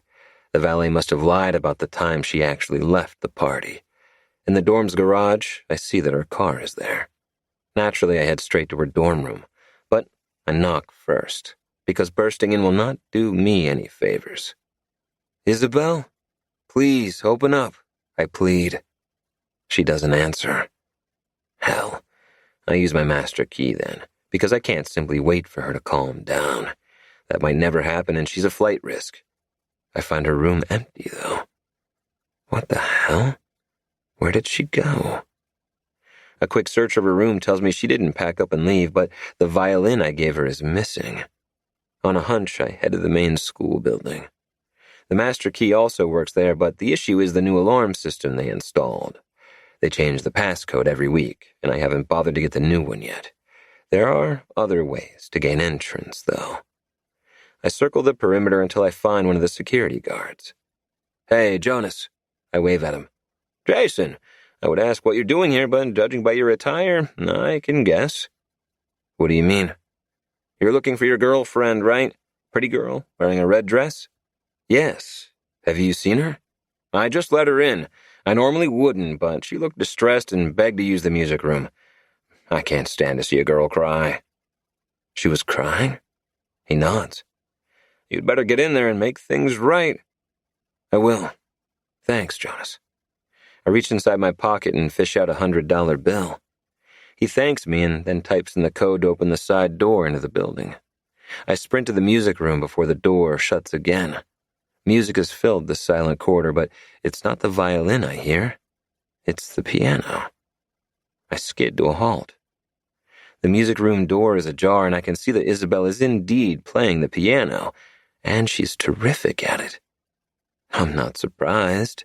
I think she could play every single instrument in an orchestra exceptionally. She doesn't glance in my direction when I finally enter the room, but she's aware I'm there. I don't say a word, just listen to her play for a moment. My fingers itch to create music, though, so when I spot her violin case propped against a chair, I don't think twice. I head straight for it. Isabella doesn't miss a beat when I join her with the worst-sounding instrument known to man.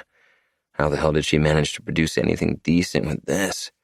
It sounds like nails scratching a blackboard at first, but eventually I find my groove and my ears don't suffer anymore. The music reaches a crescendo, and then it ends. She keeps her fingers on the keys, breathing hard, but she still won't look at me. My heart is constricted painfully. The only time I felt such agony before was when I thought she had died. I don't know how I didn't come to the realization sooner. It's always been obvious what my true feelings for her are. I lower the violin and walk over. She glances at me, and I get proof that Jonas didn't lie about her crying. Her eyes are red, and it's not because of her contact lenses. She took them off at some point. You were right about this. I lift the violin in my hand. It sucks. She doesn't blink as she stares at me in silence for a long stretch. Why the piano? I ask. Ignoring my question, she asks one of her own. What do you want, Jason? I want to explain what you saw. She jumps from the stool and steps away from me. What is there to explain? How long have you been collecting all that stuff about me? Does it matter? I know anything I tell you now won't help my case, but there was a time when I didn't hate you, Isabel. You were my idol. Her face twists into something akin to pain, and her eyes become brighter. It doesn't matter. What I saw all over your walls paints a pretty clear picture of your twisted mind. I try not to wince, but her words hurt like punches. I'm fucked up. I don't deny that. But my hatred for you was just an excuse. You were my scapegoat for all the shit that has happened in my life. I have little faith that you'll understand or forgive me. Good. I'm glad you don't have unrealistic expectations. So this is what it feels like to fall and shatter to pieces. My mother's plan worked perfectly. There's no chance in hell Isabel will choose to stay with me. She barely escaped a psychopath alive. I bet I don't look much different than that motherfucker right now. I won't stop you from leaving Triton Cove, if that's what you want. But before you go, I want you to listen to something I composed. Her eyebrows scrunch together. Why? I curl my lips into a crooked grin, hoping she can't see my pain. Please, indulge me. Will you stop harassing me if I do? Cross my heart and hope to die. She shakes her head and then drops on the stool again as if the conversation tired her out. Fine. Go on. My heart is thumping like an Irish dancer, and my mouth is suddenly unbearably dry. I composed it the week before the competition in Switzerland 8 years ago.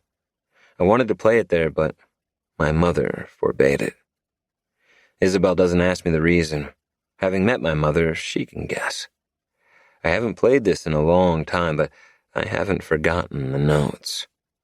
My hands are clammy, and the butterflies in my stomach take me back to the moment before I was about to meet Isabel for the first time.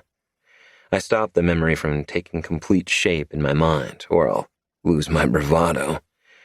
When the first notes echo in the room, it hurts more than I thought possible. I can't hold her stare, so I close my eyes and try to forget that my world is crumbling, that the girl I spent half my life worshipping and then hating is now beyond my reach. The irony is not lost on me. I had to lose any chance I had with her to realize I've been in love with her all this time. The song is only 3 minutes long, but it seems like an eternity has passed when I finish. I lower the violin and take a deep breath before I dare to look at her again. And she's in tears. Was it that bad? She shakes her head. No, it was beautiful. I wrote it for you. You were the muse. Her body shakes as she releases a shuddering breath. What did I do to you to change how you felt about me? Unable to hold her stare, I glance at the poster on the wall behind her. You treated me like shit. What? I wouldn't do that to anyone. Well, you did to me. I came to see you right before you were about to perform. I could tell you were nervous, so I said you had nothing to worry about because you were perfect. I flick my eyes to her again. She's staring at me, wide-eyed, as if I were telling a story about someone else. You started yelling, calling me a filthy liar, and then shoved me against the wall before storming off. I was so shaken that when it was my time to perform, I fucked up royally. Not only did I not win an apprenticeship with Carlos Ferreira, I became a joke. I couldn't get into any important program afterward.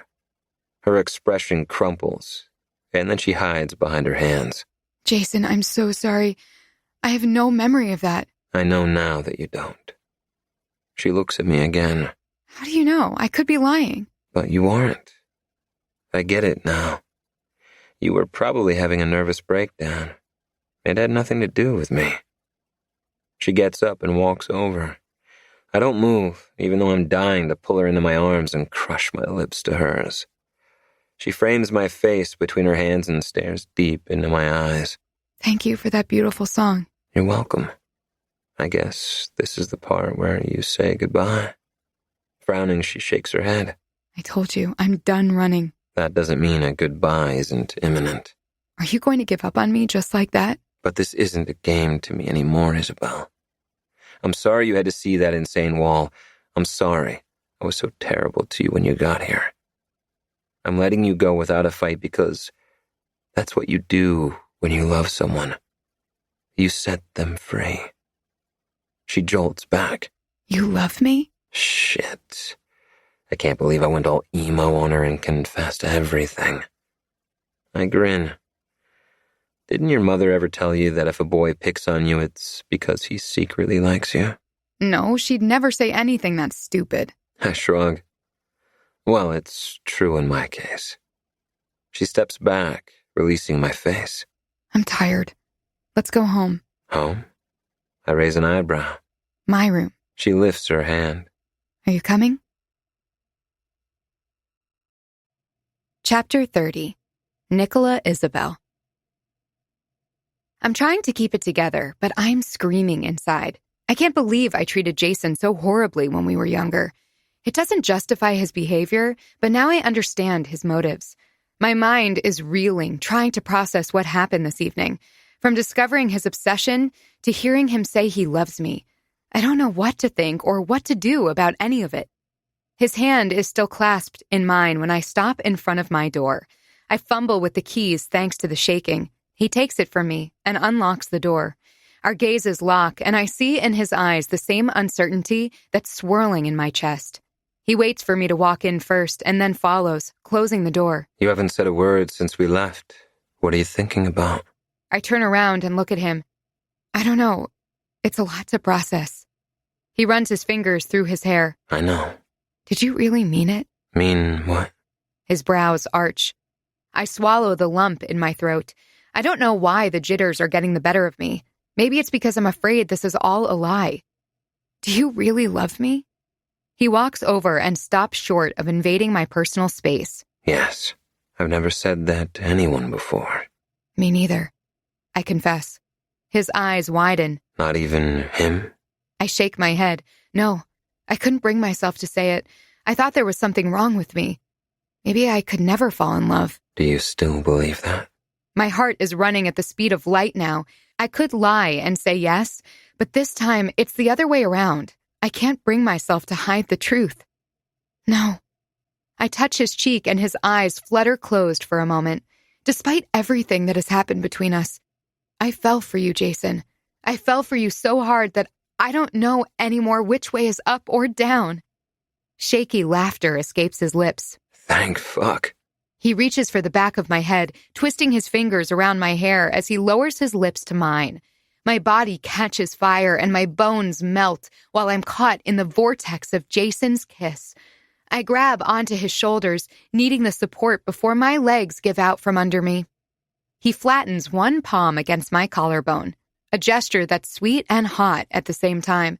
Keeping my mouth locked to his, I peel his tuxedo jacket off. I'm in a hurry to get rid of all our clothes, but Jason doesn't seem to share the same urgency. He pulls away and whispers against my lips. Do you know the first thought that crossed my mind when I saw you tonight? No.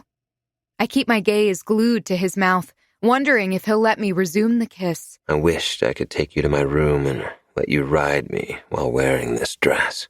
His fingers glide over my cleavage, leaving a trail of goosebumps behind. I laugh as euphoria spreads through my veins like wildfire. Is that what you want, Jason? He grabs my chin possessively and looks into my eyes. It depends. On what? On whether you care about what happens to it.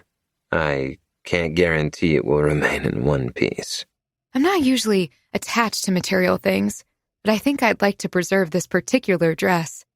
I turn around and look over my shoulder. Help me unzip it? He kisses me between my shoulder blades and then runs his tongue down my back as he unzips the garment. I gasp, reaching behind myself for him. The dress falls into a heap at my feet, and before I can move, he spins me around and covers one of my nipples with his mouth. Arching my back, I thread my fingers through his hair, yanking at the strands. He nibbles and sucks, driving me insane with longing. Breast play never did much for me, but Jason's tongue is pure magic. He releases my nipple with a loud pop and trails open kisses up my neck to my ear. What do you want, Isabel? He whispers, and then bites my earlobe. I melt into him, trying to remember how to speak. You, I murmur. He chuckles, sending wisps of desire down my spine. Your wish is my command, my love. He leads me to the bed and nudges me to sit on the edge. I'm still wearing my panties, but Jason has most of his clothes on. Not breaking eye contact, he unbuttons his shirt slowly and then lobs it to the side. Unfortunately, there's another shirt underneath, which he keeps on. Still too many clothes. I pout. Patience, darling. I narrow my eyes, knowing he's teasing me on purpose. Two can play at that game. I rub my thumb over my lips, and then I suck my middle finger. Jason's eyes bug out and then narrow. Now that my finger is thoroughly wet, I drag it down my belly until I reach the edge of my underwear. Oh no, sweetheart. You're not pleasuring yourself tonight. He drops to his knees and softly runs his hands over my thighs. You'd better do something about it quickly then. He parts my legs and, holding my stare, leans forward to lick my pussy through the fabric of my panties. I gasp, then I moan. His tongue is torturous and sinful, and it's going to shatter me in no time. I reach for the back of his head, urging him to keep going. He pulls the fabric aside, and with one swipe of his tongue over my clit, he pushes me right off the edge. Oh my God, Jason. I pull his hair harder. My body shakes from head to toe as a violent wave of pleasure levels me. I fall back on the mattress, my body turned into mush, keeping my eyes closed because the room is spinning out of control. I hear him take off the rest of his clothes, and then his body covers mine. His erection presses against my belly as he nudges his nose against the crook of my neck. I love your taste when you come on my tongue. He whispers in my ear. I feel the same way. Slide off me and I'll return the favor. No, I want to come inside your sweet pussy first. With a simple movement of his hips, his cock slides into position, but he doesn't penetrate me at once. Instead, he teases me at my entrance while he kisses my neck. Jason, please, I thought you weren't going to be cruel anymore. I'm not, babe. I just know that once I'm inside you, I'm not going to last long. I bring my knees up, hooking my legs at the ankle behind his ass. I don't care. We have the whole night. When you put it that way. He pushes forward, sheathing himself to the hilt. His fullness, stretching me, makes me complete. I never knew one could feel this way during sex, but I never experienced anything like this before. I wasn't a virgin when I met Jason, but I might as well have been. I lose the ability to speak or think, but it doesn't matter. I wouldn't be able to say a word because Jason claims my mouth again while he fucks me hard and fast. I know this will take me to oblivion in no time, but I just hold on to him tight, knowing that my life with him will be the fastest and best ride. Chapter 31. Jason. As expected, my mother blows up my phone the next day. I shut it off when it doesn't stop ringing. Isabel stirs next to me, making the most delicious kitten sound that wakes up my cock. I kiss her shoulder, pulling her closer to me and pressing my erection against her sweet ass. How can you have a hard-on after our all-night marathon? She asks in a sexy, sleepy voice. I dig my fingers into her hips. Because it's you, and I'll never get my fill. She rolls over, facing me. Her lips are still red and swollen from all the kissing, and her hair's a mess, but she's the most beautiful girl I've ever seen. She traces my hairline with the tips of her fingers, sending a shiver down my back. I can't believe this is real, she says. To be honest, me neither. I'm going to miss our hate sex, though. I laugh, not having expected that comment to come out of her mouth. Is that so? We can always role-play. She wrinkles her nose. It's not the same thing, but... She walks her fingers down my chest and keeps going south until they curl around my shaft. I'm not opposed to some bedroom games. What kind of games? The annoying sound of her phone ringing cuts off her reply. She tenses and begins to turn, but I wrap my arms around her waist. Let it go to voicemail. I can't. That's the burner phone my parents used to contact me. I release her at once. She jumps from the bed and hurries to her desk, where she takes the phone from her drawer. Hello? Gone is the easygoing expression she had a moment ago. She begins to pace in front of me, and despite the lovely visual of her parading naked, her tense posture makes me forget any idea of sex. Yes, Mr. Kane told me. Are you okay? I can't hear the reply, so all I have to put the pieces together are her reactions. No. No one here knows about me. Her gaze flicks to mine. Guilt shines there. I suspect she is not used to lying to her folks. I am being careful. I'm more concerned about you. More silence follows, and then her face twists into a scowl. Mr. Kane has a big mouth. I'm not going to give up my passion because of one. I guess her parents know she's playing at the recital. I agree, it's risky, especially if video footage is posted online.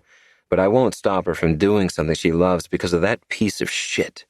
If he sets foot in Triton Cove, he'll wish he never had. Okay, I love you too. Bye. Her eyes are dark like a summer storm when she glances at me. Let me guess. Your parents aren't keen that you're playing the violin again. No, but they won't make me change my mind. I get out of bed and walk to her. He's not going to find you. And if he comes here, it will be the last thing he does in his miserable life. She throws her arms around my neck and kisses me hard, taking me by surprise. I stagger back, not expecting her attack, but I recover in the next second. I grab her ass, lifting her off the floor.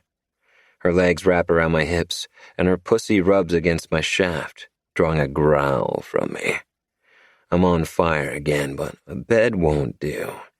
There's too much raw energy between us. We might break the furniture. I push her against the wall instead, and then guide my cock home. She bites my lower lip as I slam in and out of her. For a while, the only sounds in the room are of pounding flesh and our combined moans and grunts. I don't even try to hold back and prolong the moment. As soon as she tightens around me and her body begins to shake, I let go of my restraint. We climax at the same time. And call me poetic and shit, but it's a beautiful thing. We use the bed for the second morning round. Isabel rolls to the side with a gasp, but I keep my hand nestled between her thighs as I try to catch my breath.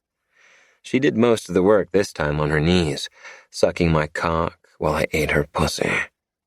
I don't think I'll ever get tired of making love to her. With my eyes still closed, I ask, "Are you okay, babe?" I will be in a minute. Or 10. We don't speak for several beats, but then I remember her reaction the first time we had sex, and the memory is now nagging at me. "Can I ask you a question?" She turns on her side and looks at me. Sure. "Why did you get mad when I joked about you wanting to trap me with a baby?" The levity leaves her gaze and sadness takes its place. Shit. Way to spoil the morning, Jason. When she doesn't answer right away, I add, "You don't need to tell me." She swallows hard. I guess now that we're together, you need to know. Her gaze drops to the mattress, cluing me in this will be a hard truth. I can't have children. Her answer feels like a punch to my chest. I can't breathe as I try to process her words. I have many questions, and all of them sound wrong in my head. Was it because of Juan? She nods, closing her eyes. I sit up and then pull her into my arms. "I'm going to kill him." She eases back and meets my gaze straight on. No, please, promise you won't go after him. I can't make that promise without lying. I run my fingers over her cheek. "I love you, and I promise I'll always protect you." She hides her face in the crook of my neck, hugging me tighter. "Let's stay in this room forever," I say. What about food? We can't keep doing this on an empty stomach. In answer, my stomach growls, making her laugh. It's music to my ears after this grim revelation. See, your belly agrees. She tosses her legs to the side of the bed and gets up. I'm taking a shower. She's putting on a brave face for my benefit, and I play along because I don't want her trauma to stop her from being happy. Do you want company? Tempting, but I just want to stick to cleaning up. I don't insist. I don't think I can do much right this second. I might need a couple of hours to recover. While I wait, I search for my phone and turn it back on.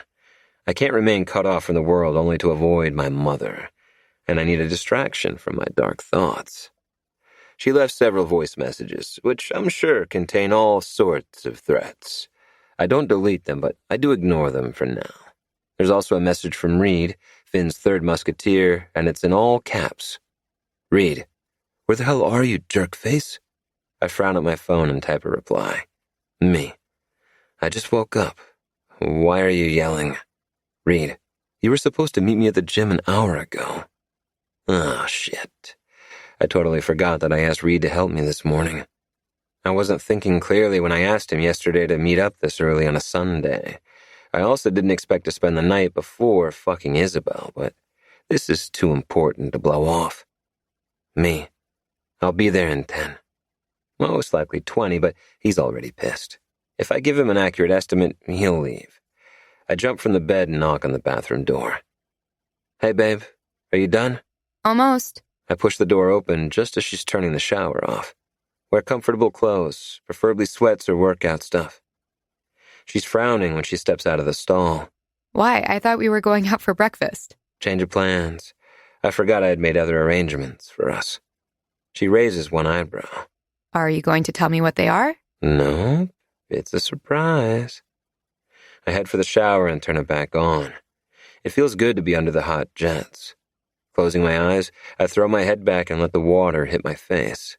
After a while, I have the sense I'm being spied on. I turn and find Isabel staring at me. A smile tugs the corners of my mouth. "Babe, you're supposed to be getting ready, remember?" She blinks fast as if trying to snap out of a daze. Then stop distracting me. I laugh. That's impossible. She sticks her tongue out and then strides out of the bathroom. A minute later, I return to her room wrapped in a towel. She's already dressed. Thank fuck. I'd probably want to go for a quickie otherwise. Guilt immediately spreads through my chest. How can I think about sex after what she told me? Damn. I've never experienced this constant need to be with someone. Isabel has put my libido into overdrive. It just occurs to me I have nothing to wear save for yesterday's clothes, and we don't have time to stop by my room to change. It doesn't matter anyway. I'm not the one who will be doing the training today. In the hallway, Isabel gives a quizzical look. You aren't changing? Nope, it's fine. Jason, what are you up to? I throw my arm over her shoulder. It's nothing bad, I promise. Do you trust me? Ouch, good grief, woman.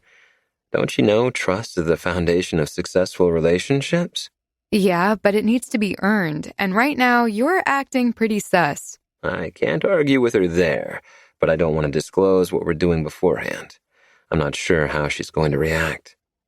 The school allows athletes to use their facilities for training during the weekend, so we don't have to break in again.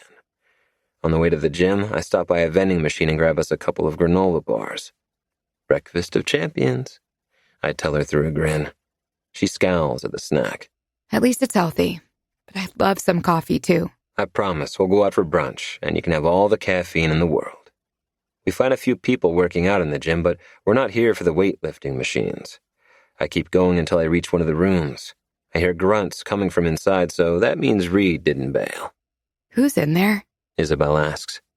Remember when I told you I wanted you to be ready in case Juan ever came after you? Her face becomes pale, and her eyes bug out.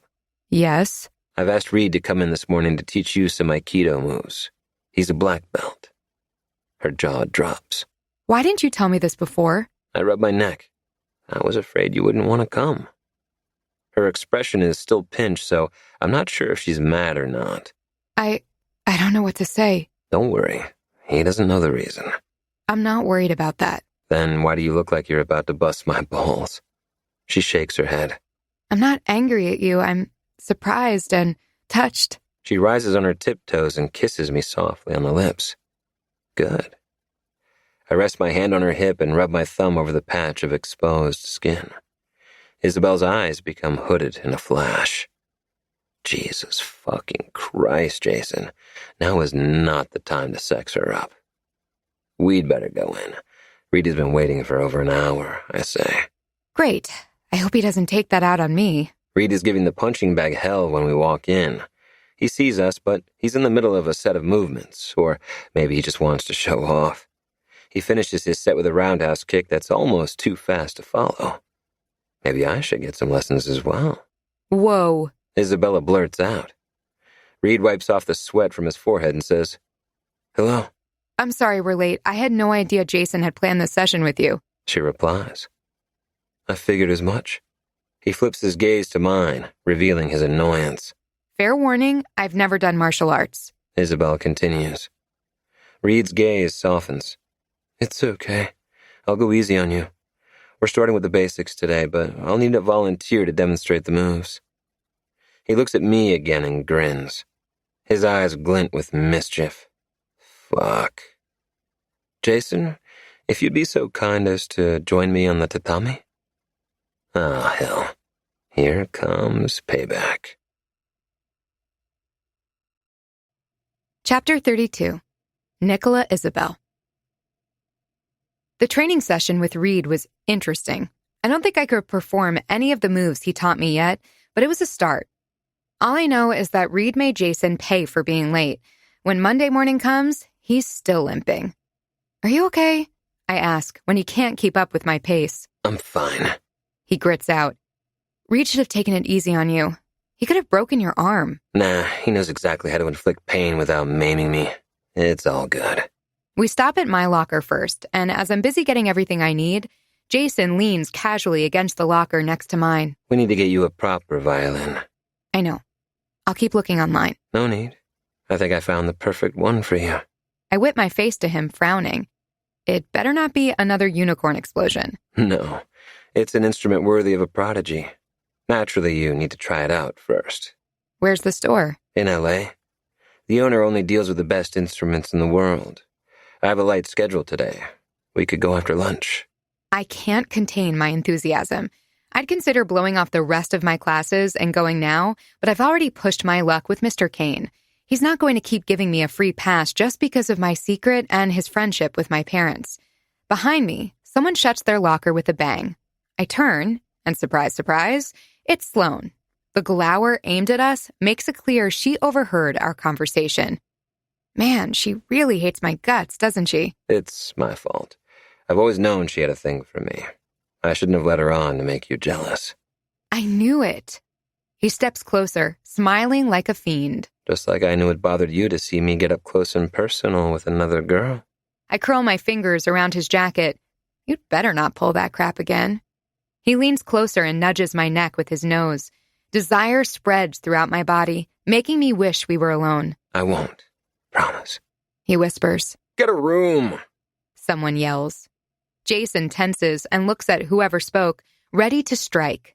It's Luke, smiling from ear to ear, who called us out. I don't know why you're grinning, punk. I haven't forgotten what you did last Saturday. The amusement vanishes from his face. Finn and Cameron join their friend, but it's Finn who speaks next. We're leaving. Come on, Luke. After they disappear in the crowd, I ask, why is everyone afraid of what Luke might do if he gets angry? You haven't figured it out yet? I shake my head. Because he's a crazy motherfucker, that's why. But you're not afraid of him. He smiles, and a gleam of danger shines in his eyes. No, and you want to know why? Sure.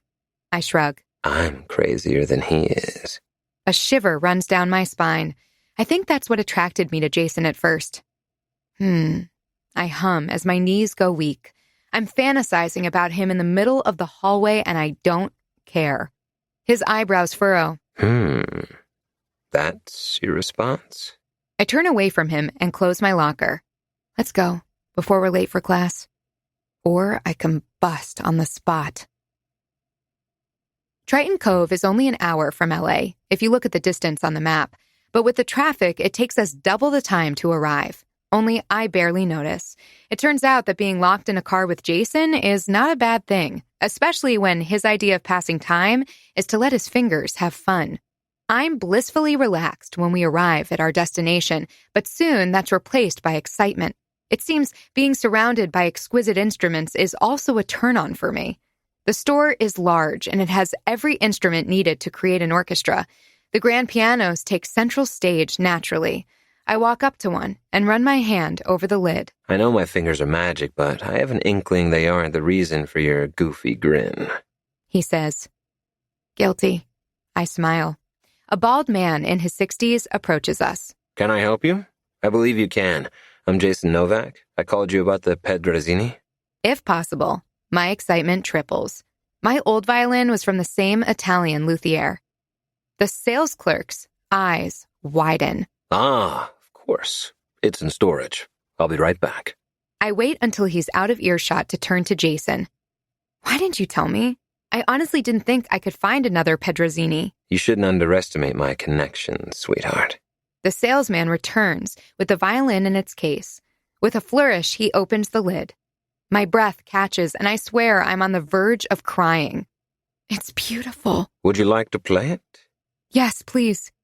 My hands are shaking as I take the violin out of its case. I also brought a bow by August Rao, if you'd like to try it. Of course. I feel like a kid on Christmas morning. I prop the violin on my shoulder, but before I start, I lock gazes with Jason. He isn't smiling, but I know everything there is to know about his feelings just from the emotion shining in his eyes. I decide to play the Romeo and Juliet solo, and soon I become lost in the music. I don't notice anything or anyone save for the broken boy who stole my heart. I'm not sure he knows that this is my way of saying I love him. I have yet to speak the words out loud. When the music ends, my heart is beating furiously inside my chest. My eyes are still locked with Jason's as I lower the violin. Sweet Mary, Mother of God. That was beautiful. The salesman blurts out. Blush spreads throughout my cheeks. Thank you. If I didn't know any better, I'd say Isabel Maldonado was here. My elation evaporates into thin air and dread takes its place. What? I ask. The promising young violinist who sadly passed away last year. I've never seen anyone play like her until now. You're too kind, sir. I lower my gaze, while I'm trying my best to not freak out. The store's front door bangs loudly, making me jump. I glance at the window and see someone familiar speed away. Shit. It looks like Sloane, but it can't be. Why would she be here? Unless she followed us. We'll take the violin. Jason announces. Splendid. The salesman claps his hands. I'm still in a daze and barely pay attention to what happens next. I don't even know how I get back into Jason's car. Are you okay? He asks. No. He recognized me, Jason. He didn't, my love. He reaches for my hand and squeezes it tightly. I pinch the bridge of my nose. I think I saw Sloane at the store. What? Are you sure? Not really. I was panicking. I could have imagined it. Jason rubs his face. I wouldn't put it past her to follow us here. She did overhear our conversation earlier. I didn't realize she was in love with you. I don't want to sound jealous, but I am. More like obsessed, judging by her actions. If she was at the store, then she heard what the sales guy said. Jason clenches his jaw so hard that I can almost hear his teeth grind. This is all my fault. I'm so sorry, babe. I look out the window, not wanting him to see the tears gathering in my eyes. I'm more afraid for his safety than mine. It's not your fault, I reply in a small voice. If I hadn't said your real name in front of her, she wouldn't be suspicious. So what if she finds out? She doesn't know about the rest. When Jason doesn't reply, I look at him, and I don't like what I see. His face is frozen in a cold and determined mask. What are you thinking? I ask. Nothing. Jason, please don't lie to me. He peels his eyes from the road for a moment. I'm not. I'm honestly not thinking about anything in particular. I just don't want you to do something reckless. I won't. I promise. Do you trust me? He grins. I nod. I trust you. This time, I mean it. Chapter 33. Jason. Sloane. You fucking snake. I'm not going to let you endanger Isabel. I didn't lie to her in the car on the way back to Triton Cove. I wasn't thinking about anything specific, besides berating myself for being such a moron. I know Sloane too well. She doesn't have the patience to wait and attack when it will do more damage. Like clockwork, she finds me when I'm alone the next day at school. So, the mystery is finally solved. Nicola is Isabel Maldonado. I give her a droll look. What do you want? She moves closer and runs her fingers down my jacket. You know what I want. I can't help my expression of disgust. Really? Don't you have any self-respect? She laughs. Get over yourself. I don't want to fuck you, Jason. I want you and that little bitch to be miserable. Break up with her. Rage quickly surges from the pit of my stomach. Sloane must think that dating Isabel has made me soft.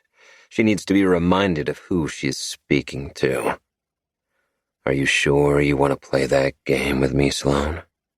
Her eyes narrow. I'm not afraid of you. If you don't do as I say, everyone will know who Nicola really is. And I bet she doesn't want that. No one fakes their own death without having a solid reason. I laugh loudly like a lunatic. I even get tears in my eyes, not caring one bit that people are staring. Sloane doesn't know what to make of my reaction, and soon her bravado turns into uncertainty. And that's exactly how she should be feeling. Why the hell are you laughing? Do you think I'm joking?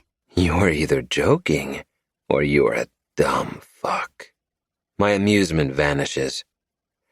Someone with skeletons in their closet should never attempt blackmail, dear. Her eyes widen. I don't have any secrets. Nice try, Jason. Oh, really? So you're saying you weren't fucking your sister's husband last summer? The blood seems to drain from her face. What? I press my finger against my lips. I wonder what Cassidy would think if she knew that while she was putting in long hours at the hospital to support that loser husband, her sister was sucking his cock instead of babysitting her nephews. You can't prove that. She grits out. Can't I? I quirk an eyebrow. Are you sure about that? You're bluffing. Do you want to bet on it? You know I never start a game I can't win. Her face twists in anger, but the moisture in her eyes tells me I got her. She won't tell a soul about Isabel's secret. I hate you, she says before storming down the hallway. A couple of seconds later, Isabel stops next to me. What happened? I'm still pissed that Sloane thought she could blackmail me, but I don't want to worry Isabel. I force a smile and kiss her cheek. I reminded her that people in glass houses shouldn't throw stones at someone else's glass roof. Did she say anything about knowing you know what? Don't worry about it. She won't tell a soul. How do you know? She has more to lose than to gain by revealing who you are. The deep V between Isabel's brows tells me she's not convinced, so I continue. Sloane has a dirty secret, one she didn't know I was aware of. It seems everyone in this town has secrets. I rub her cheek with my thumb. True, but yours is safe. Chapter 34. Nicola Isabel. 2 weeks later. Sloane not only keeps her mouth shut, but she also gives Jason and me a wide berth. There aren't any more snide remarks or scathing glances. I decide I don't want to know what secret Jason is holding over her. I have plenty of my own. Jason and I have become inseparable. There are a lot of practices, and when we don't have school, we spend our time together. I've never felt happier in my life, and sometimes I wonder if this isn't all just a dream. Jason doesn't talk much about his mother. All I know is that she went back to LA. Good riddance. One less viper to worry about. I'm proud of him for standing up to her. He hasn't talked much about his childhood, but I hope in time he'll feel comfortable sharing his horrors with me. I fool myself into believing that I'm not worried about the recital and the consequences of playing in such a public forum. I know videos of the performance will be posted online, and despite my new nose, darker hair, and lenses, anyone who's heard me play the violin before could recognize me, just like the guy from the music store did. An hour before the recital, Jason finds me pacing in the empty music room. What's the matter? I give him a tight smile. Nothing, just regular jitters. It's been a while. By the way he's looking at me, I know he can see through my bullshit. Babe, we don't need to go through with it. Say the word, and we'll tell Mrs. Simpson we can't perform. We, not you. This is how far we've come in our relationship. I shake my head. I'm fine, Jason, for real. I look at my reflection in the mirror and smooth the lines of my dress. It's a simple black gown, nothing as fancy as the red dress I wore to his mother's party. He stops behind me and rests his chin on my shoulder. You look gorgeous, by the way. I lean into him, and he wraps his arms around my waist. Our gazes lock, and I know this is the moment I've been waiting for. I love you, I say. His eyes widen just a fraction, and then he smiles lazily. I know, babe. I know. There you are. I've been looking all over for you. Mrs. Simpson says from the door. Are you ready? We're about to start. Yes, we're ready, I reply. We follow Mrs. Simpson to the auditorium. There's a separate entrance for the performers, but I spot Sage near the main one, so I tell Jason I'll follow him in a second. I haven't hung out with her in a while, and our texts have been sparse. Hey, I'm glad you came, I tell her. She smiles at me, but she looks sad. Of course. I'm really excited to see you play. I hear you're wonderful. Everyone here is so talented. How have you been? I'm hanging in there. I've been working on a few projects that are seriously kicking my ass. What about Eric? Her cheeks turn pink. Are you really going to make me look him up? Yep. She rolls her eyes. You're terrible. I try to stay focused on Sage, but the small hairs on the back of my neck stand on end. I feel like someone is watching me from afar. Dread takes hold of me. I look over my shoulder, but I don't see anyone there. Geez, look at me yapping away. Sage regains my attention. You probably need to go in, right? Yeah, I'll look for you later. Okay, break a leg. I hurry to the performer's door, but as I'm about to enter, I look toward the main entrance again, where Sage and I were standing a few seconds ago. Then I see him. Juan. I couldn't mistake his impeccable blonde hair or that arrogant chin anywhere in the world. He glances in my direction, and then he smiles in a chilling way just before he enters the auditorium. My heart is thumping madly now, and for a moment I can't draw air into my lungs. The world begins to spin, forcing me to brace my hand against the wall. He found me. He found found me. The urge to run away hits me, but then I think about Jason and how happy I am here in Triton Cove. Juan already forced me to give up my whole life once. I won't let him do it again. This needs to end now. I take a couple of steadying breaths and then pull the door open. I find my place near Jason and immediately he senses something is up. What's wrong? If I tell him Juan is here, he's going to react, but I don't know what he'll do. I lie. It's nothing. He's watching me through narrowed eyes, so I add, "You know when you asked me if I wanted to play the solo and I said no? Yes. I changed my mind. I'd like to do it." Are you sure? "Yes. If you don't mind that I steal the spotlight." He smiles and then kisses me. Babe, you can steal the spotlight anytime you want. Mrs. Simpson gives us the signal that we're about to start. We all take our places. The murmur of voices fades away as a pregnant silence drops like a blanket over the audience. An unusual calm settles over my shoulders. I take a deep breath before I rest the violin on my shoulder. We all play together at the start, and then I stand up for my solo. Jason is sitting across from me. I seek out his gaze and smile. His eyes light up as he grins back. His love for me rolls out in waves, and I use that feeling to reinforce my resolve. Juan thinks he has me cornered. He's going to regret ever coming after me. Our fucked up story ends tonight. Chapter 35. Jason. Isabel's solo takes my breath away. I've seen her before and before, but tonight, her flame burns brighter than the sun. The standing ovation that follows confirms it wasn't my imagination. I can't wait to be alone with her tonight to properly congratulate her. For now, I have to stand back and let her bask in her achievement. There's a reception after the recital, and that's when we need to suck up to parents and alumni to milk them for money. This is a charity event, after all. Isabel is currently chatting with the Montgomerys, a powerful Triton Cove family. They come to every single event despite the fact that they don't have any children or grandchildren attending the school. I give the room a cursory glance and spot my mother. My good mood drops to below zero. I was hoping she would skip the recital, but that would be like asking for a miracle. To protect Isabel from her forked tongue, I walk over before she can ambush us. The scowl on her face makes it clear this won't be a pleasant conversation. Did you enjoy the show, Mother?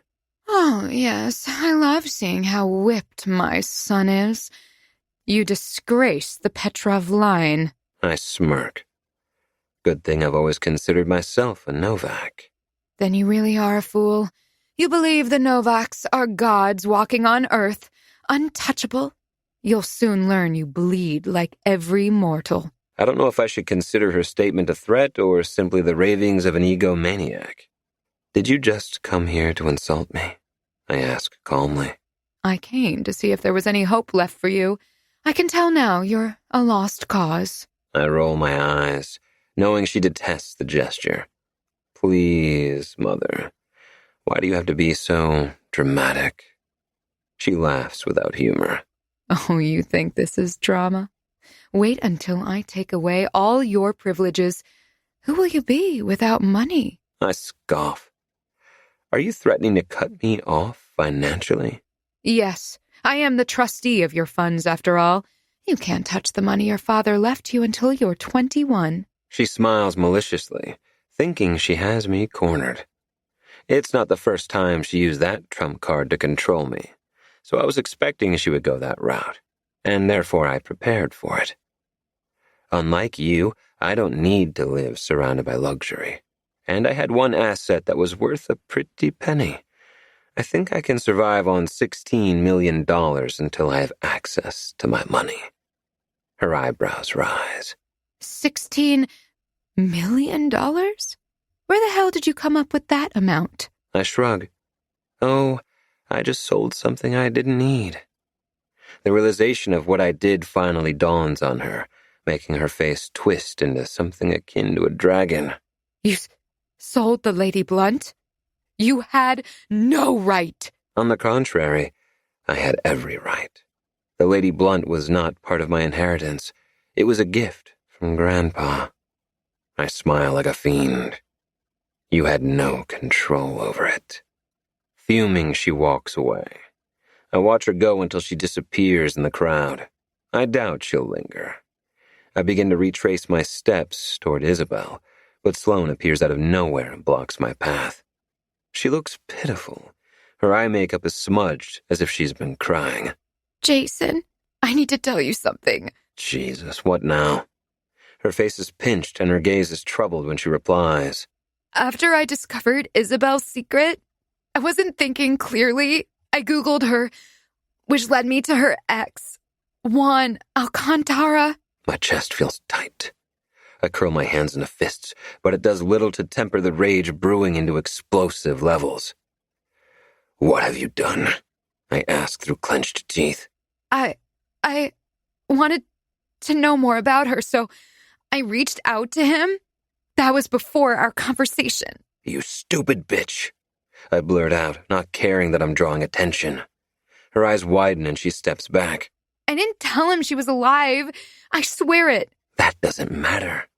It was the clue he was waiting for, and Sloane just handed it to him on a silver platter. I pass a hand over my face. Why are you telling me this now? Because I saw him. He's here. I spoke to him. I think he's bad news. He said I wouldn't have to worry about Isabel any longer. My blood seems to freeze in my veins. Isabel. He came for her. My pulse is now pounding in my ears as I stalk around Sloane. My mind is focused solely on finding Isabel and getting her to safety.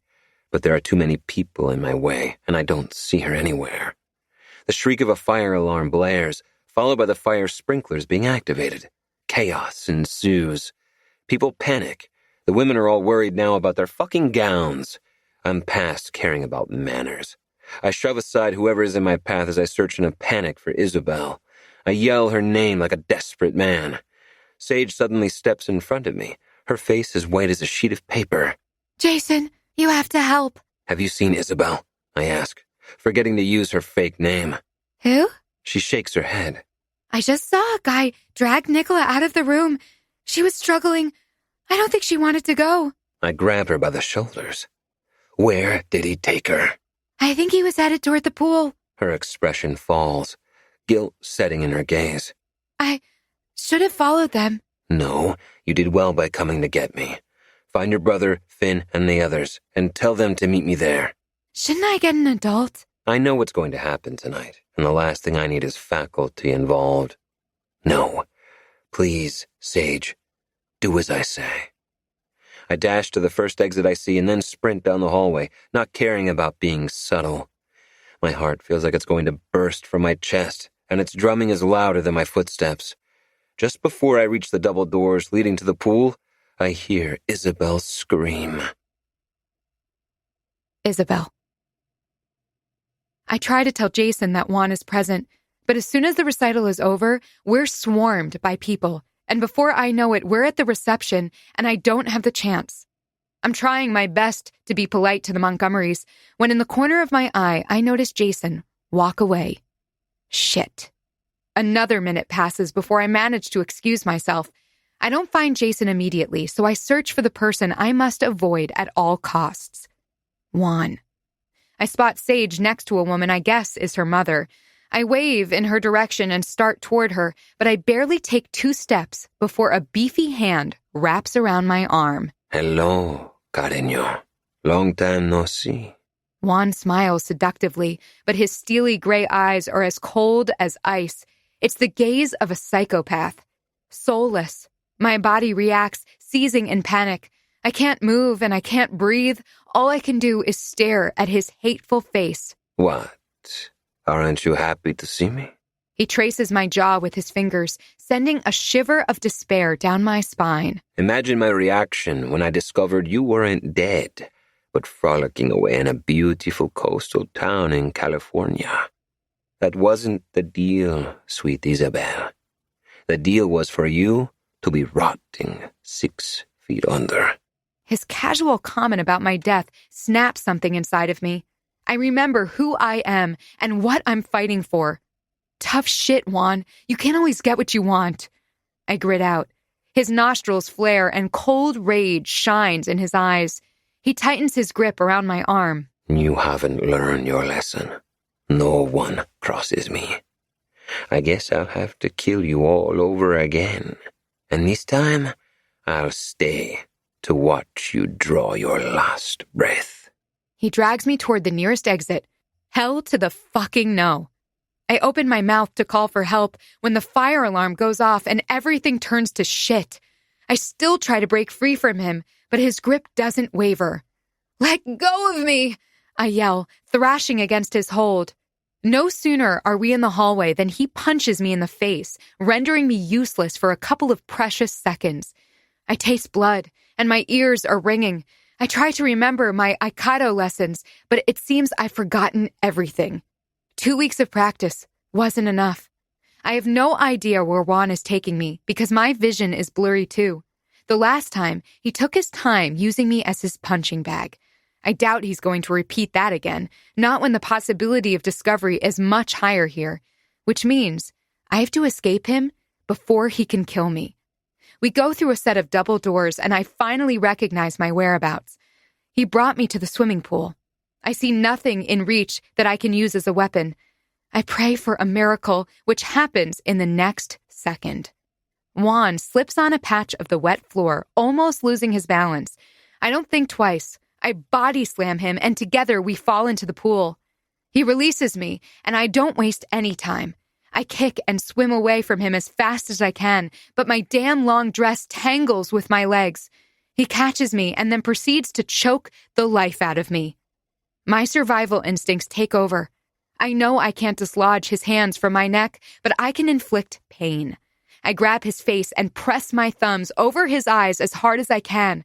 Bubbles come out of his mouth as he screams underwater. I'm free again. I break through the surface with a loud gasp. A coughing fit follows as water comes up my throat. I keep swimming toward the edge, knowing he's right behind me. You fucking bitch. He grabs me by the hair and yanks hard. I scream, but soon it gets muffled by the water entering my mouth when he pushes me under. For a dizzying moment, I see nothing but bubbles of air. I'm drowning, and there's not a damn thing that I can do. I think about Jason, about all the things I didn't say to him, and regret consumes me. I should have told him I loved him sooner. I should have lived longer. Chapter 36. Jason. I burst through the doors like a hurricane. The motherfucker is in the pool, too busy drowning Isabel to notice my presence. I yank my jacket off and dive in. Submerged, I have a clear view of her, and she isn't moving. No, I can't be too late. I just heard her scream. My vision becomes tinged in red. I don't care about consequences. I'm killing the son of a bitch tonight. I grab him from behind in a chokehold and yank him away from Isabel. I'm too aware that I need to end this fast and help her, but it's obvious he won't make it easy for me. We thrash in the water, and I begin to lose my grip on him. The slack allows him to elbow my stomach, and he breaks free.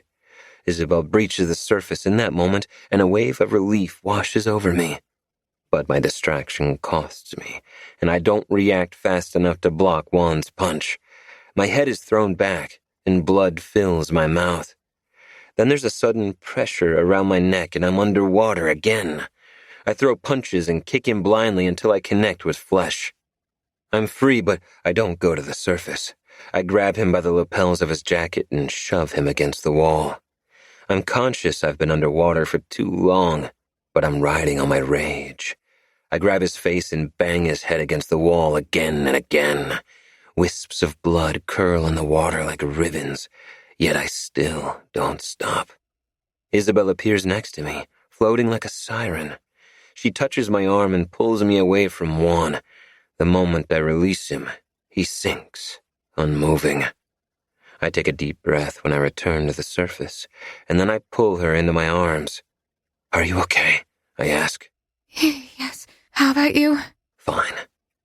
I search her face and get hit by another bout of fury when I see the swelling under her right eye. I want to scream and cry. I'm so sorry, babe. I kiss her softly on the lips, afraid to hurt her. Don't apologize for saving my life, she whispers. Footsteps echo in the open room. I turn and find Finn, Luke, Reed, and Cameron sporting similar stupefied looks. What happened? Finn asks. Isabel's ex-boyfriend tried to kill her again, I say. Isabel? Finn raises an eyebrow. That's my real name, she replies. I had to change it and move to Triton Cove because of him. It's a long story. Luke and Reed walk closer, and then Reed pipes up. He's dead, isn't he? We turn and confirm that most likely he is. Did you? Finn starts, but doesn't finish. I have no regrets. He tried to kill us. It was self-defense, I say. We need to call my father. Reed pulls his cell phone out. No! Isabel blurts out. You can't. Why not? Luke asks. No one can know what happened here.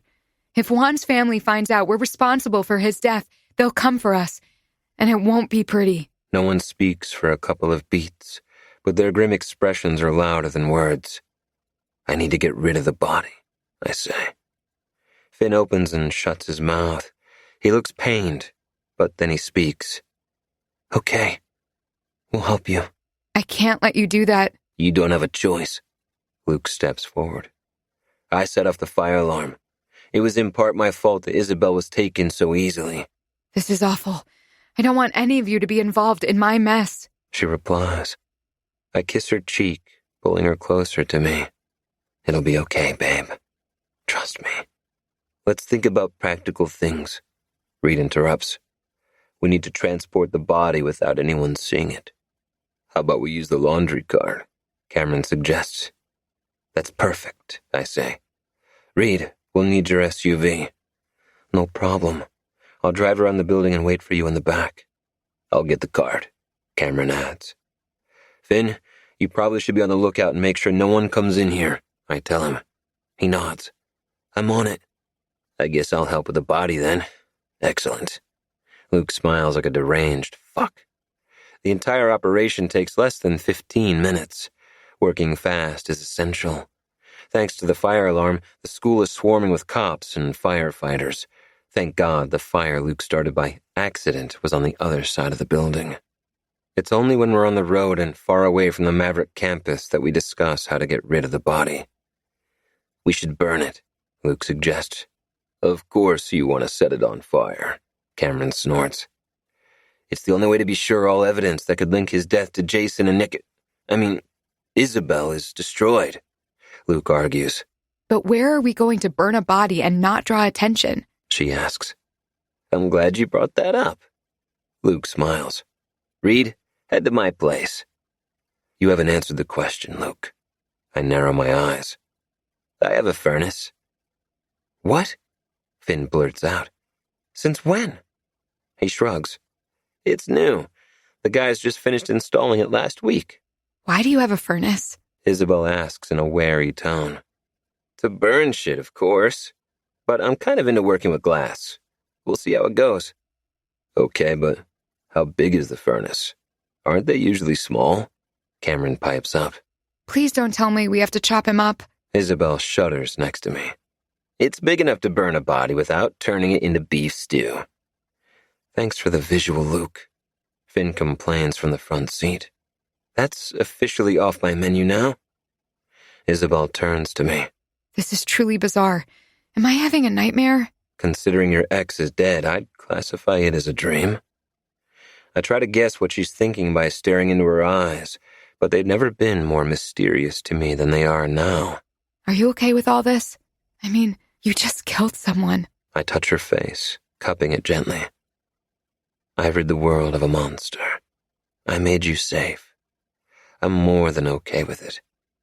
The question is, are you? Oh, Jason. Of course I am. I'll never forget what you did for me. Never.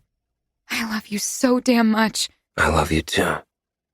Aw, nothing like a dead asshole to strengthen the bonds of love, Luke jokes. Dude, Seriously? Finn complains. It's okay.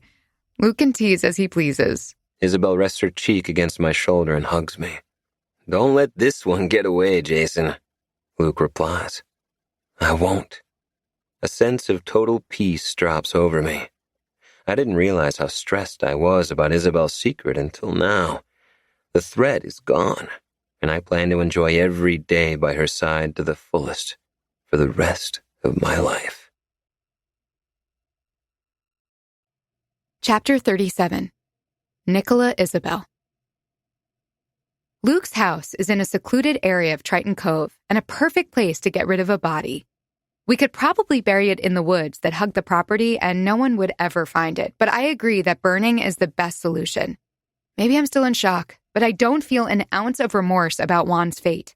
He deserved what he got. My only regret is that he didn't suffer more. My neck and face are tender where he choked and punched me, and I'm sure I'll bruise. Reed parks in the 10-car garage, which is only half filled with expensive cars. It seems my mother and Sage are back already. We texted Sage on the way here to make sure she was okay, and also to stop her from worrying about me. We'll never be able to tell her the truth, though.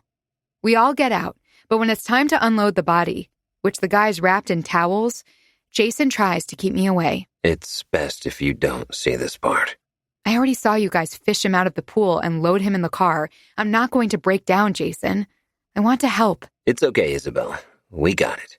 Luke gives me 2 thumbs up, smiling from ear to ear. Easy for you to say when we're the ones doing all the heavy lifting. Cameron complains.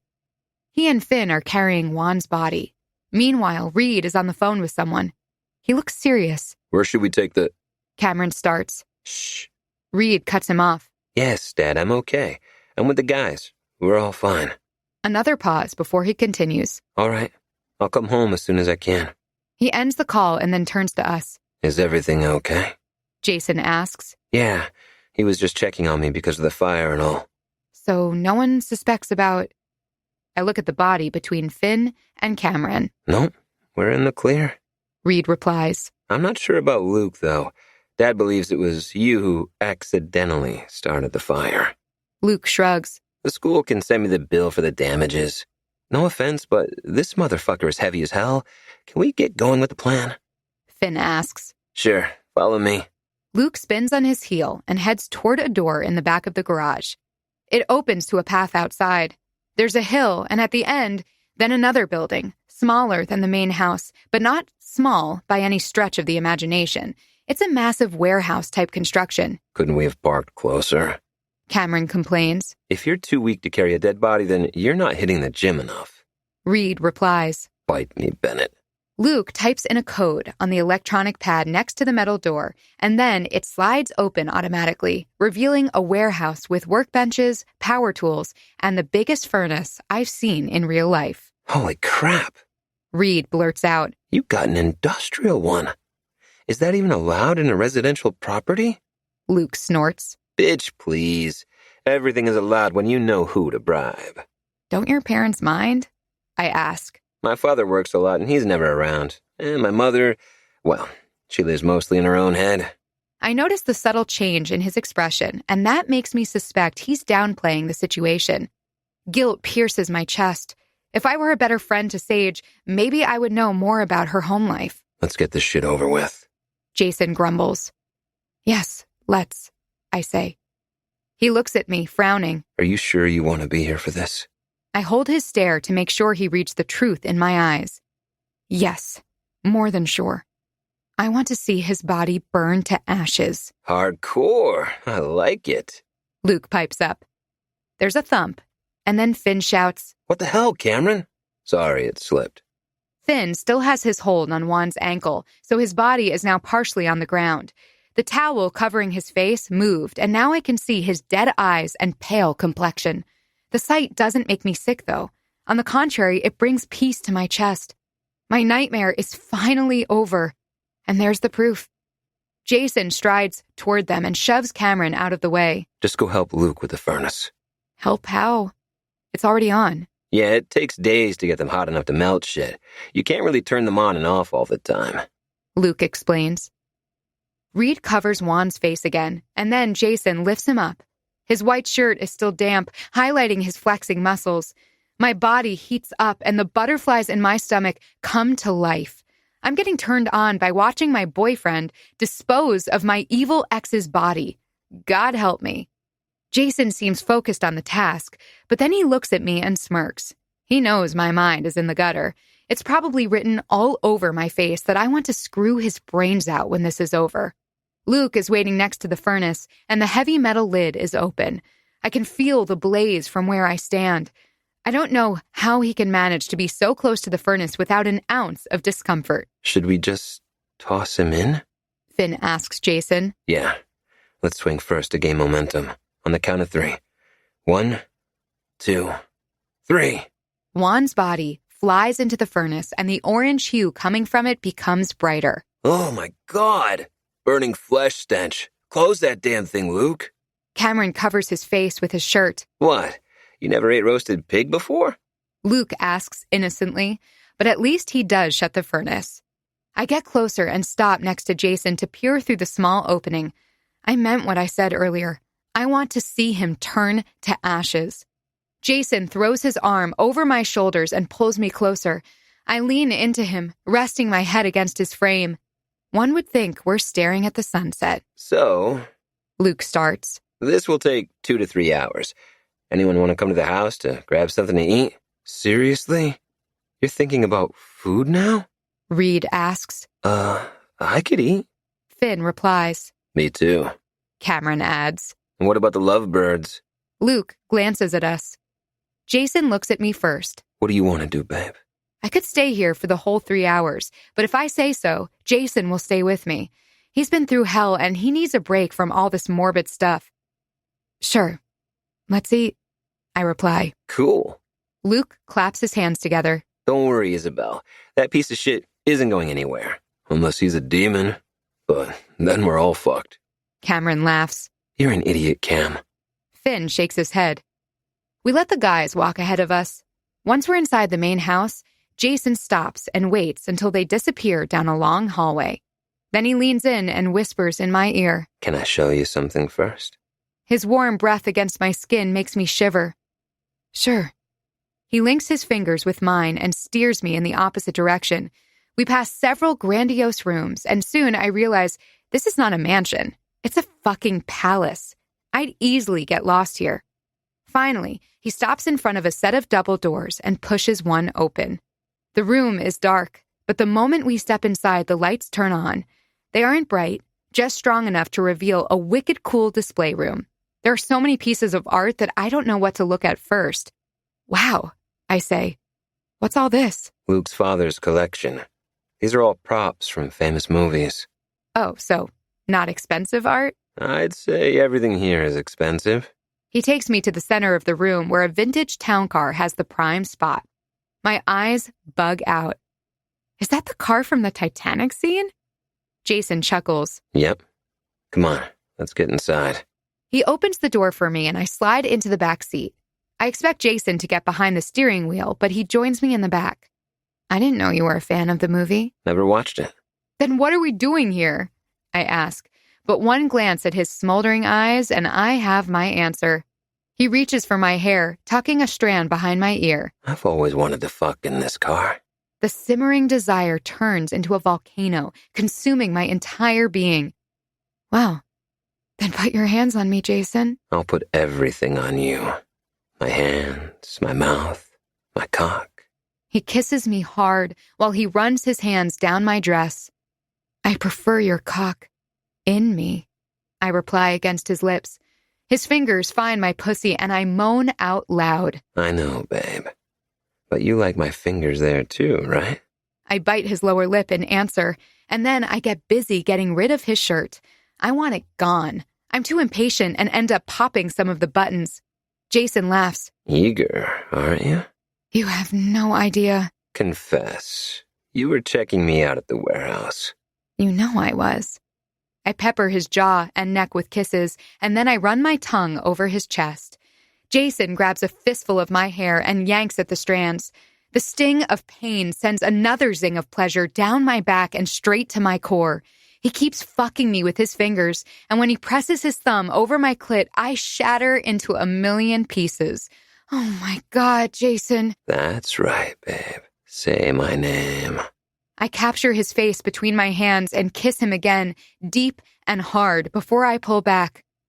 I want to ride you. Damn straight you will. He makes quick work of his pants and boxers, and like a nympho, I straddle him, impaling myself on his cock. Jason grabs my hips and helps with the pace. The car begins to rock from side to side, the old suspension squeaking loudly and the windows fog, just like in the movie. Our mouths are fused together again, as if we both want to meld into each other. I've never wanted anyone as ferociously as I want him. I've never loved anyone more fiercely either. He's everything to me, and that's a thought that should scare me, but it has the opposite effect.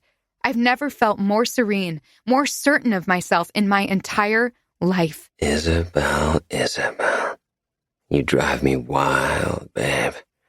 I'm so close. He rasps against my lips. Fuck me harder then. The noise we're making is almost deafening, and there's a high chance we'll damage the car, but we're both past caring. My orgasm is approaching fast, my toes are curling inside my shoes, and it feels like I'm spinning out of control. When the tremors hit me, I scream against his lips. He grunts a couple of seconds after me, but we don't stop moving until much, much later. I climax again before we stop completely, and I rest my forehead against his shoulder. Holy shit, I blurt out. You can say that again. I have no words. He kisses me on the cheek. Someone whistles from outside, and it echoes loudly in the room. Shit, we've got company. Jason grumbles. Luke? I ask him softly. I hope you guys are done with post-murder sex. Pizza's ready? Jason chuckles, shaking his head. No, surprisingly, that was Finn. Chapter 38. Jason. 10 months later. I wake to the sound of the ocean, and it feels like I'm still dreaming. Isabel snuggles against me, pressing her nose against my shoulder. My arm is wrapped around her waist, and her leg is covering mine. Good morning, babe. I kiss her forehead. Is it morning already? I'm afraid so. There's a knock on the door, and then Isabel's mother asks if we're up already. I say, yes. At the same time, Isabel says, No, you'd better get going or you'll miss all the fun. Carol Maldonado sings songs. Tell me again why we agreed to go with them to explore the town at this ungodly hour, Isabel asks. I chuckle. I was trying to score brownie points with your folks. I don't know why you agreed. After graduation, Isabel and I decided to take a trip, and the first stop was to visit her parents in Costa Rica. They'd made enough money in their careers as executives for big international corporations to be able to retire early. Their beachfront house in Santa Teresa is a little piece of paradise, and I wouldn't mind staying for a while. We had to tell them about Juan's visit to Triton Cove, which gave me plenty of anxiety. I didn't want them to look at me and see another monster, but they treated me like a hero and made me feel like I was part of their family already. I've never experienced anything like that in my life, and I'm still pinching myself, thinking this is all a dream. For all intents and purposes, Isabel is still Nicola Devlin, because resurrecting Isabel would be too suspicious. She hasn't decided yet if she'll return to the music scene as a new prodigy. For now, she's happy to travel and play with me, and I've been busy composing music, which it turns out is what my passion truly is. As far as we know, Juan's family doesn't suspect we're responsible for his disappearance. This we learned from her parents' lawyer in Spain, who helped them fake her death in the first place. It seems the asshole never told anyone what he was up to, and he might have used fake travel documents to come to the U.S. He was careful to not leave any trail that could link him to Isabel's death if he had succeeded, and, in the end, that worked in our favor. I only agreed because you seemed keen. She hits my chest playfully. Well, I am, actually. She leans on her elbows and stares into my eyes. Are you going to finally step out of the shade and get some sun? I'm beginning to think I'm dating Edward Cullen. Well, your name is Isabel. Maybe I am a sparkling vampire. Are you going to bite me then? I roll on top of her, pressing my morning wood against her pelvis. She wiggles underneath me. I know what you're doing. I caress her face, still mesmerized that she lets me worship her after our rough beginning. Her beautiful violet eyes widen innocently. I have no idea what you mean. She parts her legs and my cock slides to her entrance. Damn it. She's so wet that it wouldn't take much to sheathe myself in her. We don't have time, I say. Smiling like a little minx, she wraps her legs around my hips. I say we do. I kiss her deeply as I plunge into her heat. The bed creaks as I move, making her giggle. God, I hope your parents are eating breakfast in the patio outside. I whisper against her lips. Stop talking about them. She captures my lower lip in a love bite. The sting sends a zing of pleasure all the way down to my balls. I try to move at a steady pace to minimize the noise, but hell, I can't go slow when the reward is so sweet and just around the corner. I pump in and out faster, and it's like a damn orchestra is in the room. Isabel becomes tighter around me a second before she gasps loudly. I cover her mouth with my hand, groaning a moment later as I come. There's a sudden loud crack, and then the whole bed collapses with a terrible bang. I stop moving at once and ask, "Are you okay?" Yeah, so much for not making too much noise. I slide off her and sit up. Shit, I can't believe we broke the bed. To my surprise, Isabel starts to laugh hysterically. This isn't funny. What are your parents going to think? She's laughing so hard, she's crying already.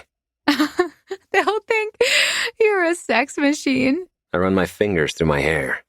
Great. Jason, babe, it's okay. She touches my arm. I try to scowl, but I can't when she looks so happy that it makes my heart overflow with the same emotion. I crack a smile. If they say anything, I'll blame you. That's fine. My phone rings, making me frown. I got a new number specifically for this trip because I didn't want to be bothered by anyone, a.k.a. my mother. Only Finn and Luke have this number, but they were instructed to not call unless it was an emergency. Isabel, knowing this, looks worried. What do you think happened? I jump to my feet. Only one way to find out. I fish the phone from my backpack. It's Finn, I tell her. Answer it already. Hello? Jason, I fucked up, he says in a freaked out voice. What happened? I hurt someone. My heart twists painfully in my chest. How? Please tell me not on purpose. Finn is the nicest guy I know. I'm certain he wouldn't hurt anyone deliberately, but he's a Novak, and it seems our family is cursed. No, but it doesn't matter. His voice breaks. He's just a kid, and God, Jason, it was awful. I need you. Please come home. I lock gazes with Isabel. She must have overheard part of the conversation because her eyes are filled with distress. I'll be on the next flight out. Don't worry, Finn. We'll sort everything out. When I end the call, my heart is as heavy as lead. Isabel is already on her feet, collecting our things. You don't need to come, babe. She whips her face to mine. Finn is in trouble. Don't expect me to stay behind. What about your parents? They'll understand. Family is everything to us. That's my point. You haven't seen them in a long time. I won't be upset if you don't come with me. Her eyebrows arch. You misunderstood me. Finn is family to me. When I didn't think I could love this girl more, she proves me wrong. I reach her in a single stride and pull her against me. I don't know what I did to deserve you. Everything, babe. You did everything. And I'm yours for as long as you want me. Then be prepared for forever.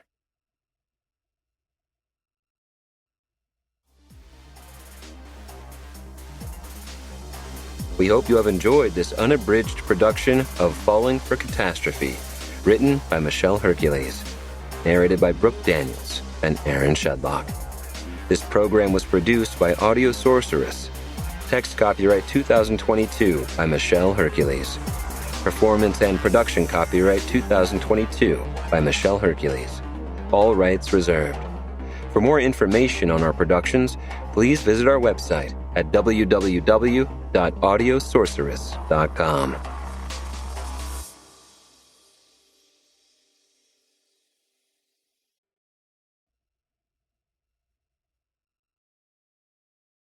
Audible hopes you have enjoyed this program.